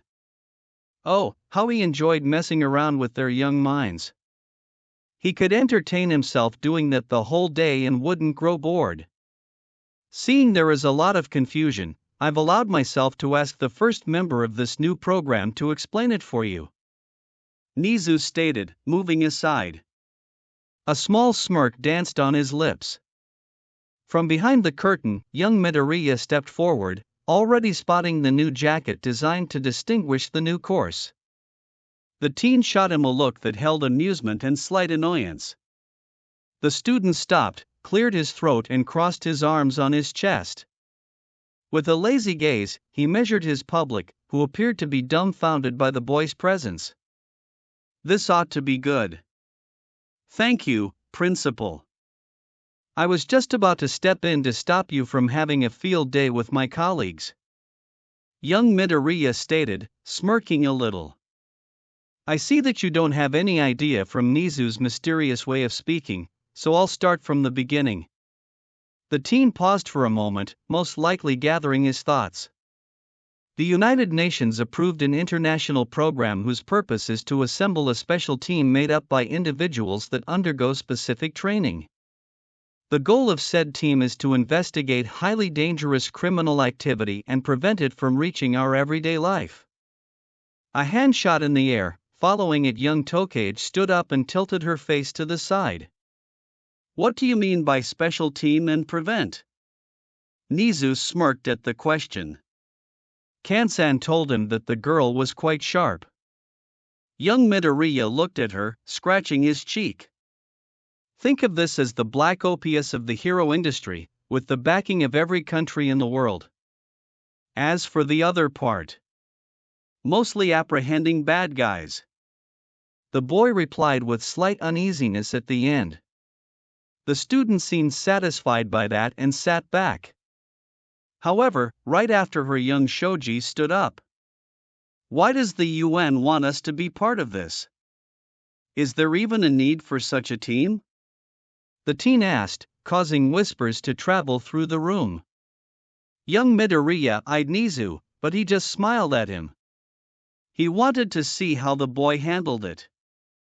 While there are undoubtedly extraordinary and capable heroes in the world, not all of them can do what this team, the Guardians, are supposed to do and or will face. That's why the UN wants to set a program to train a select group of people in order to guarantee the highest chance of success in any assignment, for lack of a better word. Young Midoriya replied, silencing the students. UA's involvement was a suggestion from our principal, so they are entrusting the success of the program to our school. The other part though? The teen took a slow breath and looked ahead of him.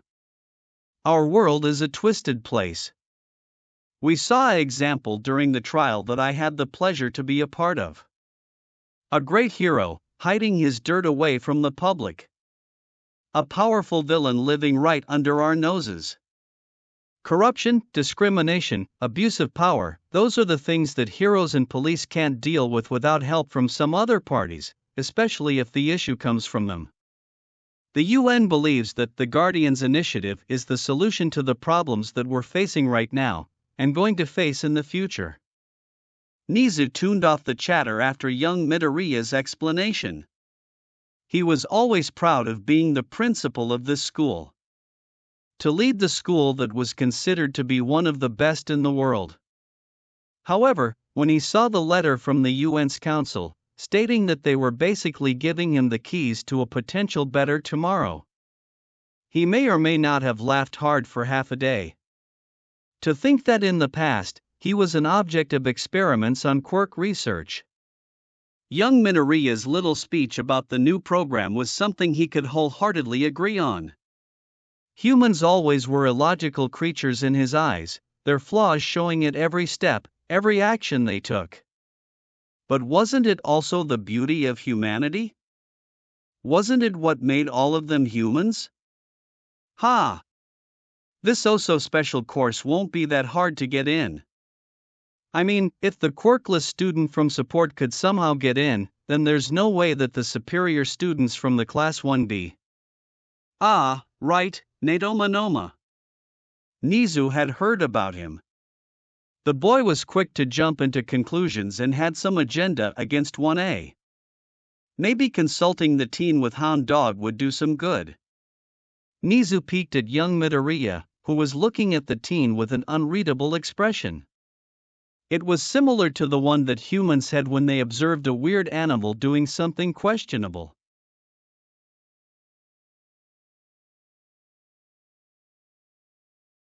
Have you ever taken a life? Young Midoriya questioned, his voice filled genuine curiosity.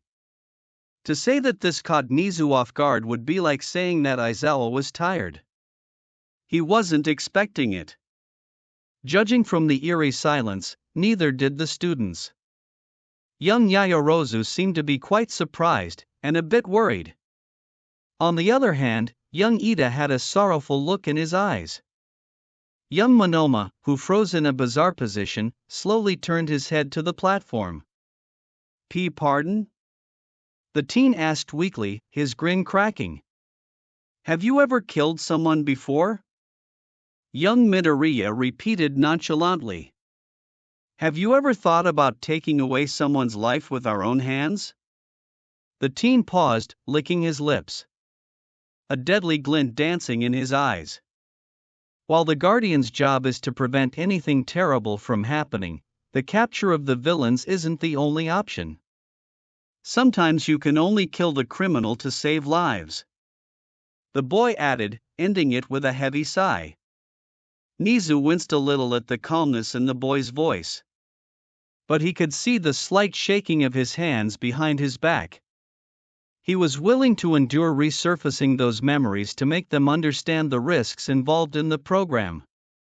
He would make sure to ask young Midoriya if he was okay later.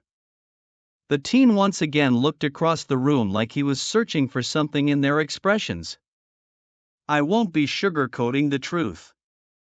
Joining Guardians isn't something that you do on a whim or just to try things out.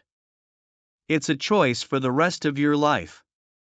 You will have to get information in any way possible. You will have to dye yourself in the blood to save people who didn't even know that they were in danger. It won't be easy, from the gruesome training to the tough decisions in close calls. Young Midoriya explained with sympathy. Nizu smiled at his words.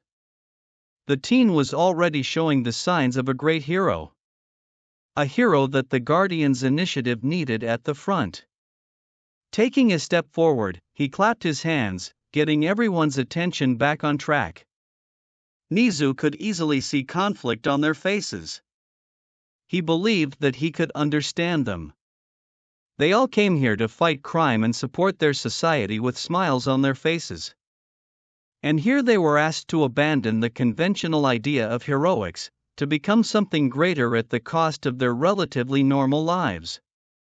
When I was younger, I thought that the encouragement from my grandpa, my skill, intellect and ideals would be enough to be a hero, but in time I found the truth to be a lot more complicated than that. I hope that you can also come to a similar conclusion," the teen added, smiling brightly. For more information, you can ask your homeroom teacher. Be aware that the choice to try and join this program isn't compulsory. You will have a few days to think about it and decide if you want to take part in the transfer exam," Nizu stated, wrapping up the meeting with the hero courses. They still needed to get through the other classes. "Principal, one more question," young Kirishima shouted, hastily standing up. "Is this team, Guardians, are they going after the League of Villains?" the teen asked hopefully. Right, he heard from Aizawa that the boy dealt with Bakugo's betrayal pretty poorly. Smiling sympathetically at the student, he answered, "We don't know what missions Guardians would have to deal with. But there is a possibility of it." The truth seemed to be the best reply he could give. Turning on his feet, Nizu walked behind the curtain, young Midoriya following him. They both sat on the stools, thinking about the meeting in comfortable silence. It all went quite well in his opinion. Young Midoriya did his part wonderfully, delivering the essential points to the students, and making sure they understood the stakes. Now it was the question of which one would decide to leap and try to join the program. As much as he was a sadist, who would enjoy the suffering of human beings, he felt a bit bad for the young women and men who succeeded in this endeavor.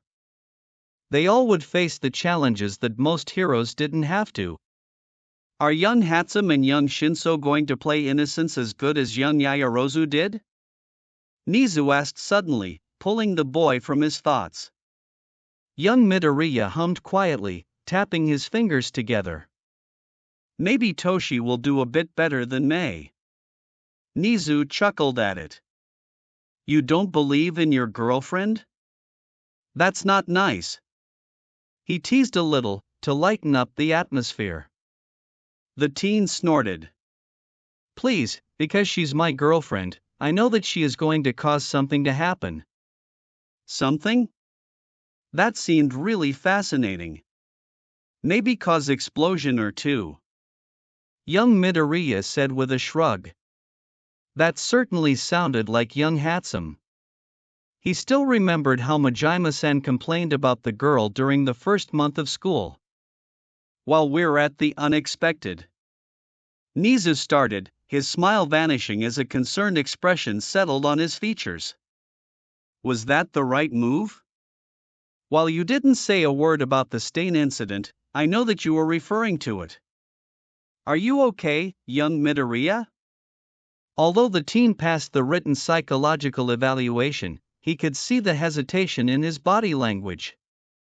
After brainstorming it with Aizawa-san and Majima-san, they had created a near-identical scenario in which young Midoriya had to kill Stain. Of course, the results of the examination led them to believe that there was nothing wrong with him. But passing some test wasn't the same as dealing with trauma. Looking at the teen, Nizu patiently waited for a reply. The boy's head dropped just a bit. He was biting his lower lip, and his eyes showed that he wasn't exactly there. After a pregnant pause, young Midoriya released a heavy sigh and looked up, meeting his gaze with a pained, yet brave look. During the villain attack at Eye Island, the villain's leader, Wolfram, was about to unleash a powerful strike that no doubt would destroy the central tower, killing many people. All Might and Tagata-senpai wouldn't make it in time. I shot an uni beam at him. It ended up severing his arm, but I was aiming for the chest.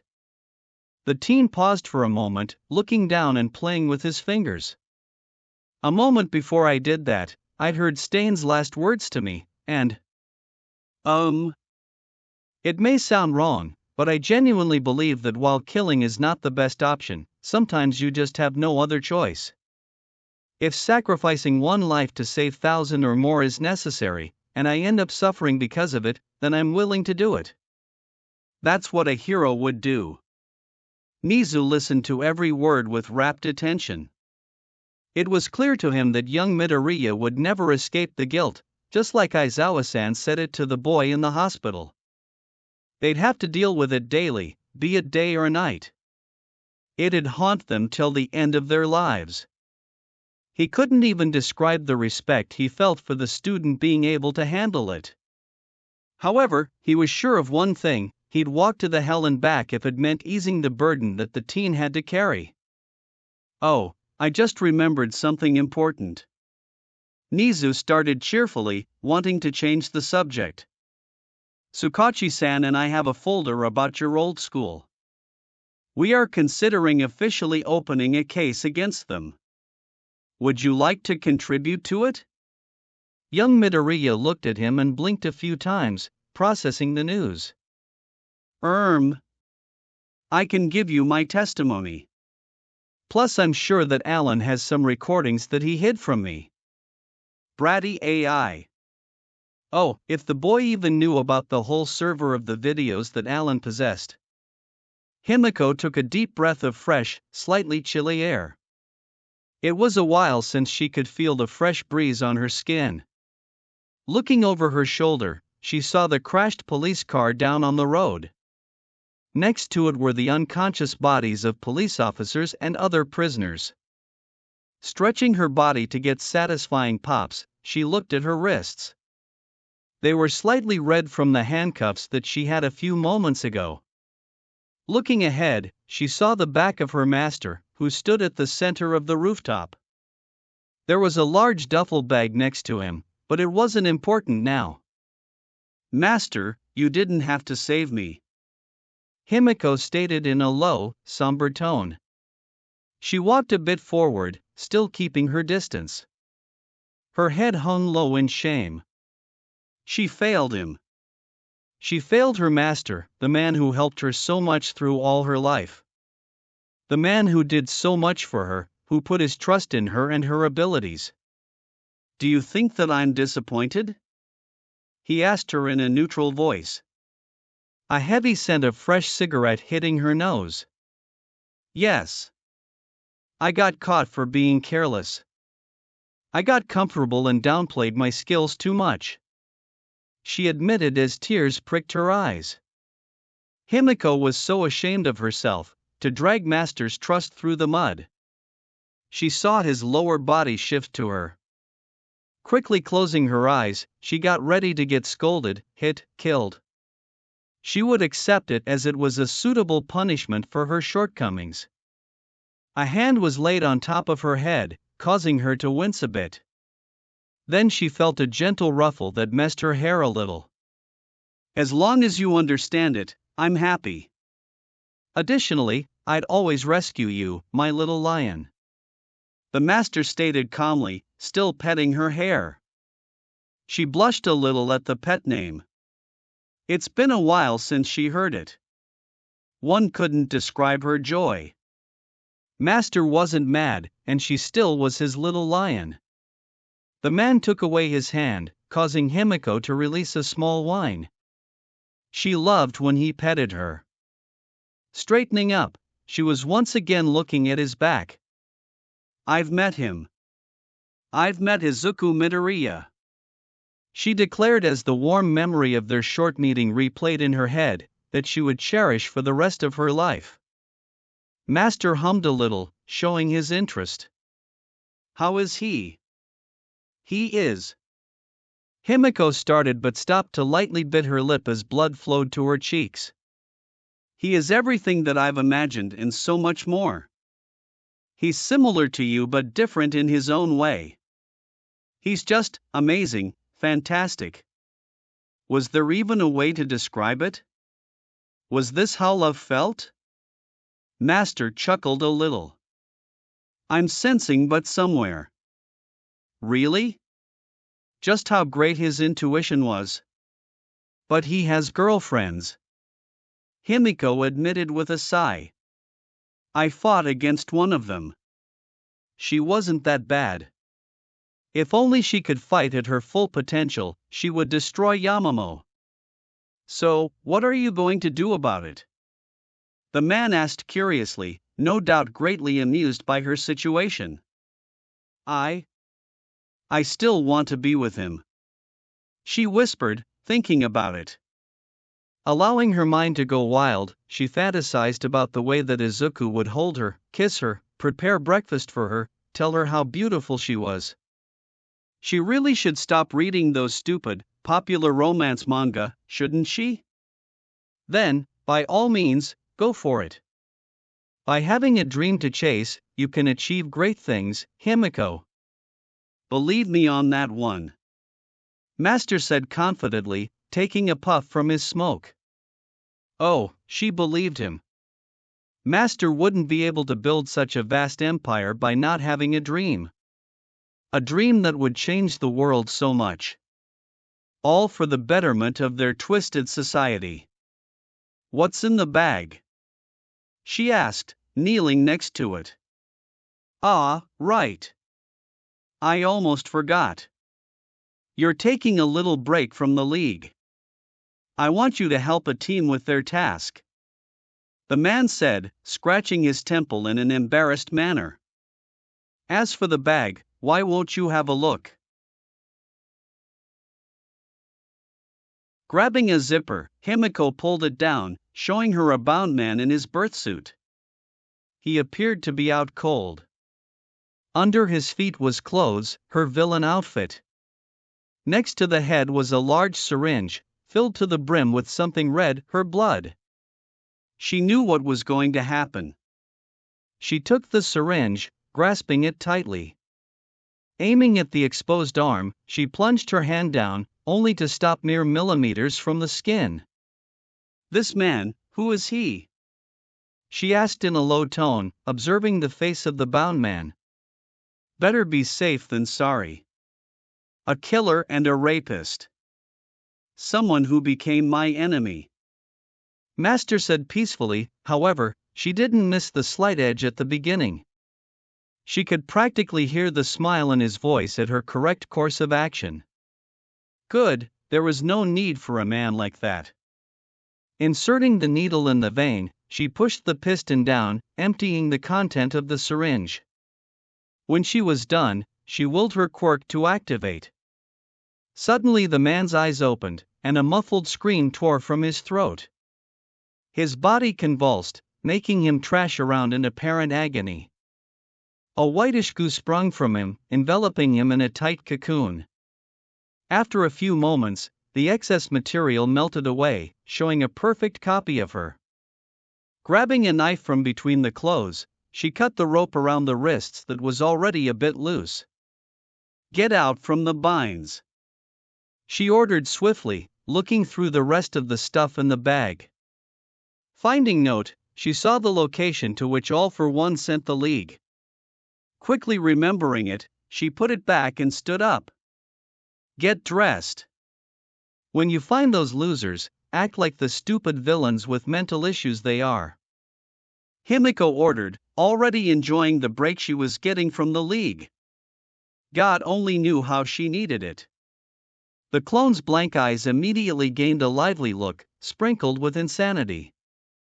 Oh, I can't wait to play with Tamura-chan, it said in the matching voice, giggling at the end. The clone took the bag and walked away with a skip in its step.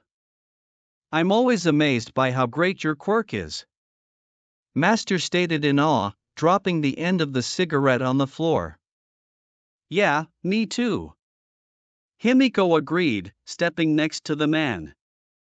Looking up, she saw the moon in the sky.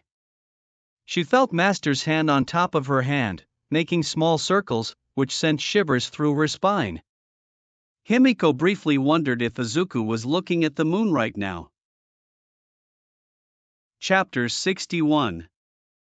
The Battle for Future. Niza shifted in his chair for what seemed to be 100th time in the last 10 minutes. His excitement barely contained. The same could be said about everyone around him, all of the teachers, heroes and government workers engaged in the small talks, questioning and even making bets as per UA's common. As unethical as it was, Nizu may or may not have added some money to the pool. Peeking at the clock, he saw that it was almost time. The last interview ended 20 minutes ago. Clapping his hands, all the talks immediately ceased. We're 5 minutes away. I want you all to focus now. While to many of you it may be similar to the entrance exam, we need to look at it with a more critical eye. Nizu cheerfully reminded, turning to the monitors that came to life. Through the camera feeds, he saw many of UA's training facilities.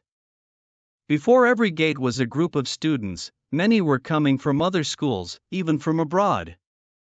All of them hoping to get a place at the Guardians program. The kids were masking nervousness with excitement, not that Nizu could blame them. During the briefing, he told the candidates how the practical part of the exam would look. To say that it was more brutal than the infamous entrance exam would be putting it mildly. The cameras inside the training facility showed the members of Help Us Company walking around the area, simulating the everyday activities for a given environment. At each facility was a large group of living training dummies, who would play the role of the villains. While typically their operating program wouldn't allow them to function to the needed extent, Alan declared that he would gladly take the wheel. Nizu was sure to send a small prayer to whatever deity there was. The kids needed it to survive against ruthless AI, who stroked his sadistic side during a demonstration. A door to the room opened. Through them, a delegate from UN walked in, politely greeting everyone in broken Japanese. It was a compulsory obligation to have a representative to oversee the exam and make a report. Not that Nizu minded, it was necessary to ensure that their methods would be adequate. Right after the delegate, the problematic four, as Izawa dubbed them, walked in. While the kids didn't have any real power over who would get in, their opinion could be valuable. Plus, additional entertainment from the remarks would surely make Nizu's day even better. Glad you made it, Nizu said, smiling lightly, as students sat on the empty chairs next to him. Of course, we wouldn't miss the show, young Shinso replied, stifling a yawn. So how it's going to be done? Young Hatsum asked, looking at the screens. Similar to the entrance exam. Students go in and battle the enemy.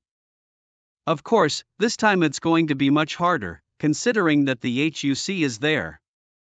This exam is going to push all of the students to their limit, not only physical but also a mental one.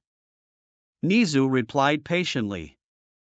We will do one center at the time. Not only to better observe the participants but also to ensure that there isn't any danger to the lives of people at the side.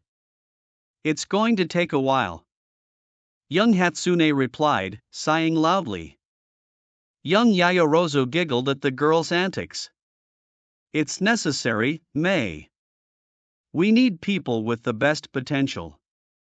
Hey, genius boy. Kayama-san called the boy, grinning widely. The woman had more casual clothes, fitting for a pregnant woman.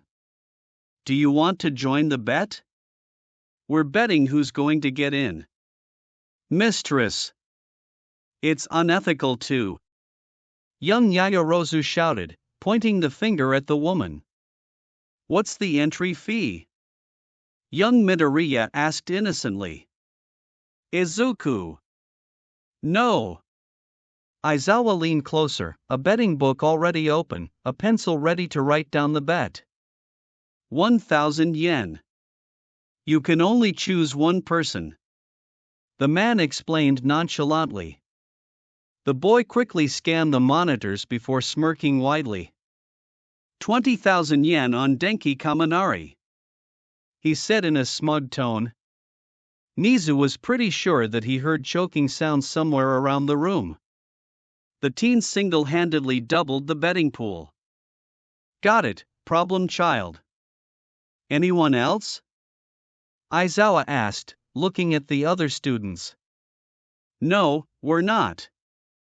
I'm going to follow the boss. I choose Pikachu. 2,000 yen on him, young Shinso said, cutting off the young Yayorozu. Toshi. The girl's neck snapped the boy. I want in too. 1,000 on Gravity Girl. Young Hatsum added, smiling brightly.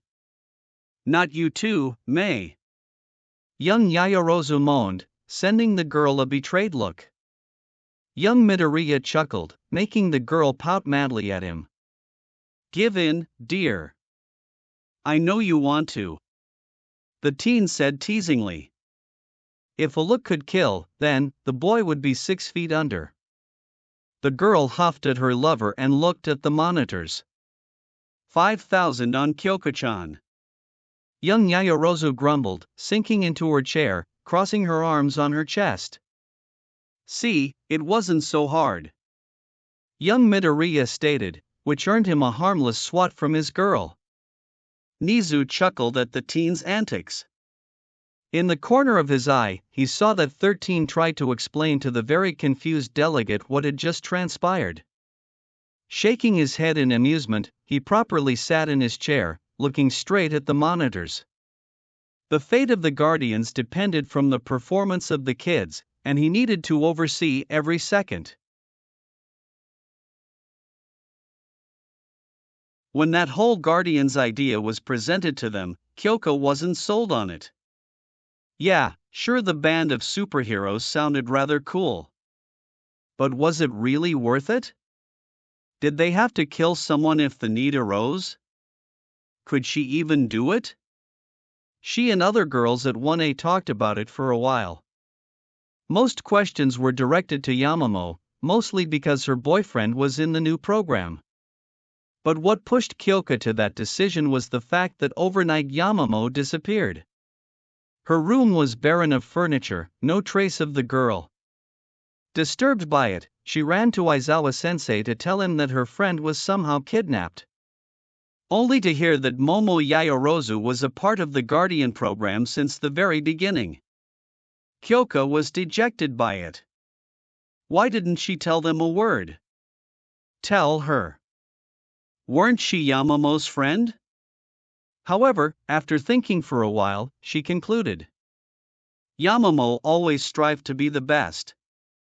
Ever since the girl joined UA, she pushed herself with brutal training under Midnight's watchful eye. She spent time with Midoriya and Hatsum, not only to get a quality couple time but also further improve her knowledge about anything really. Midoriya said that becoming a guardian meant becoming better, becoming something more than a normal hero.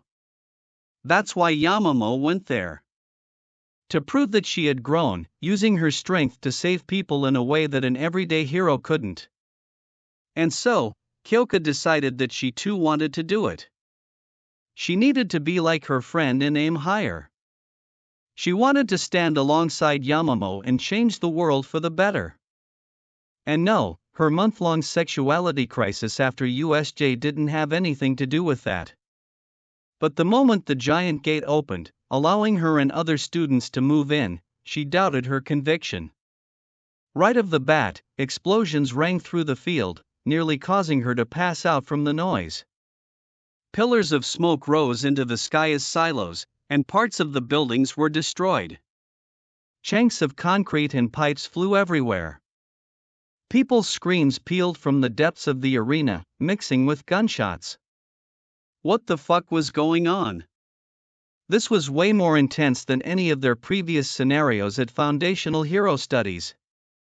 The entrance exam looked like a playground compared to it. Hearing faint cries for help, Kyoko ran up to the closest building on fire. Kicking the door open and shielding her face from the wave of heat, she called. I'm coming. Inside looked like a lab.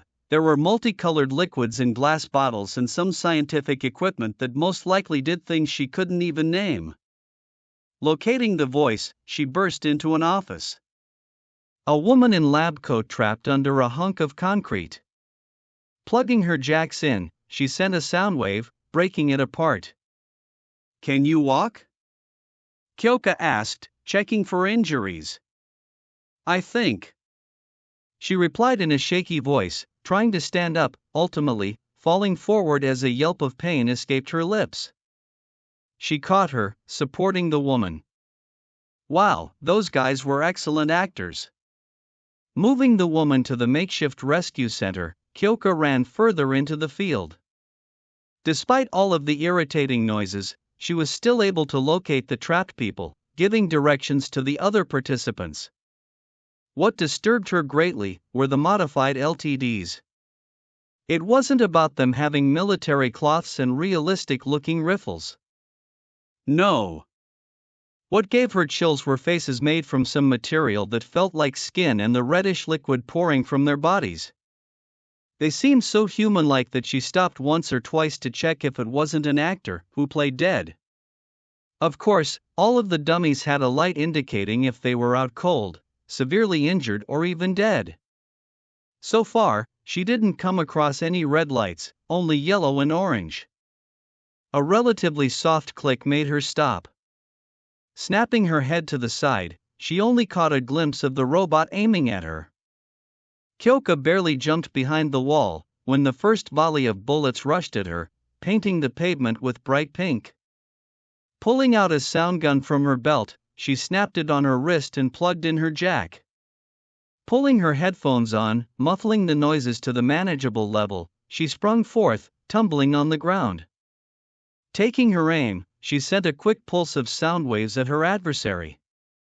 The robot was pushed back, bumping against a wall. It clutched its head, writhing a little, before stopping.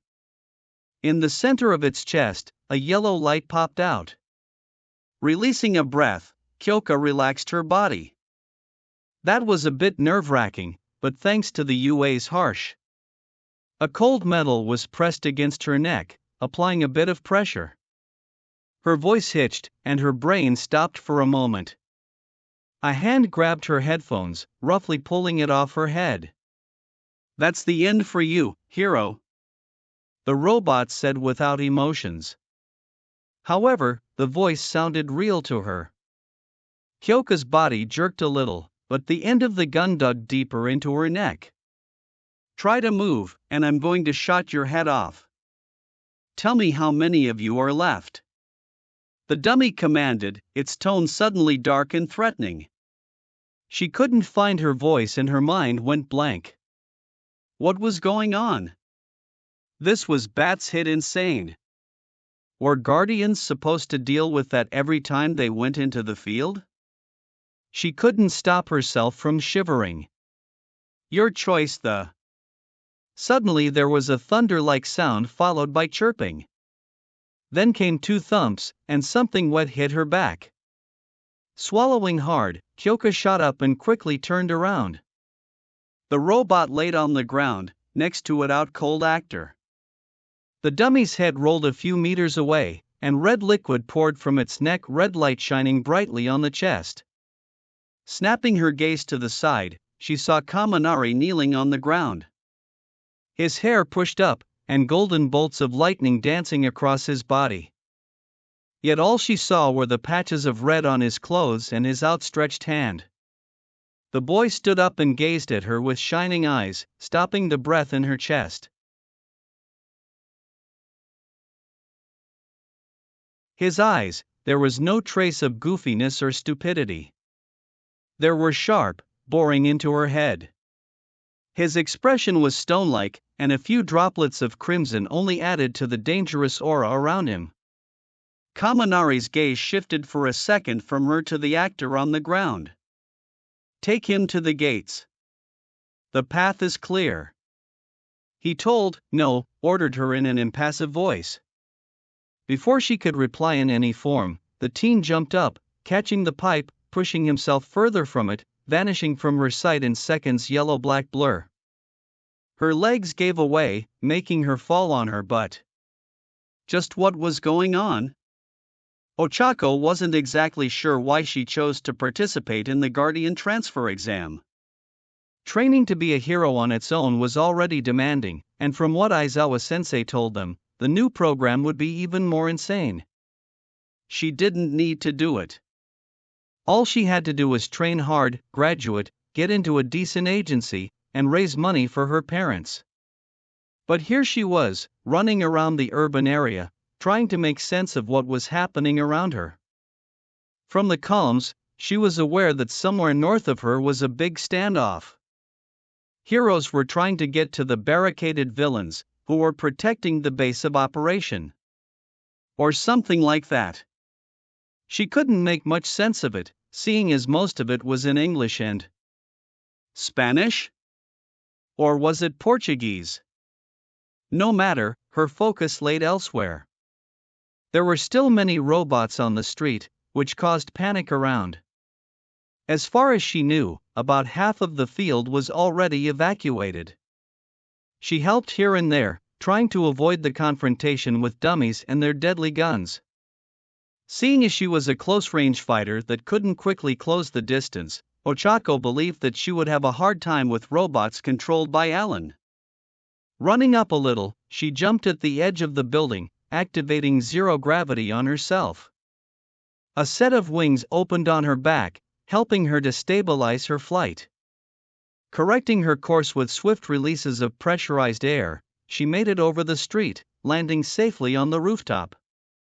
She was truly grateful to Hatsum and Midoriya for upgrading her suit like that.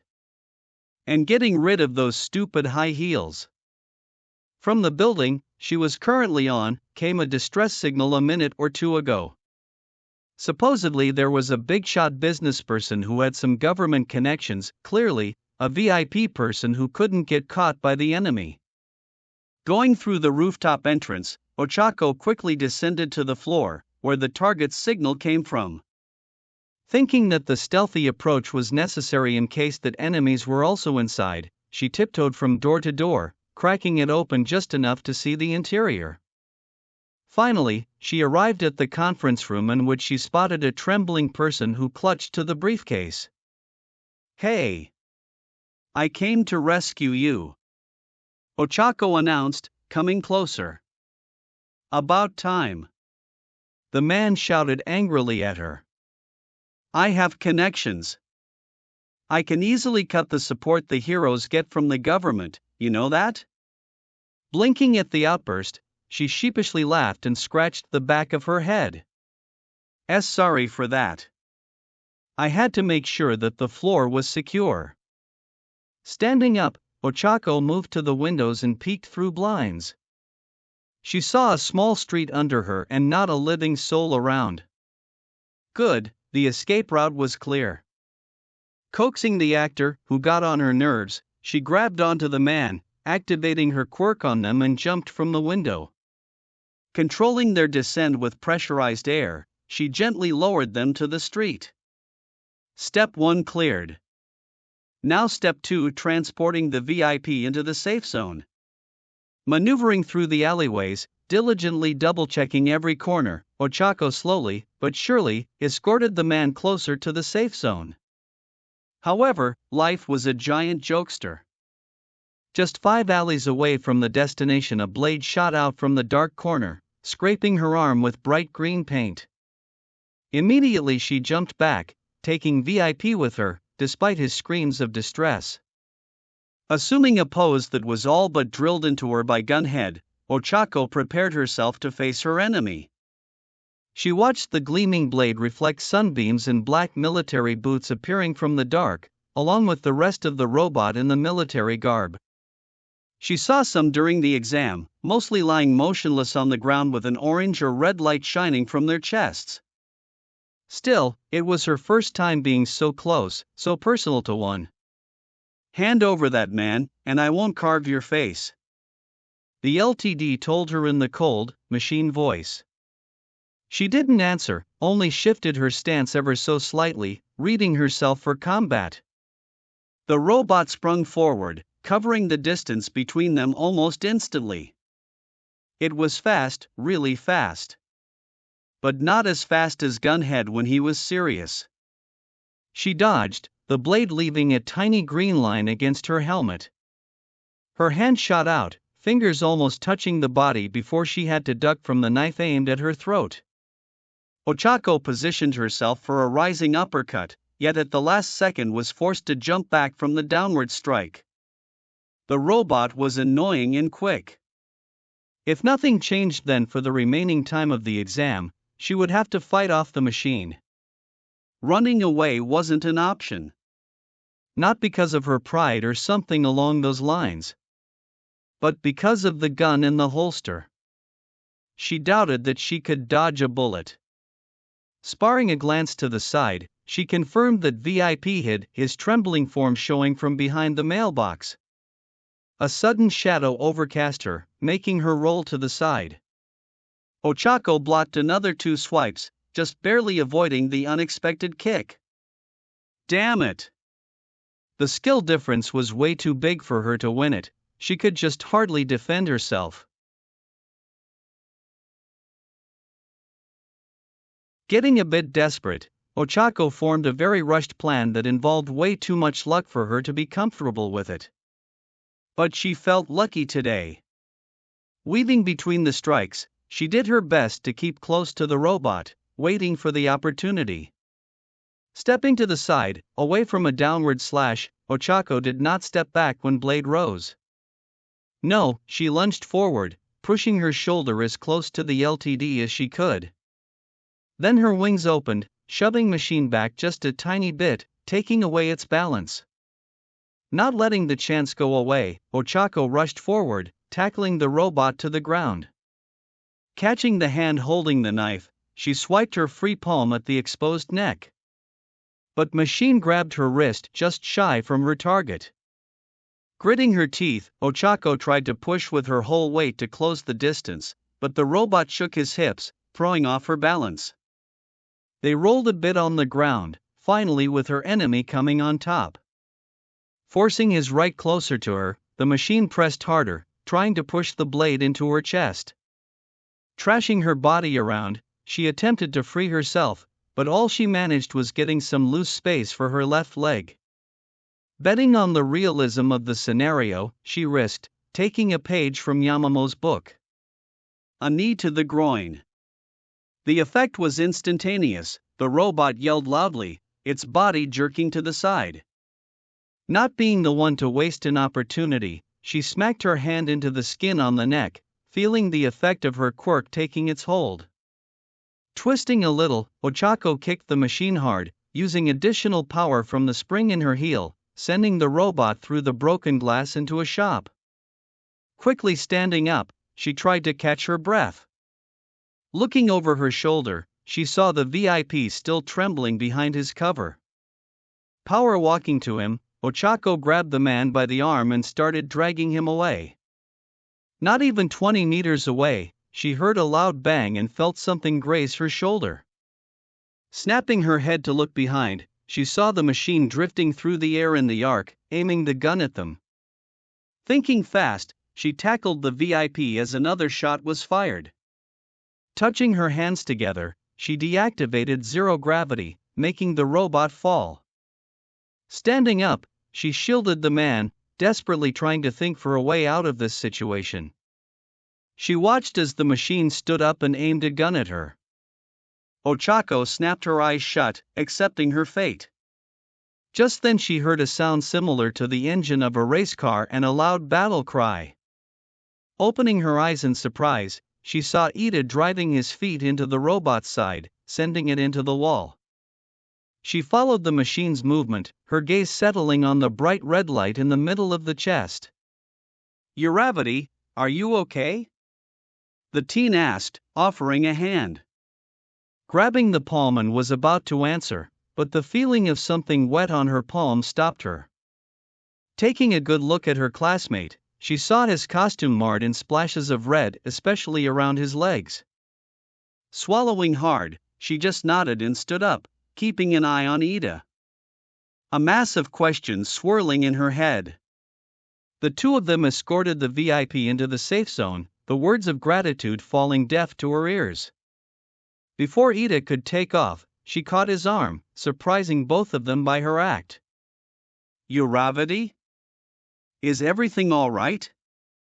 the teen asked, clearly worried. Biting her lip, she released her hold. Her eyes were roaming around, trying to avoid her classmate figure. Finally, after what seemed like an eternity for her, Ochako asked, "Why?" She cringed a bit at her voice. It was a shaky, almost choked whisper. Observing Ida closely, she saw him tilt his head a little and touch his chin. Now that she thought about it, she should make it more clear. However, before she could correct herself, the boy took off his helmet and looked at her with an unreadable expression. She squirmed under his gaze, once again looking away. Because I owe it to my brother, Midoriya-san, and society, he stated, releasing a deep sigh. Because of my shortcoming, a tragedy happened. Because of my anger, the life of a man was taken. Yes, he was a villain, but that doesn't justify it. Ida paused and looked her directly in the eyes. Because if I don't do it, I would not be able to live with myself. I may fail at becoming a guardian, but if I don't try, then I might as well give up on being a hero. He ended with a small, pensive smile. Ochako took a moment to mull over the words. A realization hit her. Finally, she understood why she was here. She wanted to be like Ida. Since the beginning of the school, Ochako was stuck with him, and the two became fast friends despite the apparent differences. The teen was like an inspiration for her, to study and work harder, to aim higher. That's why she took the Guardian Transfer exam. Because she wanted to be right next to Ida and make the world a better place. Smiling lightly, she opened her mouth to reply, but suddenly something hit her head, painting a part of her visor in bright orange. Ochako Uraraka, you've suffered a lethal hit. Please move to the area in front of the center. Alan's voice cut through the combs. However, she was more focused on Ida. The boy touched the back of his head and looked at his fingers, orange on his fingertips. The guilt filled her as the shock and regret passed through the boy's features. Ida, I'm so sorry. Ochako shouted, bowing down.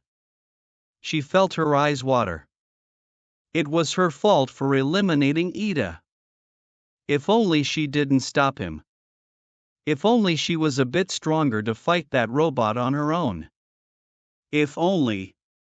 A hand touched her shoulder, forcing her to straighten up. With teary gaze, she looked at her classmate, who smiled lightly at her. It's all right. I'm not mad. He released a sigh. Let's go, we are only creating an obstacle for other participants at this point. She took off her helmet and rubbed her eyes to get rid of tears. Grinning brightly, she felt into a step with Ida. Do you want to go grab a bite? I've heard that Lunch Rush is making some big buffet. The teen looked at her, nodding. That sounds wonderful. Hovering just above the ground, Inasa Yarashi sped through the dense foliage of the forest. So far he felt pretty good about his performance in this Guardian exam, saving a few people and taking down some robots, so their light shone yellow. There were only a few minutes left, and he wanted to score some more points, all to be a better hero than Endeavor. Inasa, despite not participating much on social media sites, closely followed the whole quirkless ban law scandal. Imagine his lack of surprise when he learned that it was Endeavor's doing. That despicable man most likely couldn't bear the shame and humiliation from seeing his son beaten up by that Midoriya guy. He would never say it out loud, but seeing Endeavor in cuffs and nozzle gave him great pleasure, one arsehole less in heroics. That's why Inasa was here at UA, taking Guardian's exam. While most of his friends as Shiketsu didn't want to travel here, due to the school's rivalry, he came here and aimed to pass the test to ensure that there will be fewer heroes like Endeavor in the future. To have such dispassionate men and women would be a disaster. And that included that damnable son of Endeavor. Inasa still remembered their brief interaction at the entrance exam for recommended students. The hateful gaze and cold attitude. That was what drove him away from attending UA. He didn't want to have anything to do with Shoto Todoroki. Unfortunately, the universe had different plans, like a giant ice wall that suddenly popped some distance away. Stopping for a moment, Inasa listened carefully. A sound of gunfire reached his ears, lots of it. Gritting his teeth in anticipation for unpleasant dealings, he rushed there, rising into the air. Getting a better view of the situation, he saw a small group of robots closing in on the ice structure that had a group of people behind it. Flexing his hand a little, he swept it at the machines, sending them into the trees with his winds without much effort. Nodding to himself, he lowered his altitude, touching the ground near civilians and Shoto Todoroki. The grimace already made its way onto his features. Todoroki blinked at him with the lost look, before opening his mouth. "Thanks." And just like that, a world came to a stop. What? Did the son of that flaming bastard just thank him? That was unexpected and weird. Maybe he got hit or something, because there was no way that someone like Todoroki would thank someone for saving their ass. Before Inasa could retort, he spotted a bright-colored spot on Todoroki's shoulder. Looking closer, he saw similar paint in the hair of one of the civilians. "Hey!" he called in a neutral tone. "You got hit." Todoroki nodded and looked at the group. "Are all of you unharmed?" the boy asked with a voice that Inasa would dare to say was laced with care. Something wasn't right. Inasa felt like his whole world was suddenly thrown upside down. Todoroki, the son of burning scum, was acting nice. That family didn't act nice, friendly, with care, or anything close to it. The guy turned to him to say something, but suddenly his eyes widened, and cold rushed past him. "What the heck do you think you're doing?" Inasa snapped angrily, wind swirling around him. If that bastard wanted to start a fight, he would gladly deliver it. "You're welcome," came the reply in a neutral tone. Quirking his brow, he turned around and swallowed hard. There, between the trees, was one of the robots with a sniper rifle, encased in ice. And before him, just a few centimeters away from his face, a magenta-stained patch of ice. He was just saved from being eliminated by Todoroki. The same Todoroki that a few months ago brushed him off. "Thanks," Inasa choked out, turning to the boy. A frown marred his lips. "You're different from before," he started, unsure of what to say. Todoroki tilted his head a little. "Before? Oh, you're that guy from the exam for recommended students," the boy said in recognition. And then he bowed at a perfect 9th-degree angle. "I'm sorry for the way I acted back then." At first, Inasa didn't react, feeling like his brain shortcut from all the weirdness he experienced in those last few moments. "It's okay. I forgive you," he mumbled, scratching the back of his head. His thoughts were running miles per second. "I'm going to escort the group back to the entrance. Be safe on your way, there are still some robots roaming around," Todoroki said, walking away. "Wait!" he shouted after a few seconds, running up to the group. "I'll go with you, it will be easier to protect them with the two of us." That, and it will give him a chance to watch Todoroki closer. The guy changed quite a bit in the last months. So much that Inasa felt ashamed of assuming some things about the boy. "I'm Gale Force," Inasa said, sticking out his hand. "Shoto," Todoroki replied, shaking the palm. No. I mean your hero alias." "Shoto," Inasa snorted. What a strange guy. Wait, why was he feeling like a hypocrite? Ijiro ran through the gates as soon as the exam started. He only had a limited amount of time, so he needed to make the most out of it all to get to the Guardians. There was a chance that the Guardians would go after League and by extension Bakugo. He needed to get in. to get to his buddy and strengthen this mess out.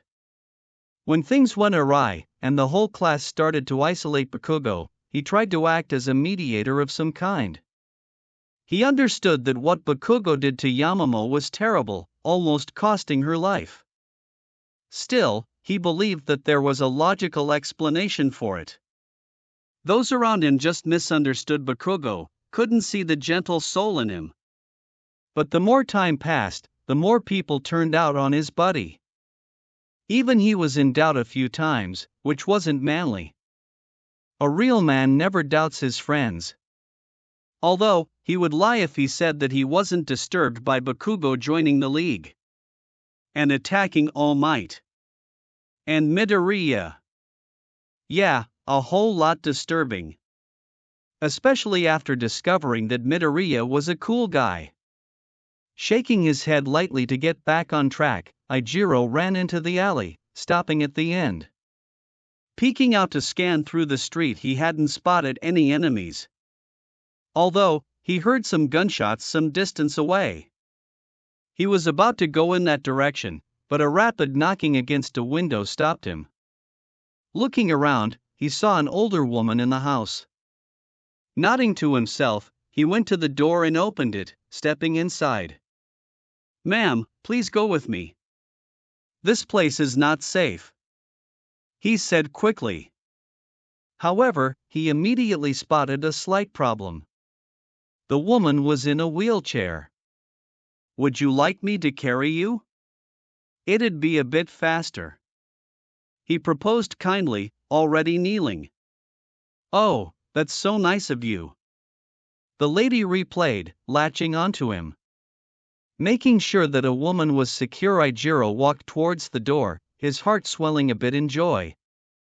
He felt like a real hero, a hero who would help his buddy in the future. That put a smile on his lips. Sudden wetness hit a side of his face, along with a smell of paint. Before he could react, he heard, "Ichiro Kirishima, you've suffered a lethal wound. Please move to the area in front of the center. Refrain from aiding other participants on the way back." Ichiro stood numbly for a few moments. A single thought running through his mind. Why?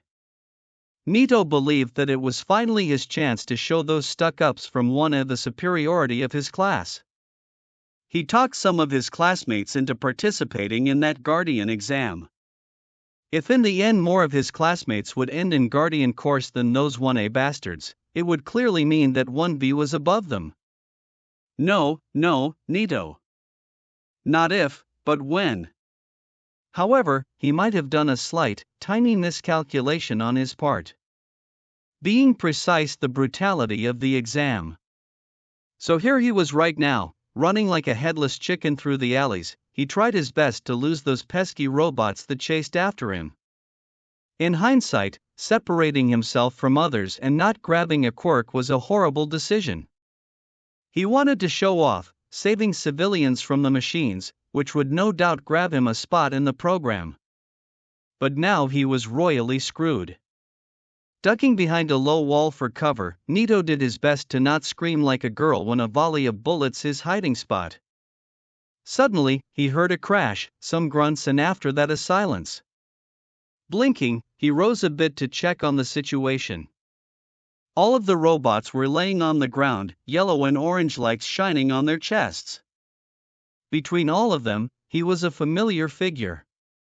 "Ah, Kendo," he called, jumping to his feet. "Nice timing. Although I was just about to take care of them, your assistance is appreciated. Now the two of us can show those stuck-ups."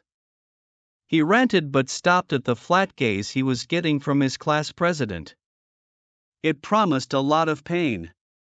She took a breath and opened her mouth to say something, but ultimately closed it and shook her head, releasing an irritated huff. Turning on her heel, she ran away, a few civilians following her. Nito blinked. He expected her to be more physical with him. Maybe it was that time of the month? Suddenly he heard a click of a pistol behind him. Turning around with a comical slowness, he saw 4 more robots with their weapons at ready. I suggest running, one of the androids said. Nito didn't have time to curse before first bullets were shot at him. Chapter 62. Change is a slow process. Walking through the corridors of UA to her new classroom, Momo kept thinking about the last few weeks and all the mayhem that followed with it. Especially after the furious interrogation from her previous female classmates. The girls were extremely displeased with her sudden disappearance and silence about being a part of the Guardians program, to say the least. Although it took some time, they forgave her. And that was just her own, personal problems. With everything that was happening outside, she was glad that she still had a few years to come to the pro hero scene. Well, Guardians were supposed to be more than your ordinary hero, but the point was still made. For now, she could enjoy her, however, limited free time without a worry. Although, Izuku? Why does your tie look like this? She asked her boyfriend, whose face began to heat up a little. Looking at the weird way the aforementioned article of clothing was tied, Momo didn't know what to make of it. It looked ridiculous and silly, completely unsuiting her lover. Came the overly intelligent answer from Izuku. Didn't you know? He can't tie a tie to save his life. May chirped in from her side, looking a tad amused at the situation. Come on, it's not that bad. Her boyfriend tried to argue, toying with the end of his tie. There was a time when you've spent good 20 minutes to get it done correctly, after which you just threw it across the room. Her girlfriend added, sounding strangely fond of this memory.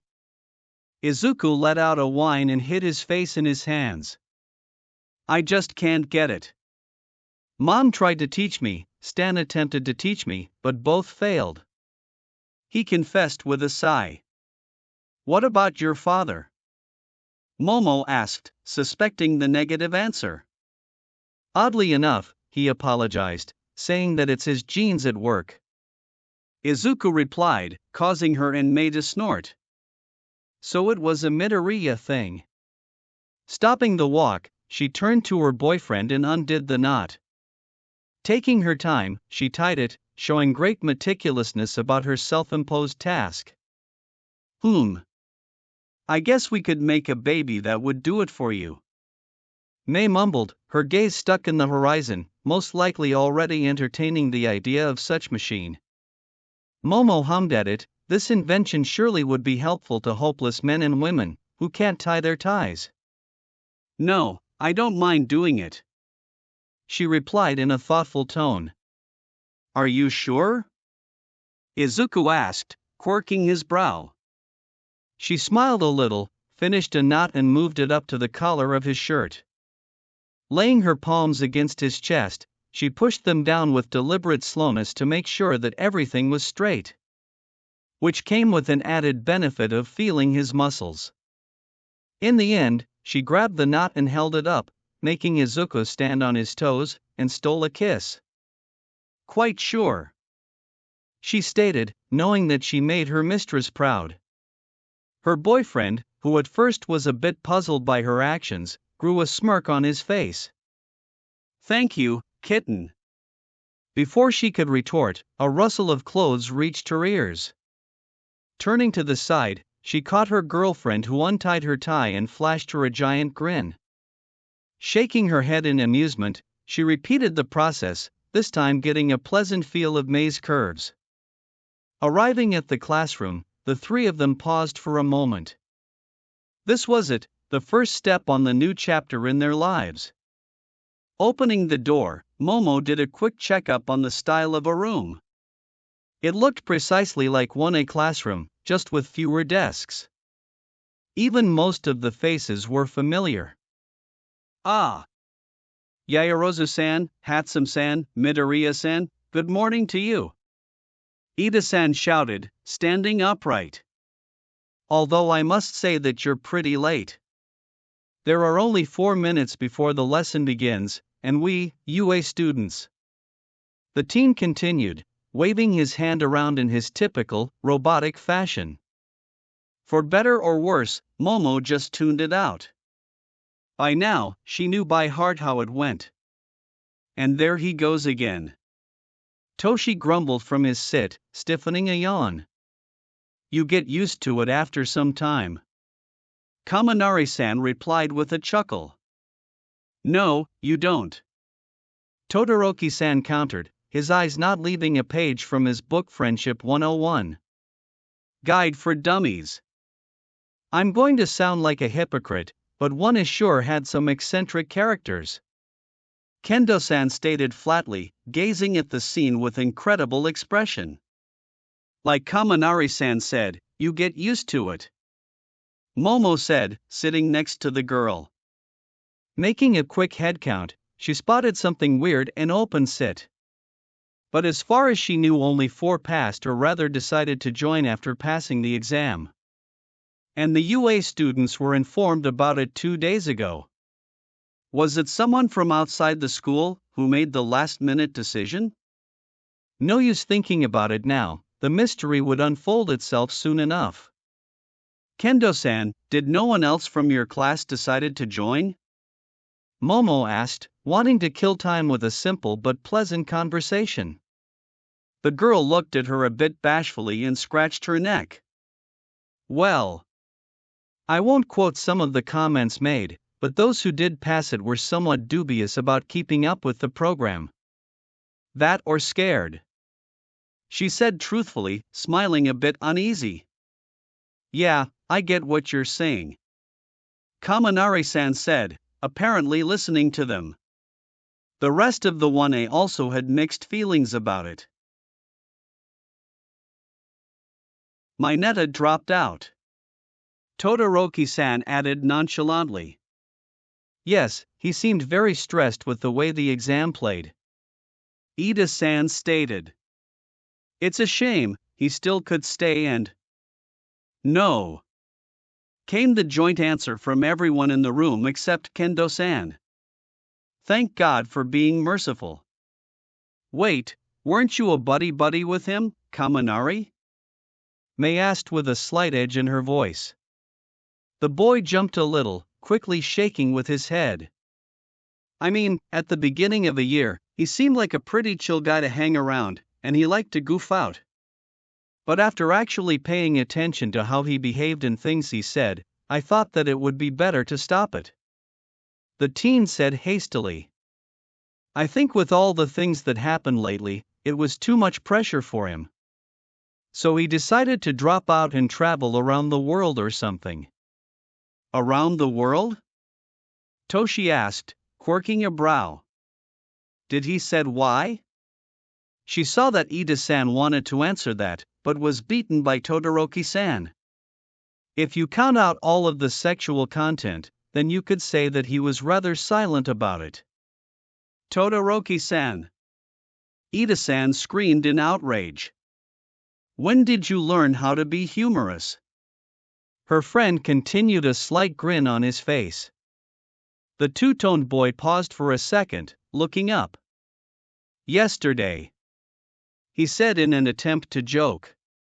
Considering that he got a snicker from Kendo-san, Momo counted it as a success. Before the talk could go further, the door opened and through Aizawa-sensei walked in, dressed in a suit. If her memory served right, it was the same one he had during the press conference. Momo had to admit, the man cleaned up nicely. All right, let's get this going. Aizawa-sensei stated without an ounce of energy. Sensei, if I may? Ida-san called, raising his hand up. I don't want to sound overly inquiring, but why are you here and not in 1A? Momo shared a look with her lovers and friend as they already knew the reason. Due to numerous reasons that would take too long to count out, I was chosen to be a caretaker for you. The man replied with a sigh. Any other questions not regarding the guardians? We're still waiting for the principal to arrive with the last person. Momo tuned out the talks, her mind latching onto the teacher's speech. Something about his phrasing put her off. Looking around, she saw that Izuku, Mei and Toshi also caught it.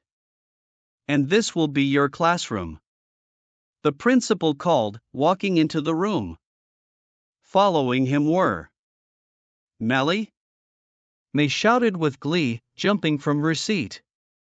Blinking away her sudden shock, Momo herself confirmed that it was indeed the one and only Melissa Shield, dressed in UA's student uniform, standing in a doorway. The girl gave them a wave, smiling a little. "You know her?" came a whisper from Kendo-san. "Yes, we met her at Island. She's a good friend," Momo replied, waving back to the girl. Not wanting to gain Aizawa-sensei's ire, she kept quiet but followed with her eyes as for where. Oh, what a delightful surprise for the only empty desk to be right next to Toshi. And both of them blushed. It was going to be so fun to tease the two of them till the end of times. Wow, midnight screwed her mind really good. "Right, let's get this going," Aizawa-sensei stated, releasing a tired sigh. "To answer the question that's bugging some of you, Miss Shield was accepted here as a person who's going to be your eyes and ears during various operations. She's here to get familiarized with you, allowing the team to build trust in her person." "So you're like our overseer?" Kaminari-san asked, looking at the girl in question. "Oh, yes. I'll also help you with your gear, be it inventing or maintenance." But Melissa replied, looking at the principal, who was already sitting on Aizawa-sensei's shoulder. Young Shield set her sight at becoming a full-fledged guardian in the future, therefore, she's going to be taking a more active part in your training, besides managing the comms. Nizu-sensei announced cheerfully. Momo watched Aizawa-sensei sigh with an amusement. The man looked like he was about to be done with all of this, most likely regretting agreeing to play a part in Guardian Initiative. "I'm glad that I was notified ahead of time about it," the Moss stated dryly, shifting his gaze at Melly. "We'll manage something to get you in shape if you're willing to go all the way through with it." "Thank you, sir." Now, as you're all aware, things changed. Aizawa-sensei said gravely, gaining everyone's attention. After everything that happened with quirkless hero ban and truth about Endeavor's doing, not only Japan started to look closer at their heroes. The man stepped to the side as a slide projector came to life, displaying numerous pieces of information. United Korea, England, the USA, Europe, a bigger part of Africa, and many more are inspecting their heroes for any signs of corruption and foul plays. It hasn't been 2 weeks, and already numerous agencies were closed, heroes' licenses were suspended or wholly revoked, with some instances taken as far as to the court. So starting off today, Aizawa-sensei paused, looking them straight in the eyes. "You're not high school students." Momo managed to blink before all the hell broke. The loudest cry of shock came from Ida-san, which wasn't that surprising. She saw Izuku look at her, confusion marring his face. Momo answered with a shake of her head, she didn't remember anything about it. Gazing ahead, she saw Nizu-sensei and Aizawa-sensei waiting patiently. "Ida-san, if you could." Kendo-san called the boy, signaling him to sit down. "I won't lie to you." Eraserhead started. "You staying here, playing students, is in part a ruse to pull the wool over society eyes. The moment you said yes to become guardians, your everyday life ended. When your peers learn about history, you'll learn how to disarm the bomb. Their free time activities are your training with specialists. When they go on the streets to gain some work experience, you will be stopping organized crimes around the world." The man paused for a second. "There's no sugarcoating it, the whole world is a mess right now, and many people are counting on you. Not only to ensure that everyone's life is slightly more peaceful but to set new standards. Yes, Kaminari? The boy scratched his head, looking somewhat troubled. I get that a lot is going on, but how do we do it? Prove ourselves to people? One way to do it would be by taking SNHQT. Todoroki-san chimed in. A laugh escaped from Nizu-sensei, who looked greatly amused for some reason. You will face something harder. Harder? Mei questioned, swallowing involuntarily. Life itself. Aizawa-sensei stated. Your success or failure as guardians will be what dictates the next changes in our world. This is by far the most crucial thing our superhuman society will face, with you at its center. Talk about a weight on one's shoulder. They knew that the Guardians' initiative would be a game changer. Still, just now Momo clearly understood what the stakes are. Sir, if I may. Kendo-san called, gaining a nod from Eraserhead. You've mentioned that we're going to learn things from specialists. What kind of things are we talking about? And I mean no disrespect, but if guardians are so important, then why are you appointed as our caretaker? Why not someone with more experience in the field? I agree with Kendo-san. It seems like a strange choice. Todoroki-san added. Aizawa-sensei shuffled his papers, before settling on one and glancing through it. The specialists will come from numerous fields. They will teach you how to deal with explosives and firearms, will show you how to strategize and plan. And so on. As for my person. Nizu-sensei giggled loudly, cutting off Aizawa-sensei. I know that Eraser here may look like someone out of his depth, but trust me, when I say that he's one of the best for the job. Why is that? Because he's responsible for creating one of Japan's best functioning underground communication system. That was something new. While Momo never doubted that the man wasn't resourceful, she clearly didn't expect that. It actually makes sense. Toshi said lazily. How so? Kaminari-san asked.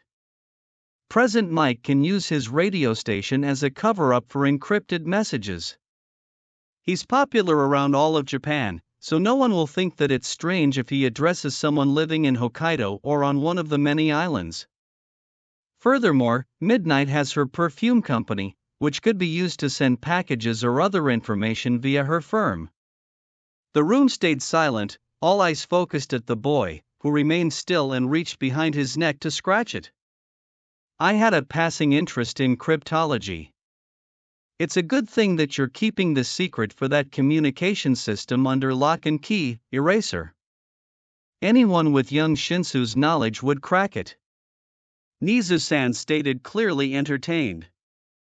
He was right. Mei and Kaminari-san shouted. Regardless of that, my presence here is also a part of a ruse to fool society. Aizawa-sensei stated, clearing his throat. Moving on. We need you to decide on your team leaders.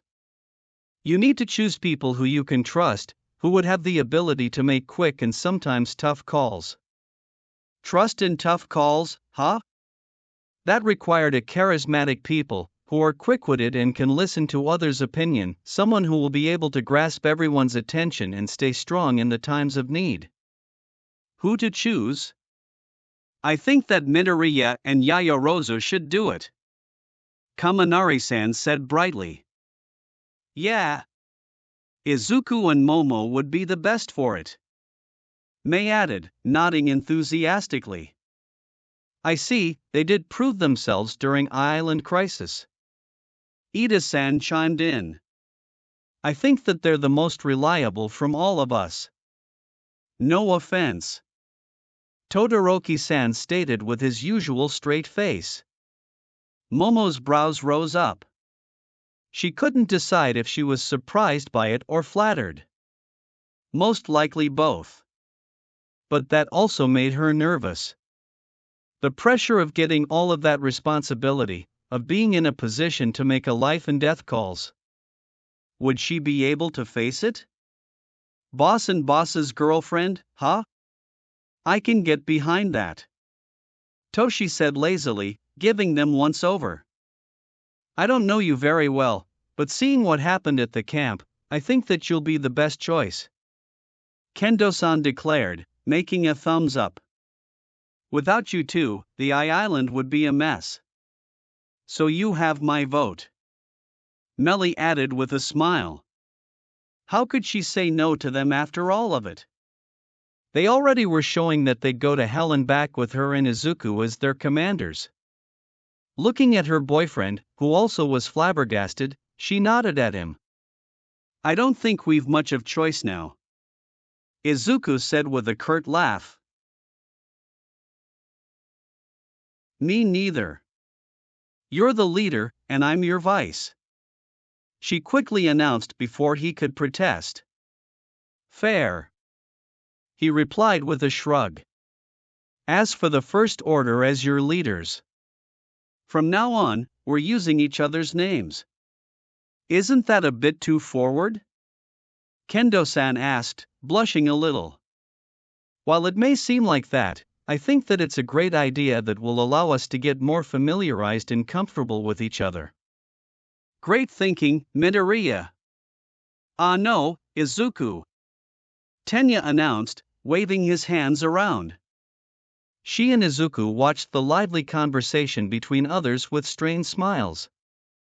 They didn't want to burst the bubble saying that it's the best way to not get a weird nickname from their beloved girlfriend, no matter how funny they were. All right, settle down, Aizawa-sensei called. There's one more thing before I send you back to the dorms. Send us back? Mei asked, knitting her brows.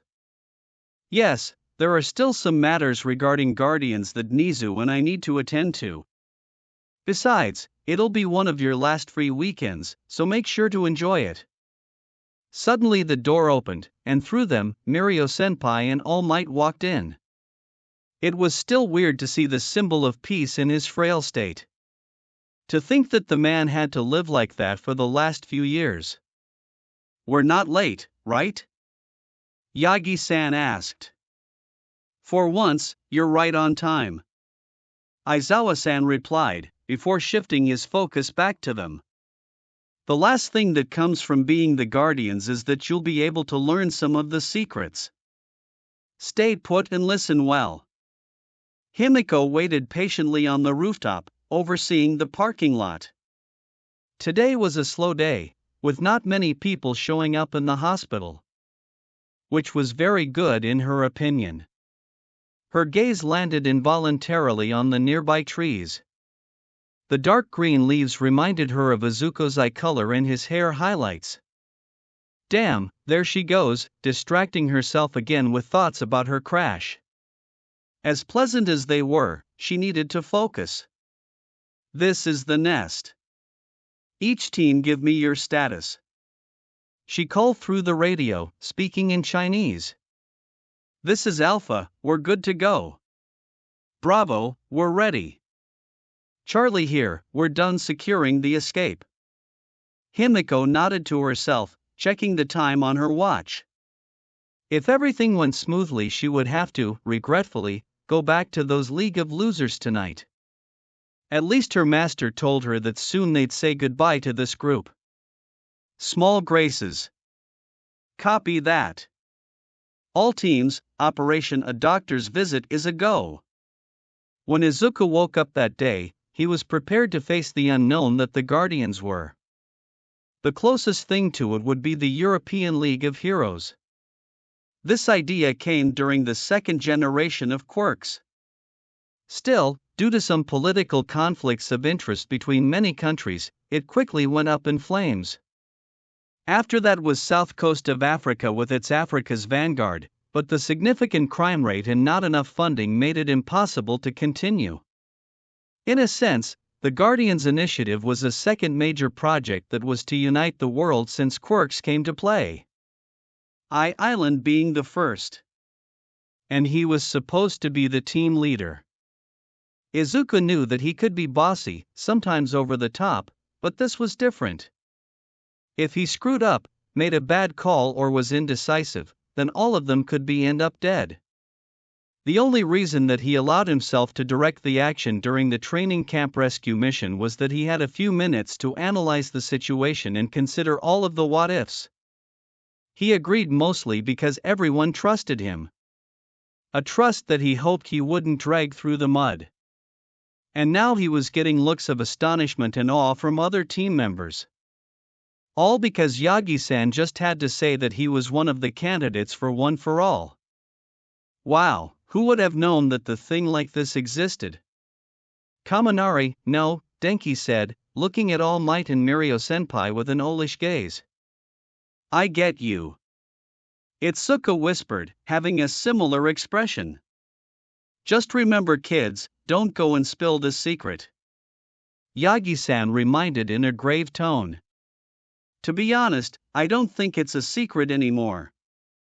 It feels more like information with how many people know about it. Toshi stated bluntly, making All Might blush a little.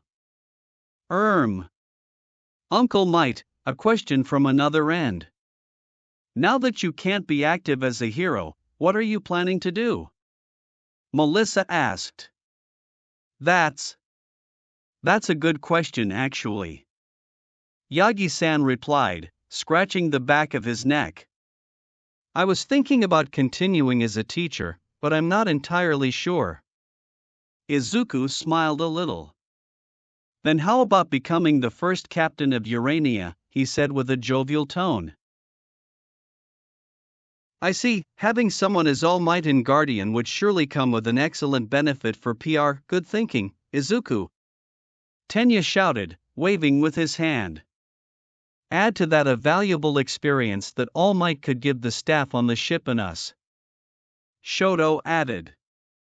I don't know what to say. I don't even know anything about being a captain. Yagi-san replied with astonishment. Don't worry, they're still selecting the staff to man the ship, and everyone will have to go through the training to run it. Izuku added with a polite smile. I agree with Midoriya. As much as it pains me, having you on board will be beneficial to us in the long run. Aizawa-san grumbled, clearly struggling with words. I'll think about it. Yagi-san said with a smile. Now, young Mirio and I need to get going. Thank you all for your time. Once the door closed, Aizawa-san clapped his hands to gather everyone's attention. Now, we'll end here. Nizu-sensei and I still have some things to do regarding Guardians. As for you, read through the files that were sent to you and enjoy your weekend. It'll be one of the last free ones that you're going to get for a while.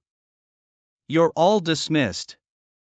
Everyone, let's head to the dorms. The newcomers will have to unpack all of your things. Then we can relax with a movie. Momo said as she rose up. The group made its way out of the class, everyone starting to chatter, exchanging their reaction about the meeting. Izuku himself stayed relatively quiet, occasionally adding a bit here and there. His mind was on the flashstick from Professor Shield and its content. He only got a sneak peek at it during the last few days, but he was already trying to piece together the puzzle inside. He almost fell when Denki, who was walking ahead of him, abruptly stopped.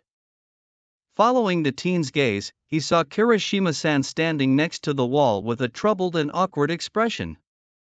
He looked like he wanted to say something, but whenever he opened his mouth, he quickly closed it. Kirishima. Denki started with a strong voice. If you want to be a hero, you need to think about what really matters. The boy said, before beginning to walk again. What was that about? Itsuka asked, sending Denki a curious glance. He's beating himself up for failing the exam. As far as I know, he was doing it only because he hoped that Guardians are going after League of Villains. It's about Bakugo, right? Shoto questioned nonchalantly. Kirishima-kun always tried to get to Bakugo while he was in school. He seemed to see something in him. Tenya answered, stroking his chin. Well, as long as Kirishima-san finds what he needs to, it's fine. Momo stated, ending the conversation. Arriving at the dormitory, they were welcomed by the stacks of suitcases and cardboards with the names on them. Why don't you guys unpack, while girls, Toshi and I make food?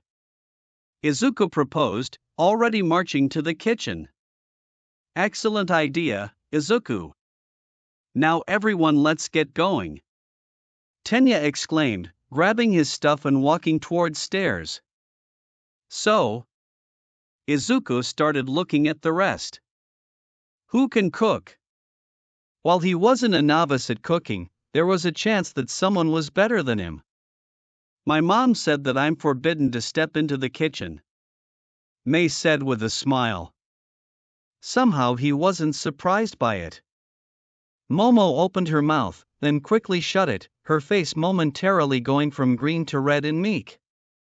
I can't. She finally admitted with resignation in her voice. With a hopeful look, he switched his gaze to Toshi. The boy scratched the base of his neck for a few moments. I know how to not cut myself with a knife, the teen admitted after a moment. Better than nothing. So something relatively simple and tasty. Katsudon it was. Yes, it was his favorite dish, but also the one he knew the most. Preparing the meal, and making sure that Mei accidentally didn't create a bomb, Izuku's mind kept going towards the undeniable and obnoxious problem. The palladium, while doing its job, wasn't a sufficient material to power the armor for long periods. Even now he was on the brink of upgrading his armor to second arc reactor. And the added bulk wasn't precisely what he was after. He preferred the slick look that his armor had. Other than that was the weaponization part. While Izuku wished he could avoid it, it was a pipe dream. There were people out there who didn't fear to use lethal forces to accomplish their goals. He still would be more on the side of capturing. Still, a few devices would need to be made with an intent to completely and utterly eradicate the target. Wow, that was dark. Necessary but dark. After the meal was completed, during which some more pleasant talk happened, everyone gathered in the living room, getting comfortable on the couches. So, what are we going to watch? Itsuka asked. I think that going with a theme we should watch something about the superheroes. Denki proposed, smiling lightly. The theme? Shoto questioned, raising his eyebrows ever so slightly. I think that he's referring to us being the Guardians. Mei replied. I'm cool with that.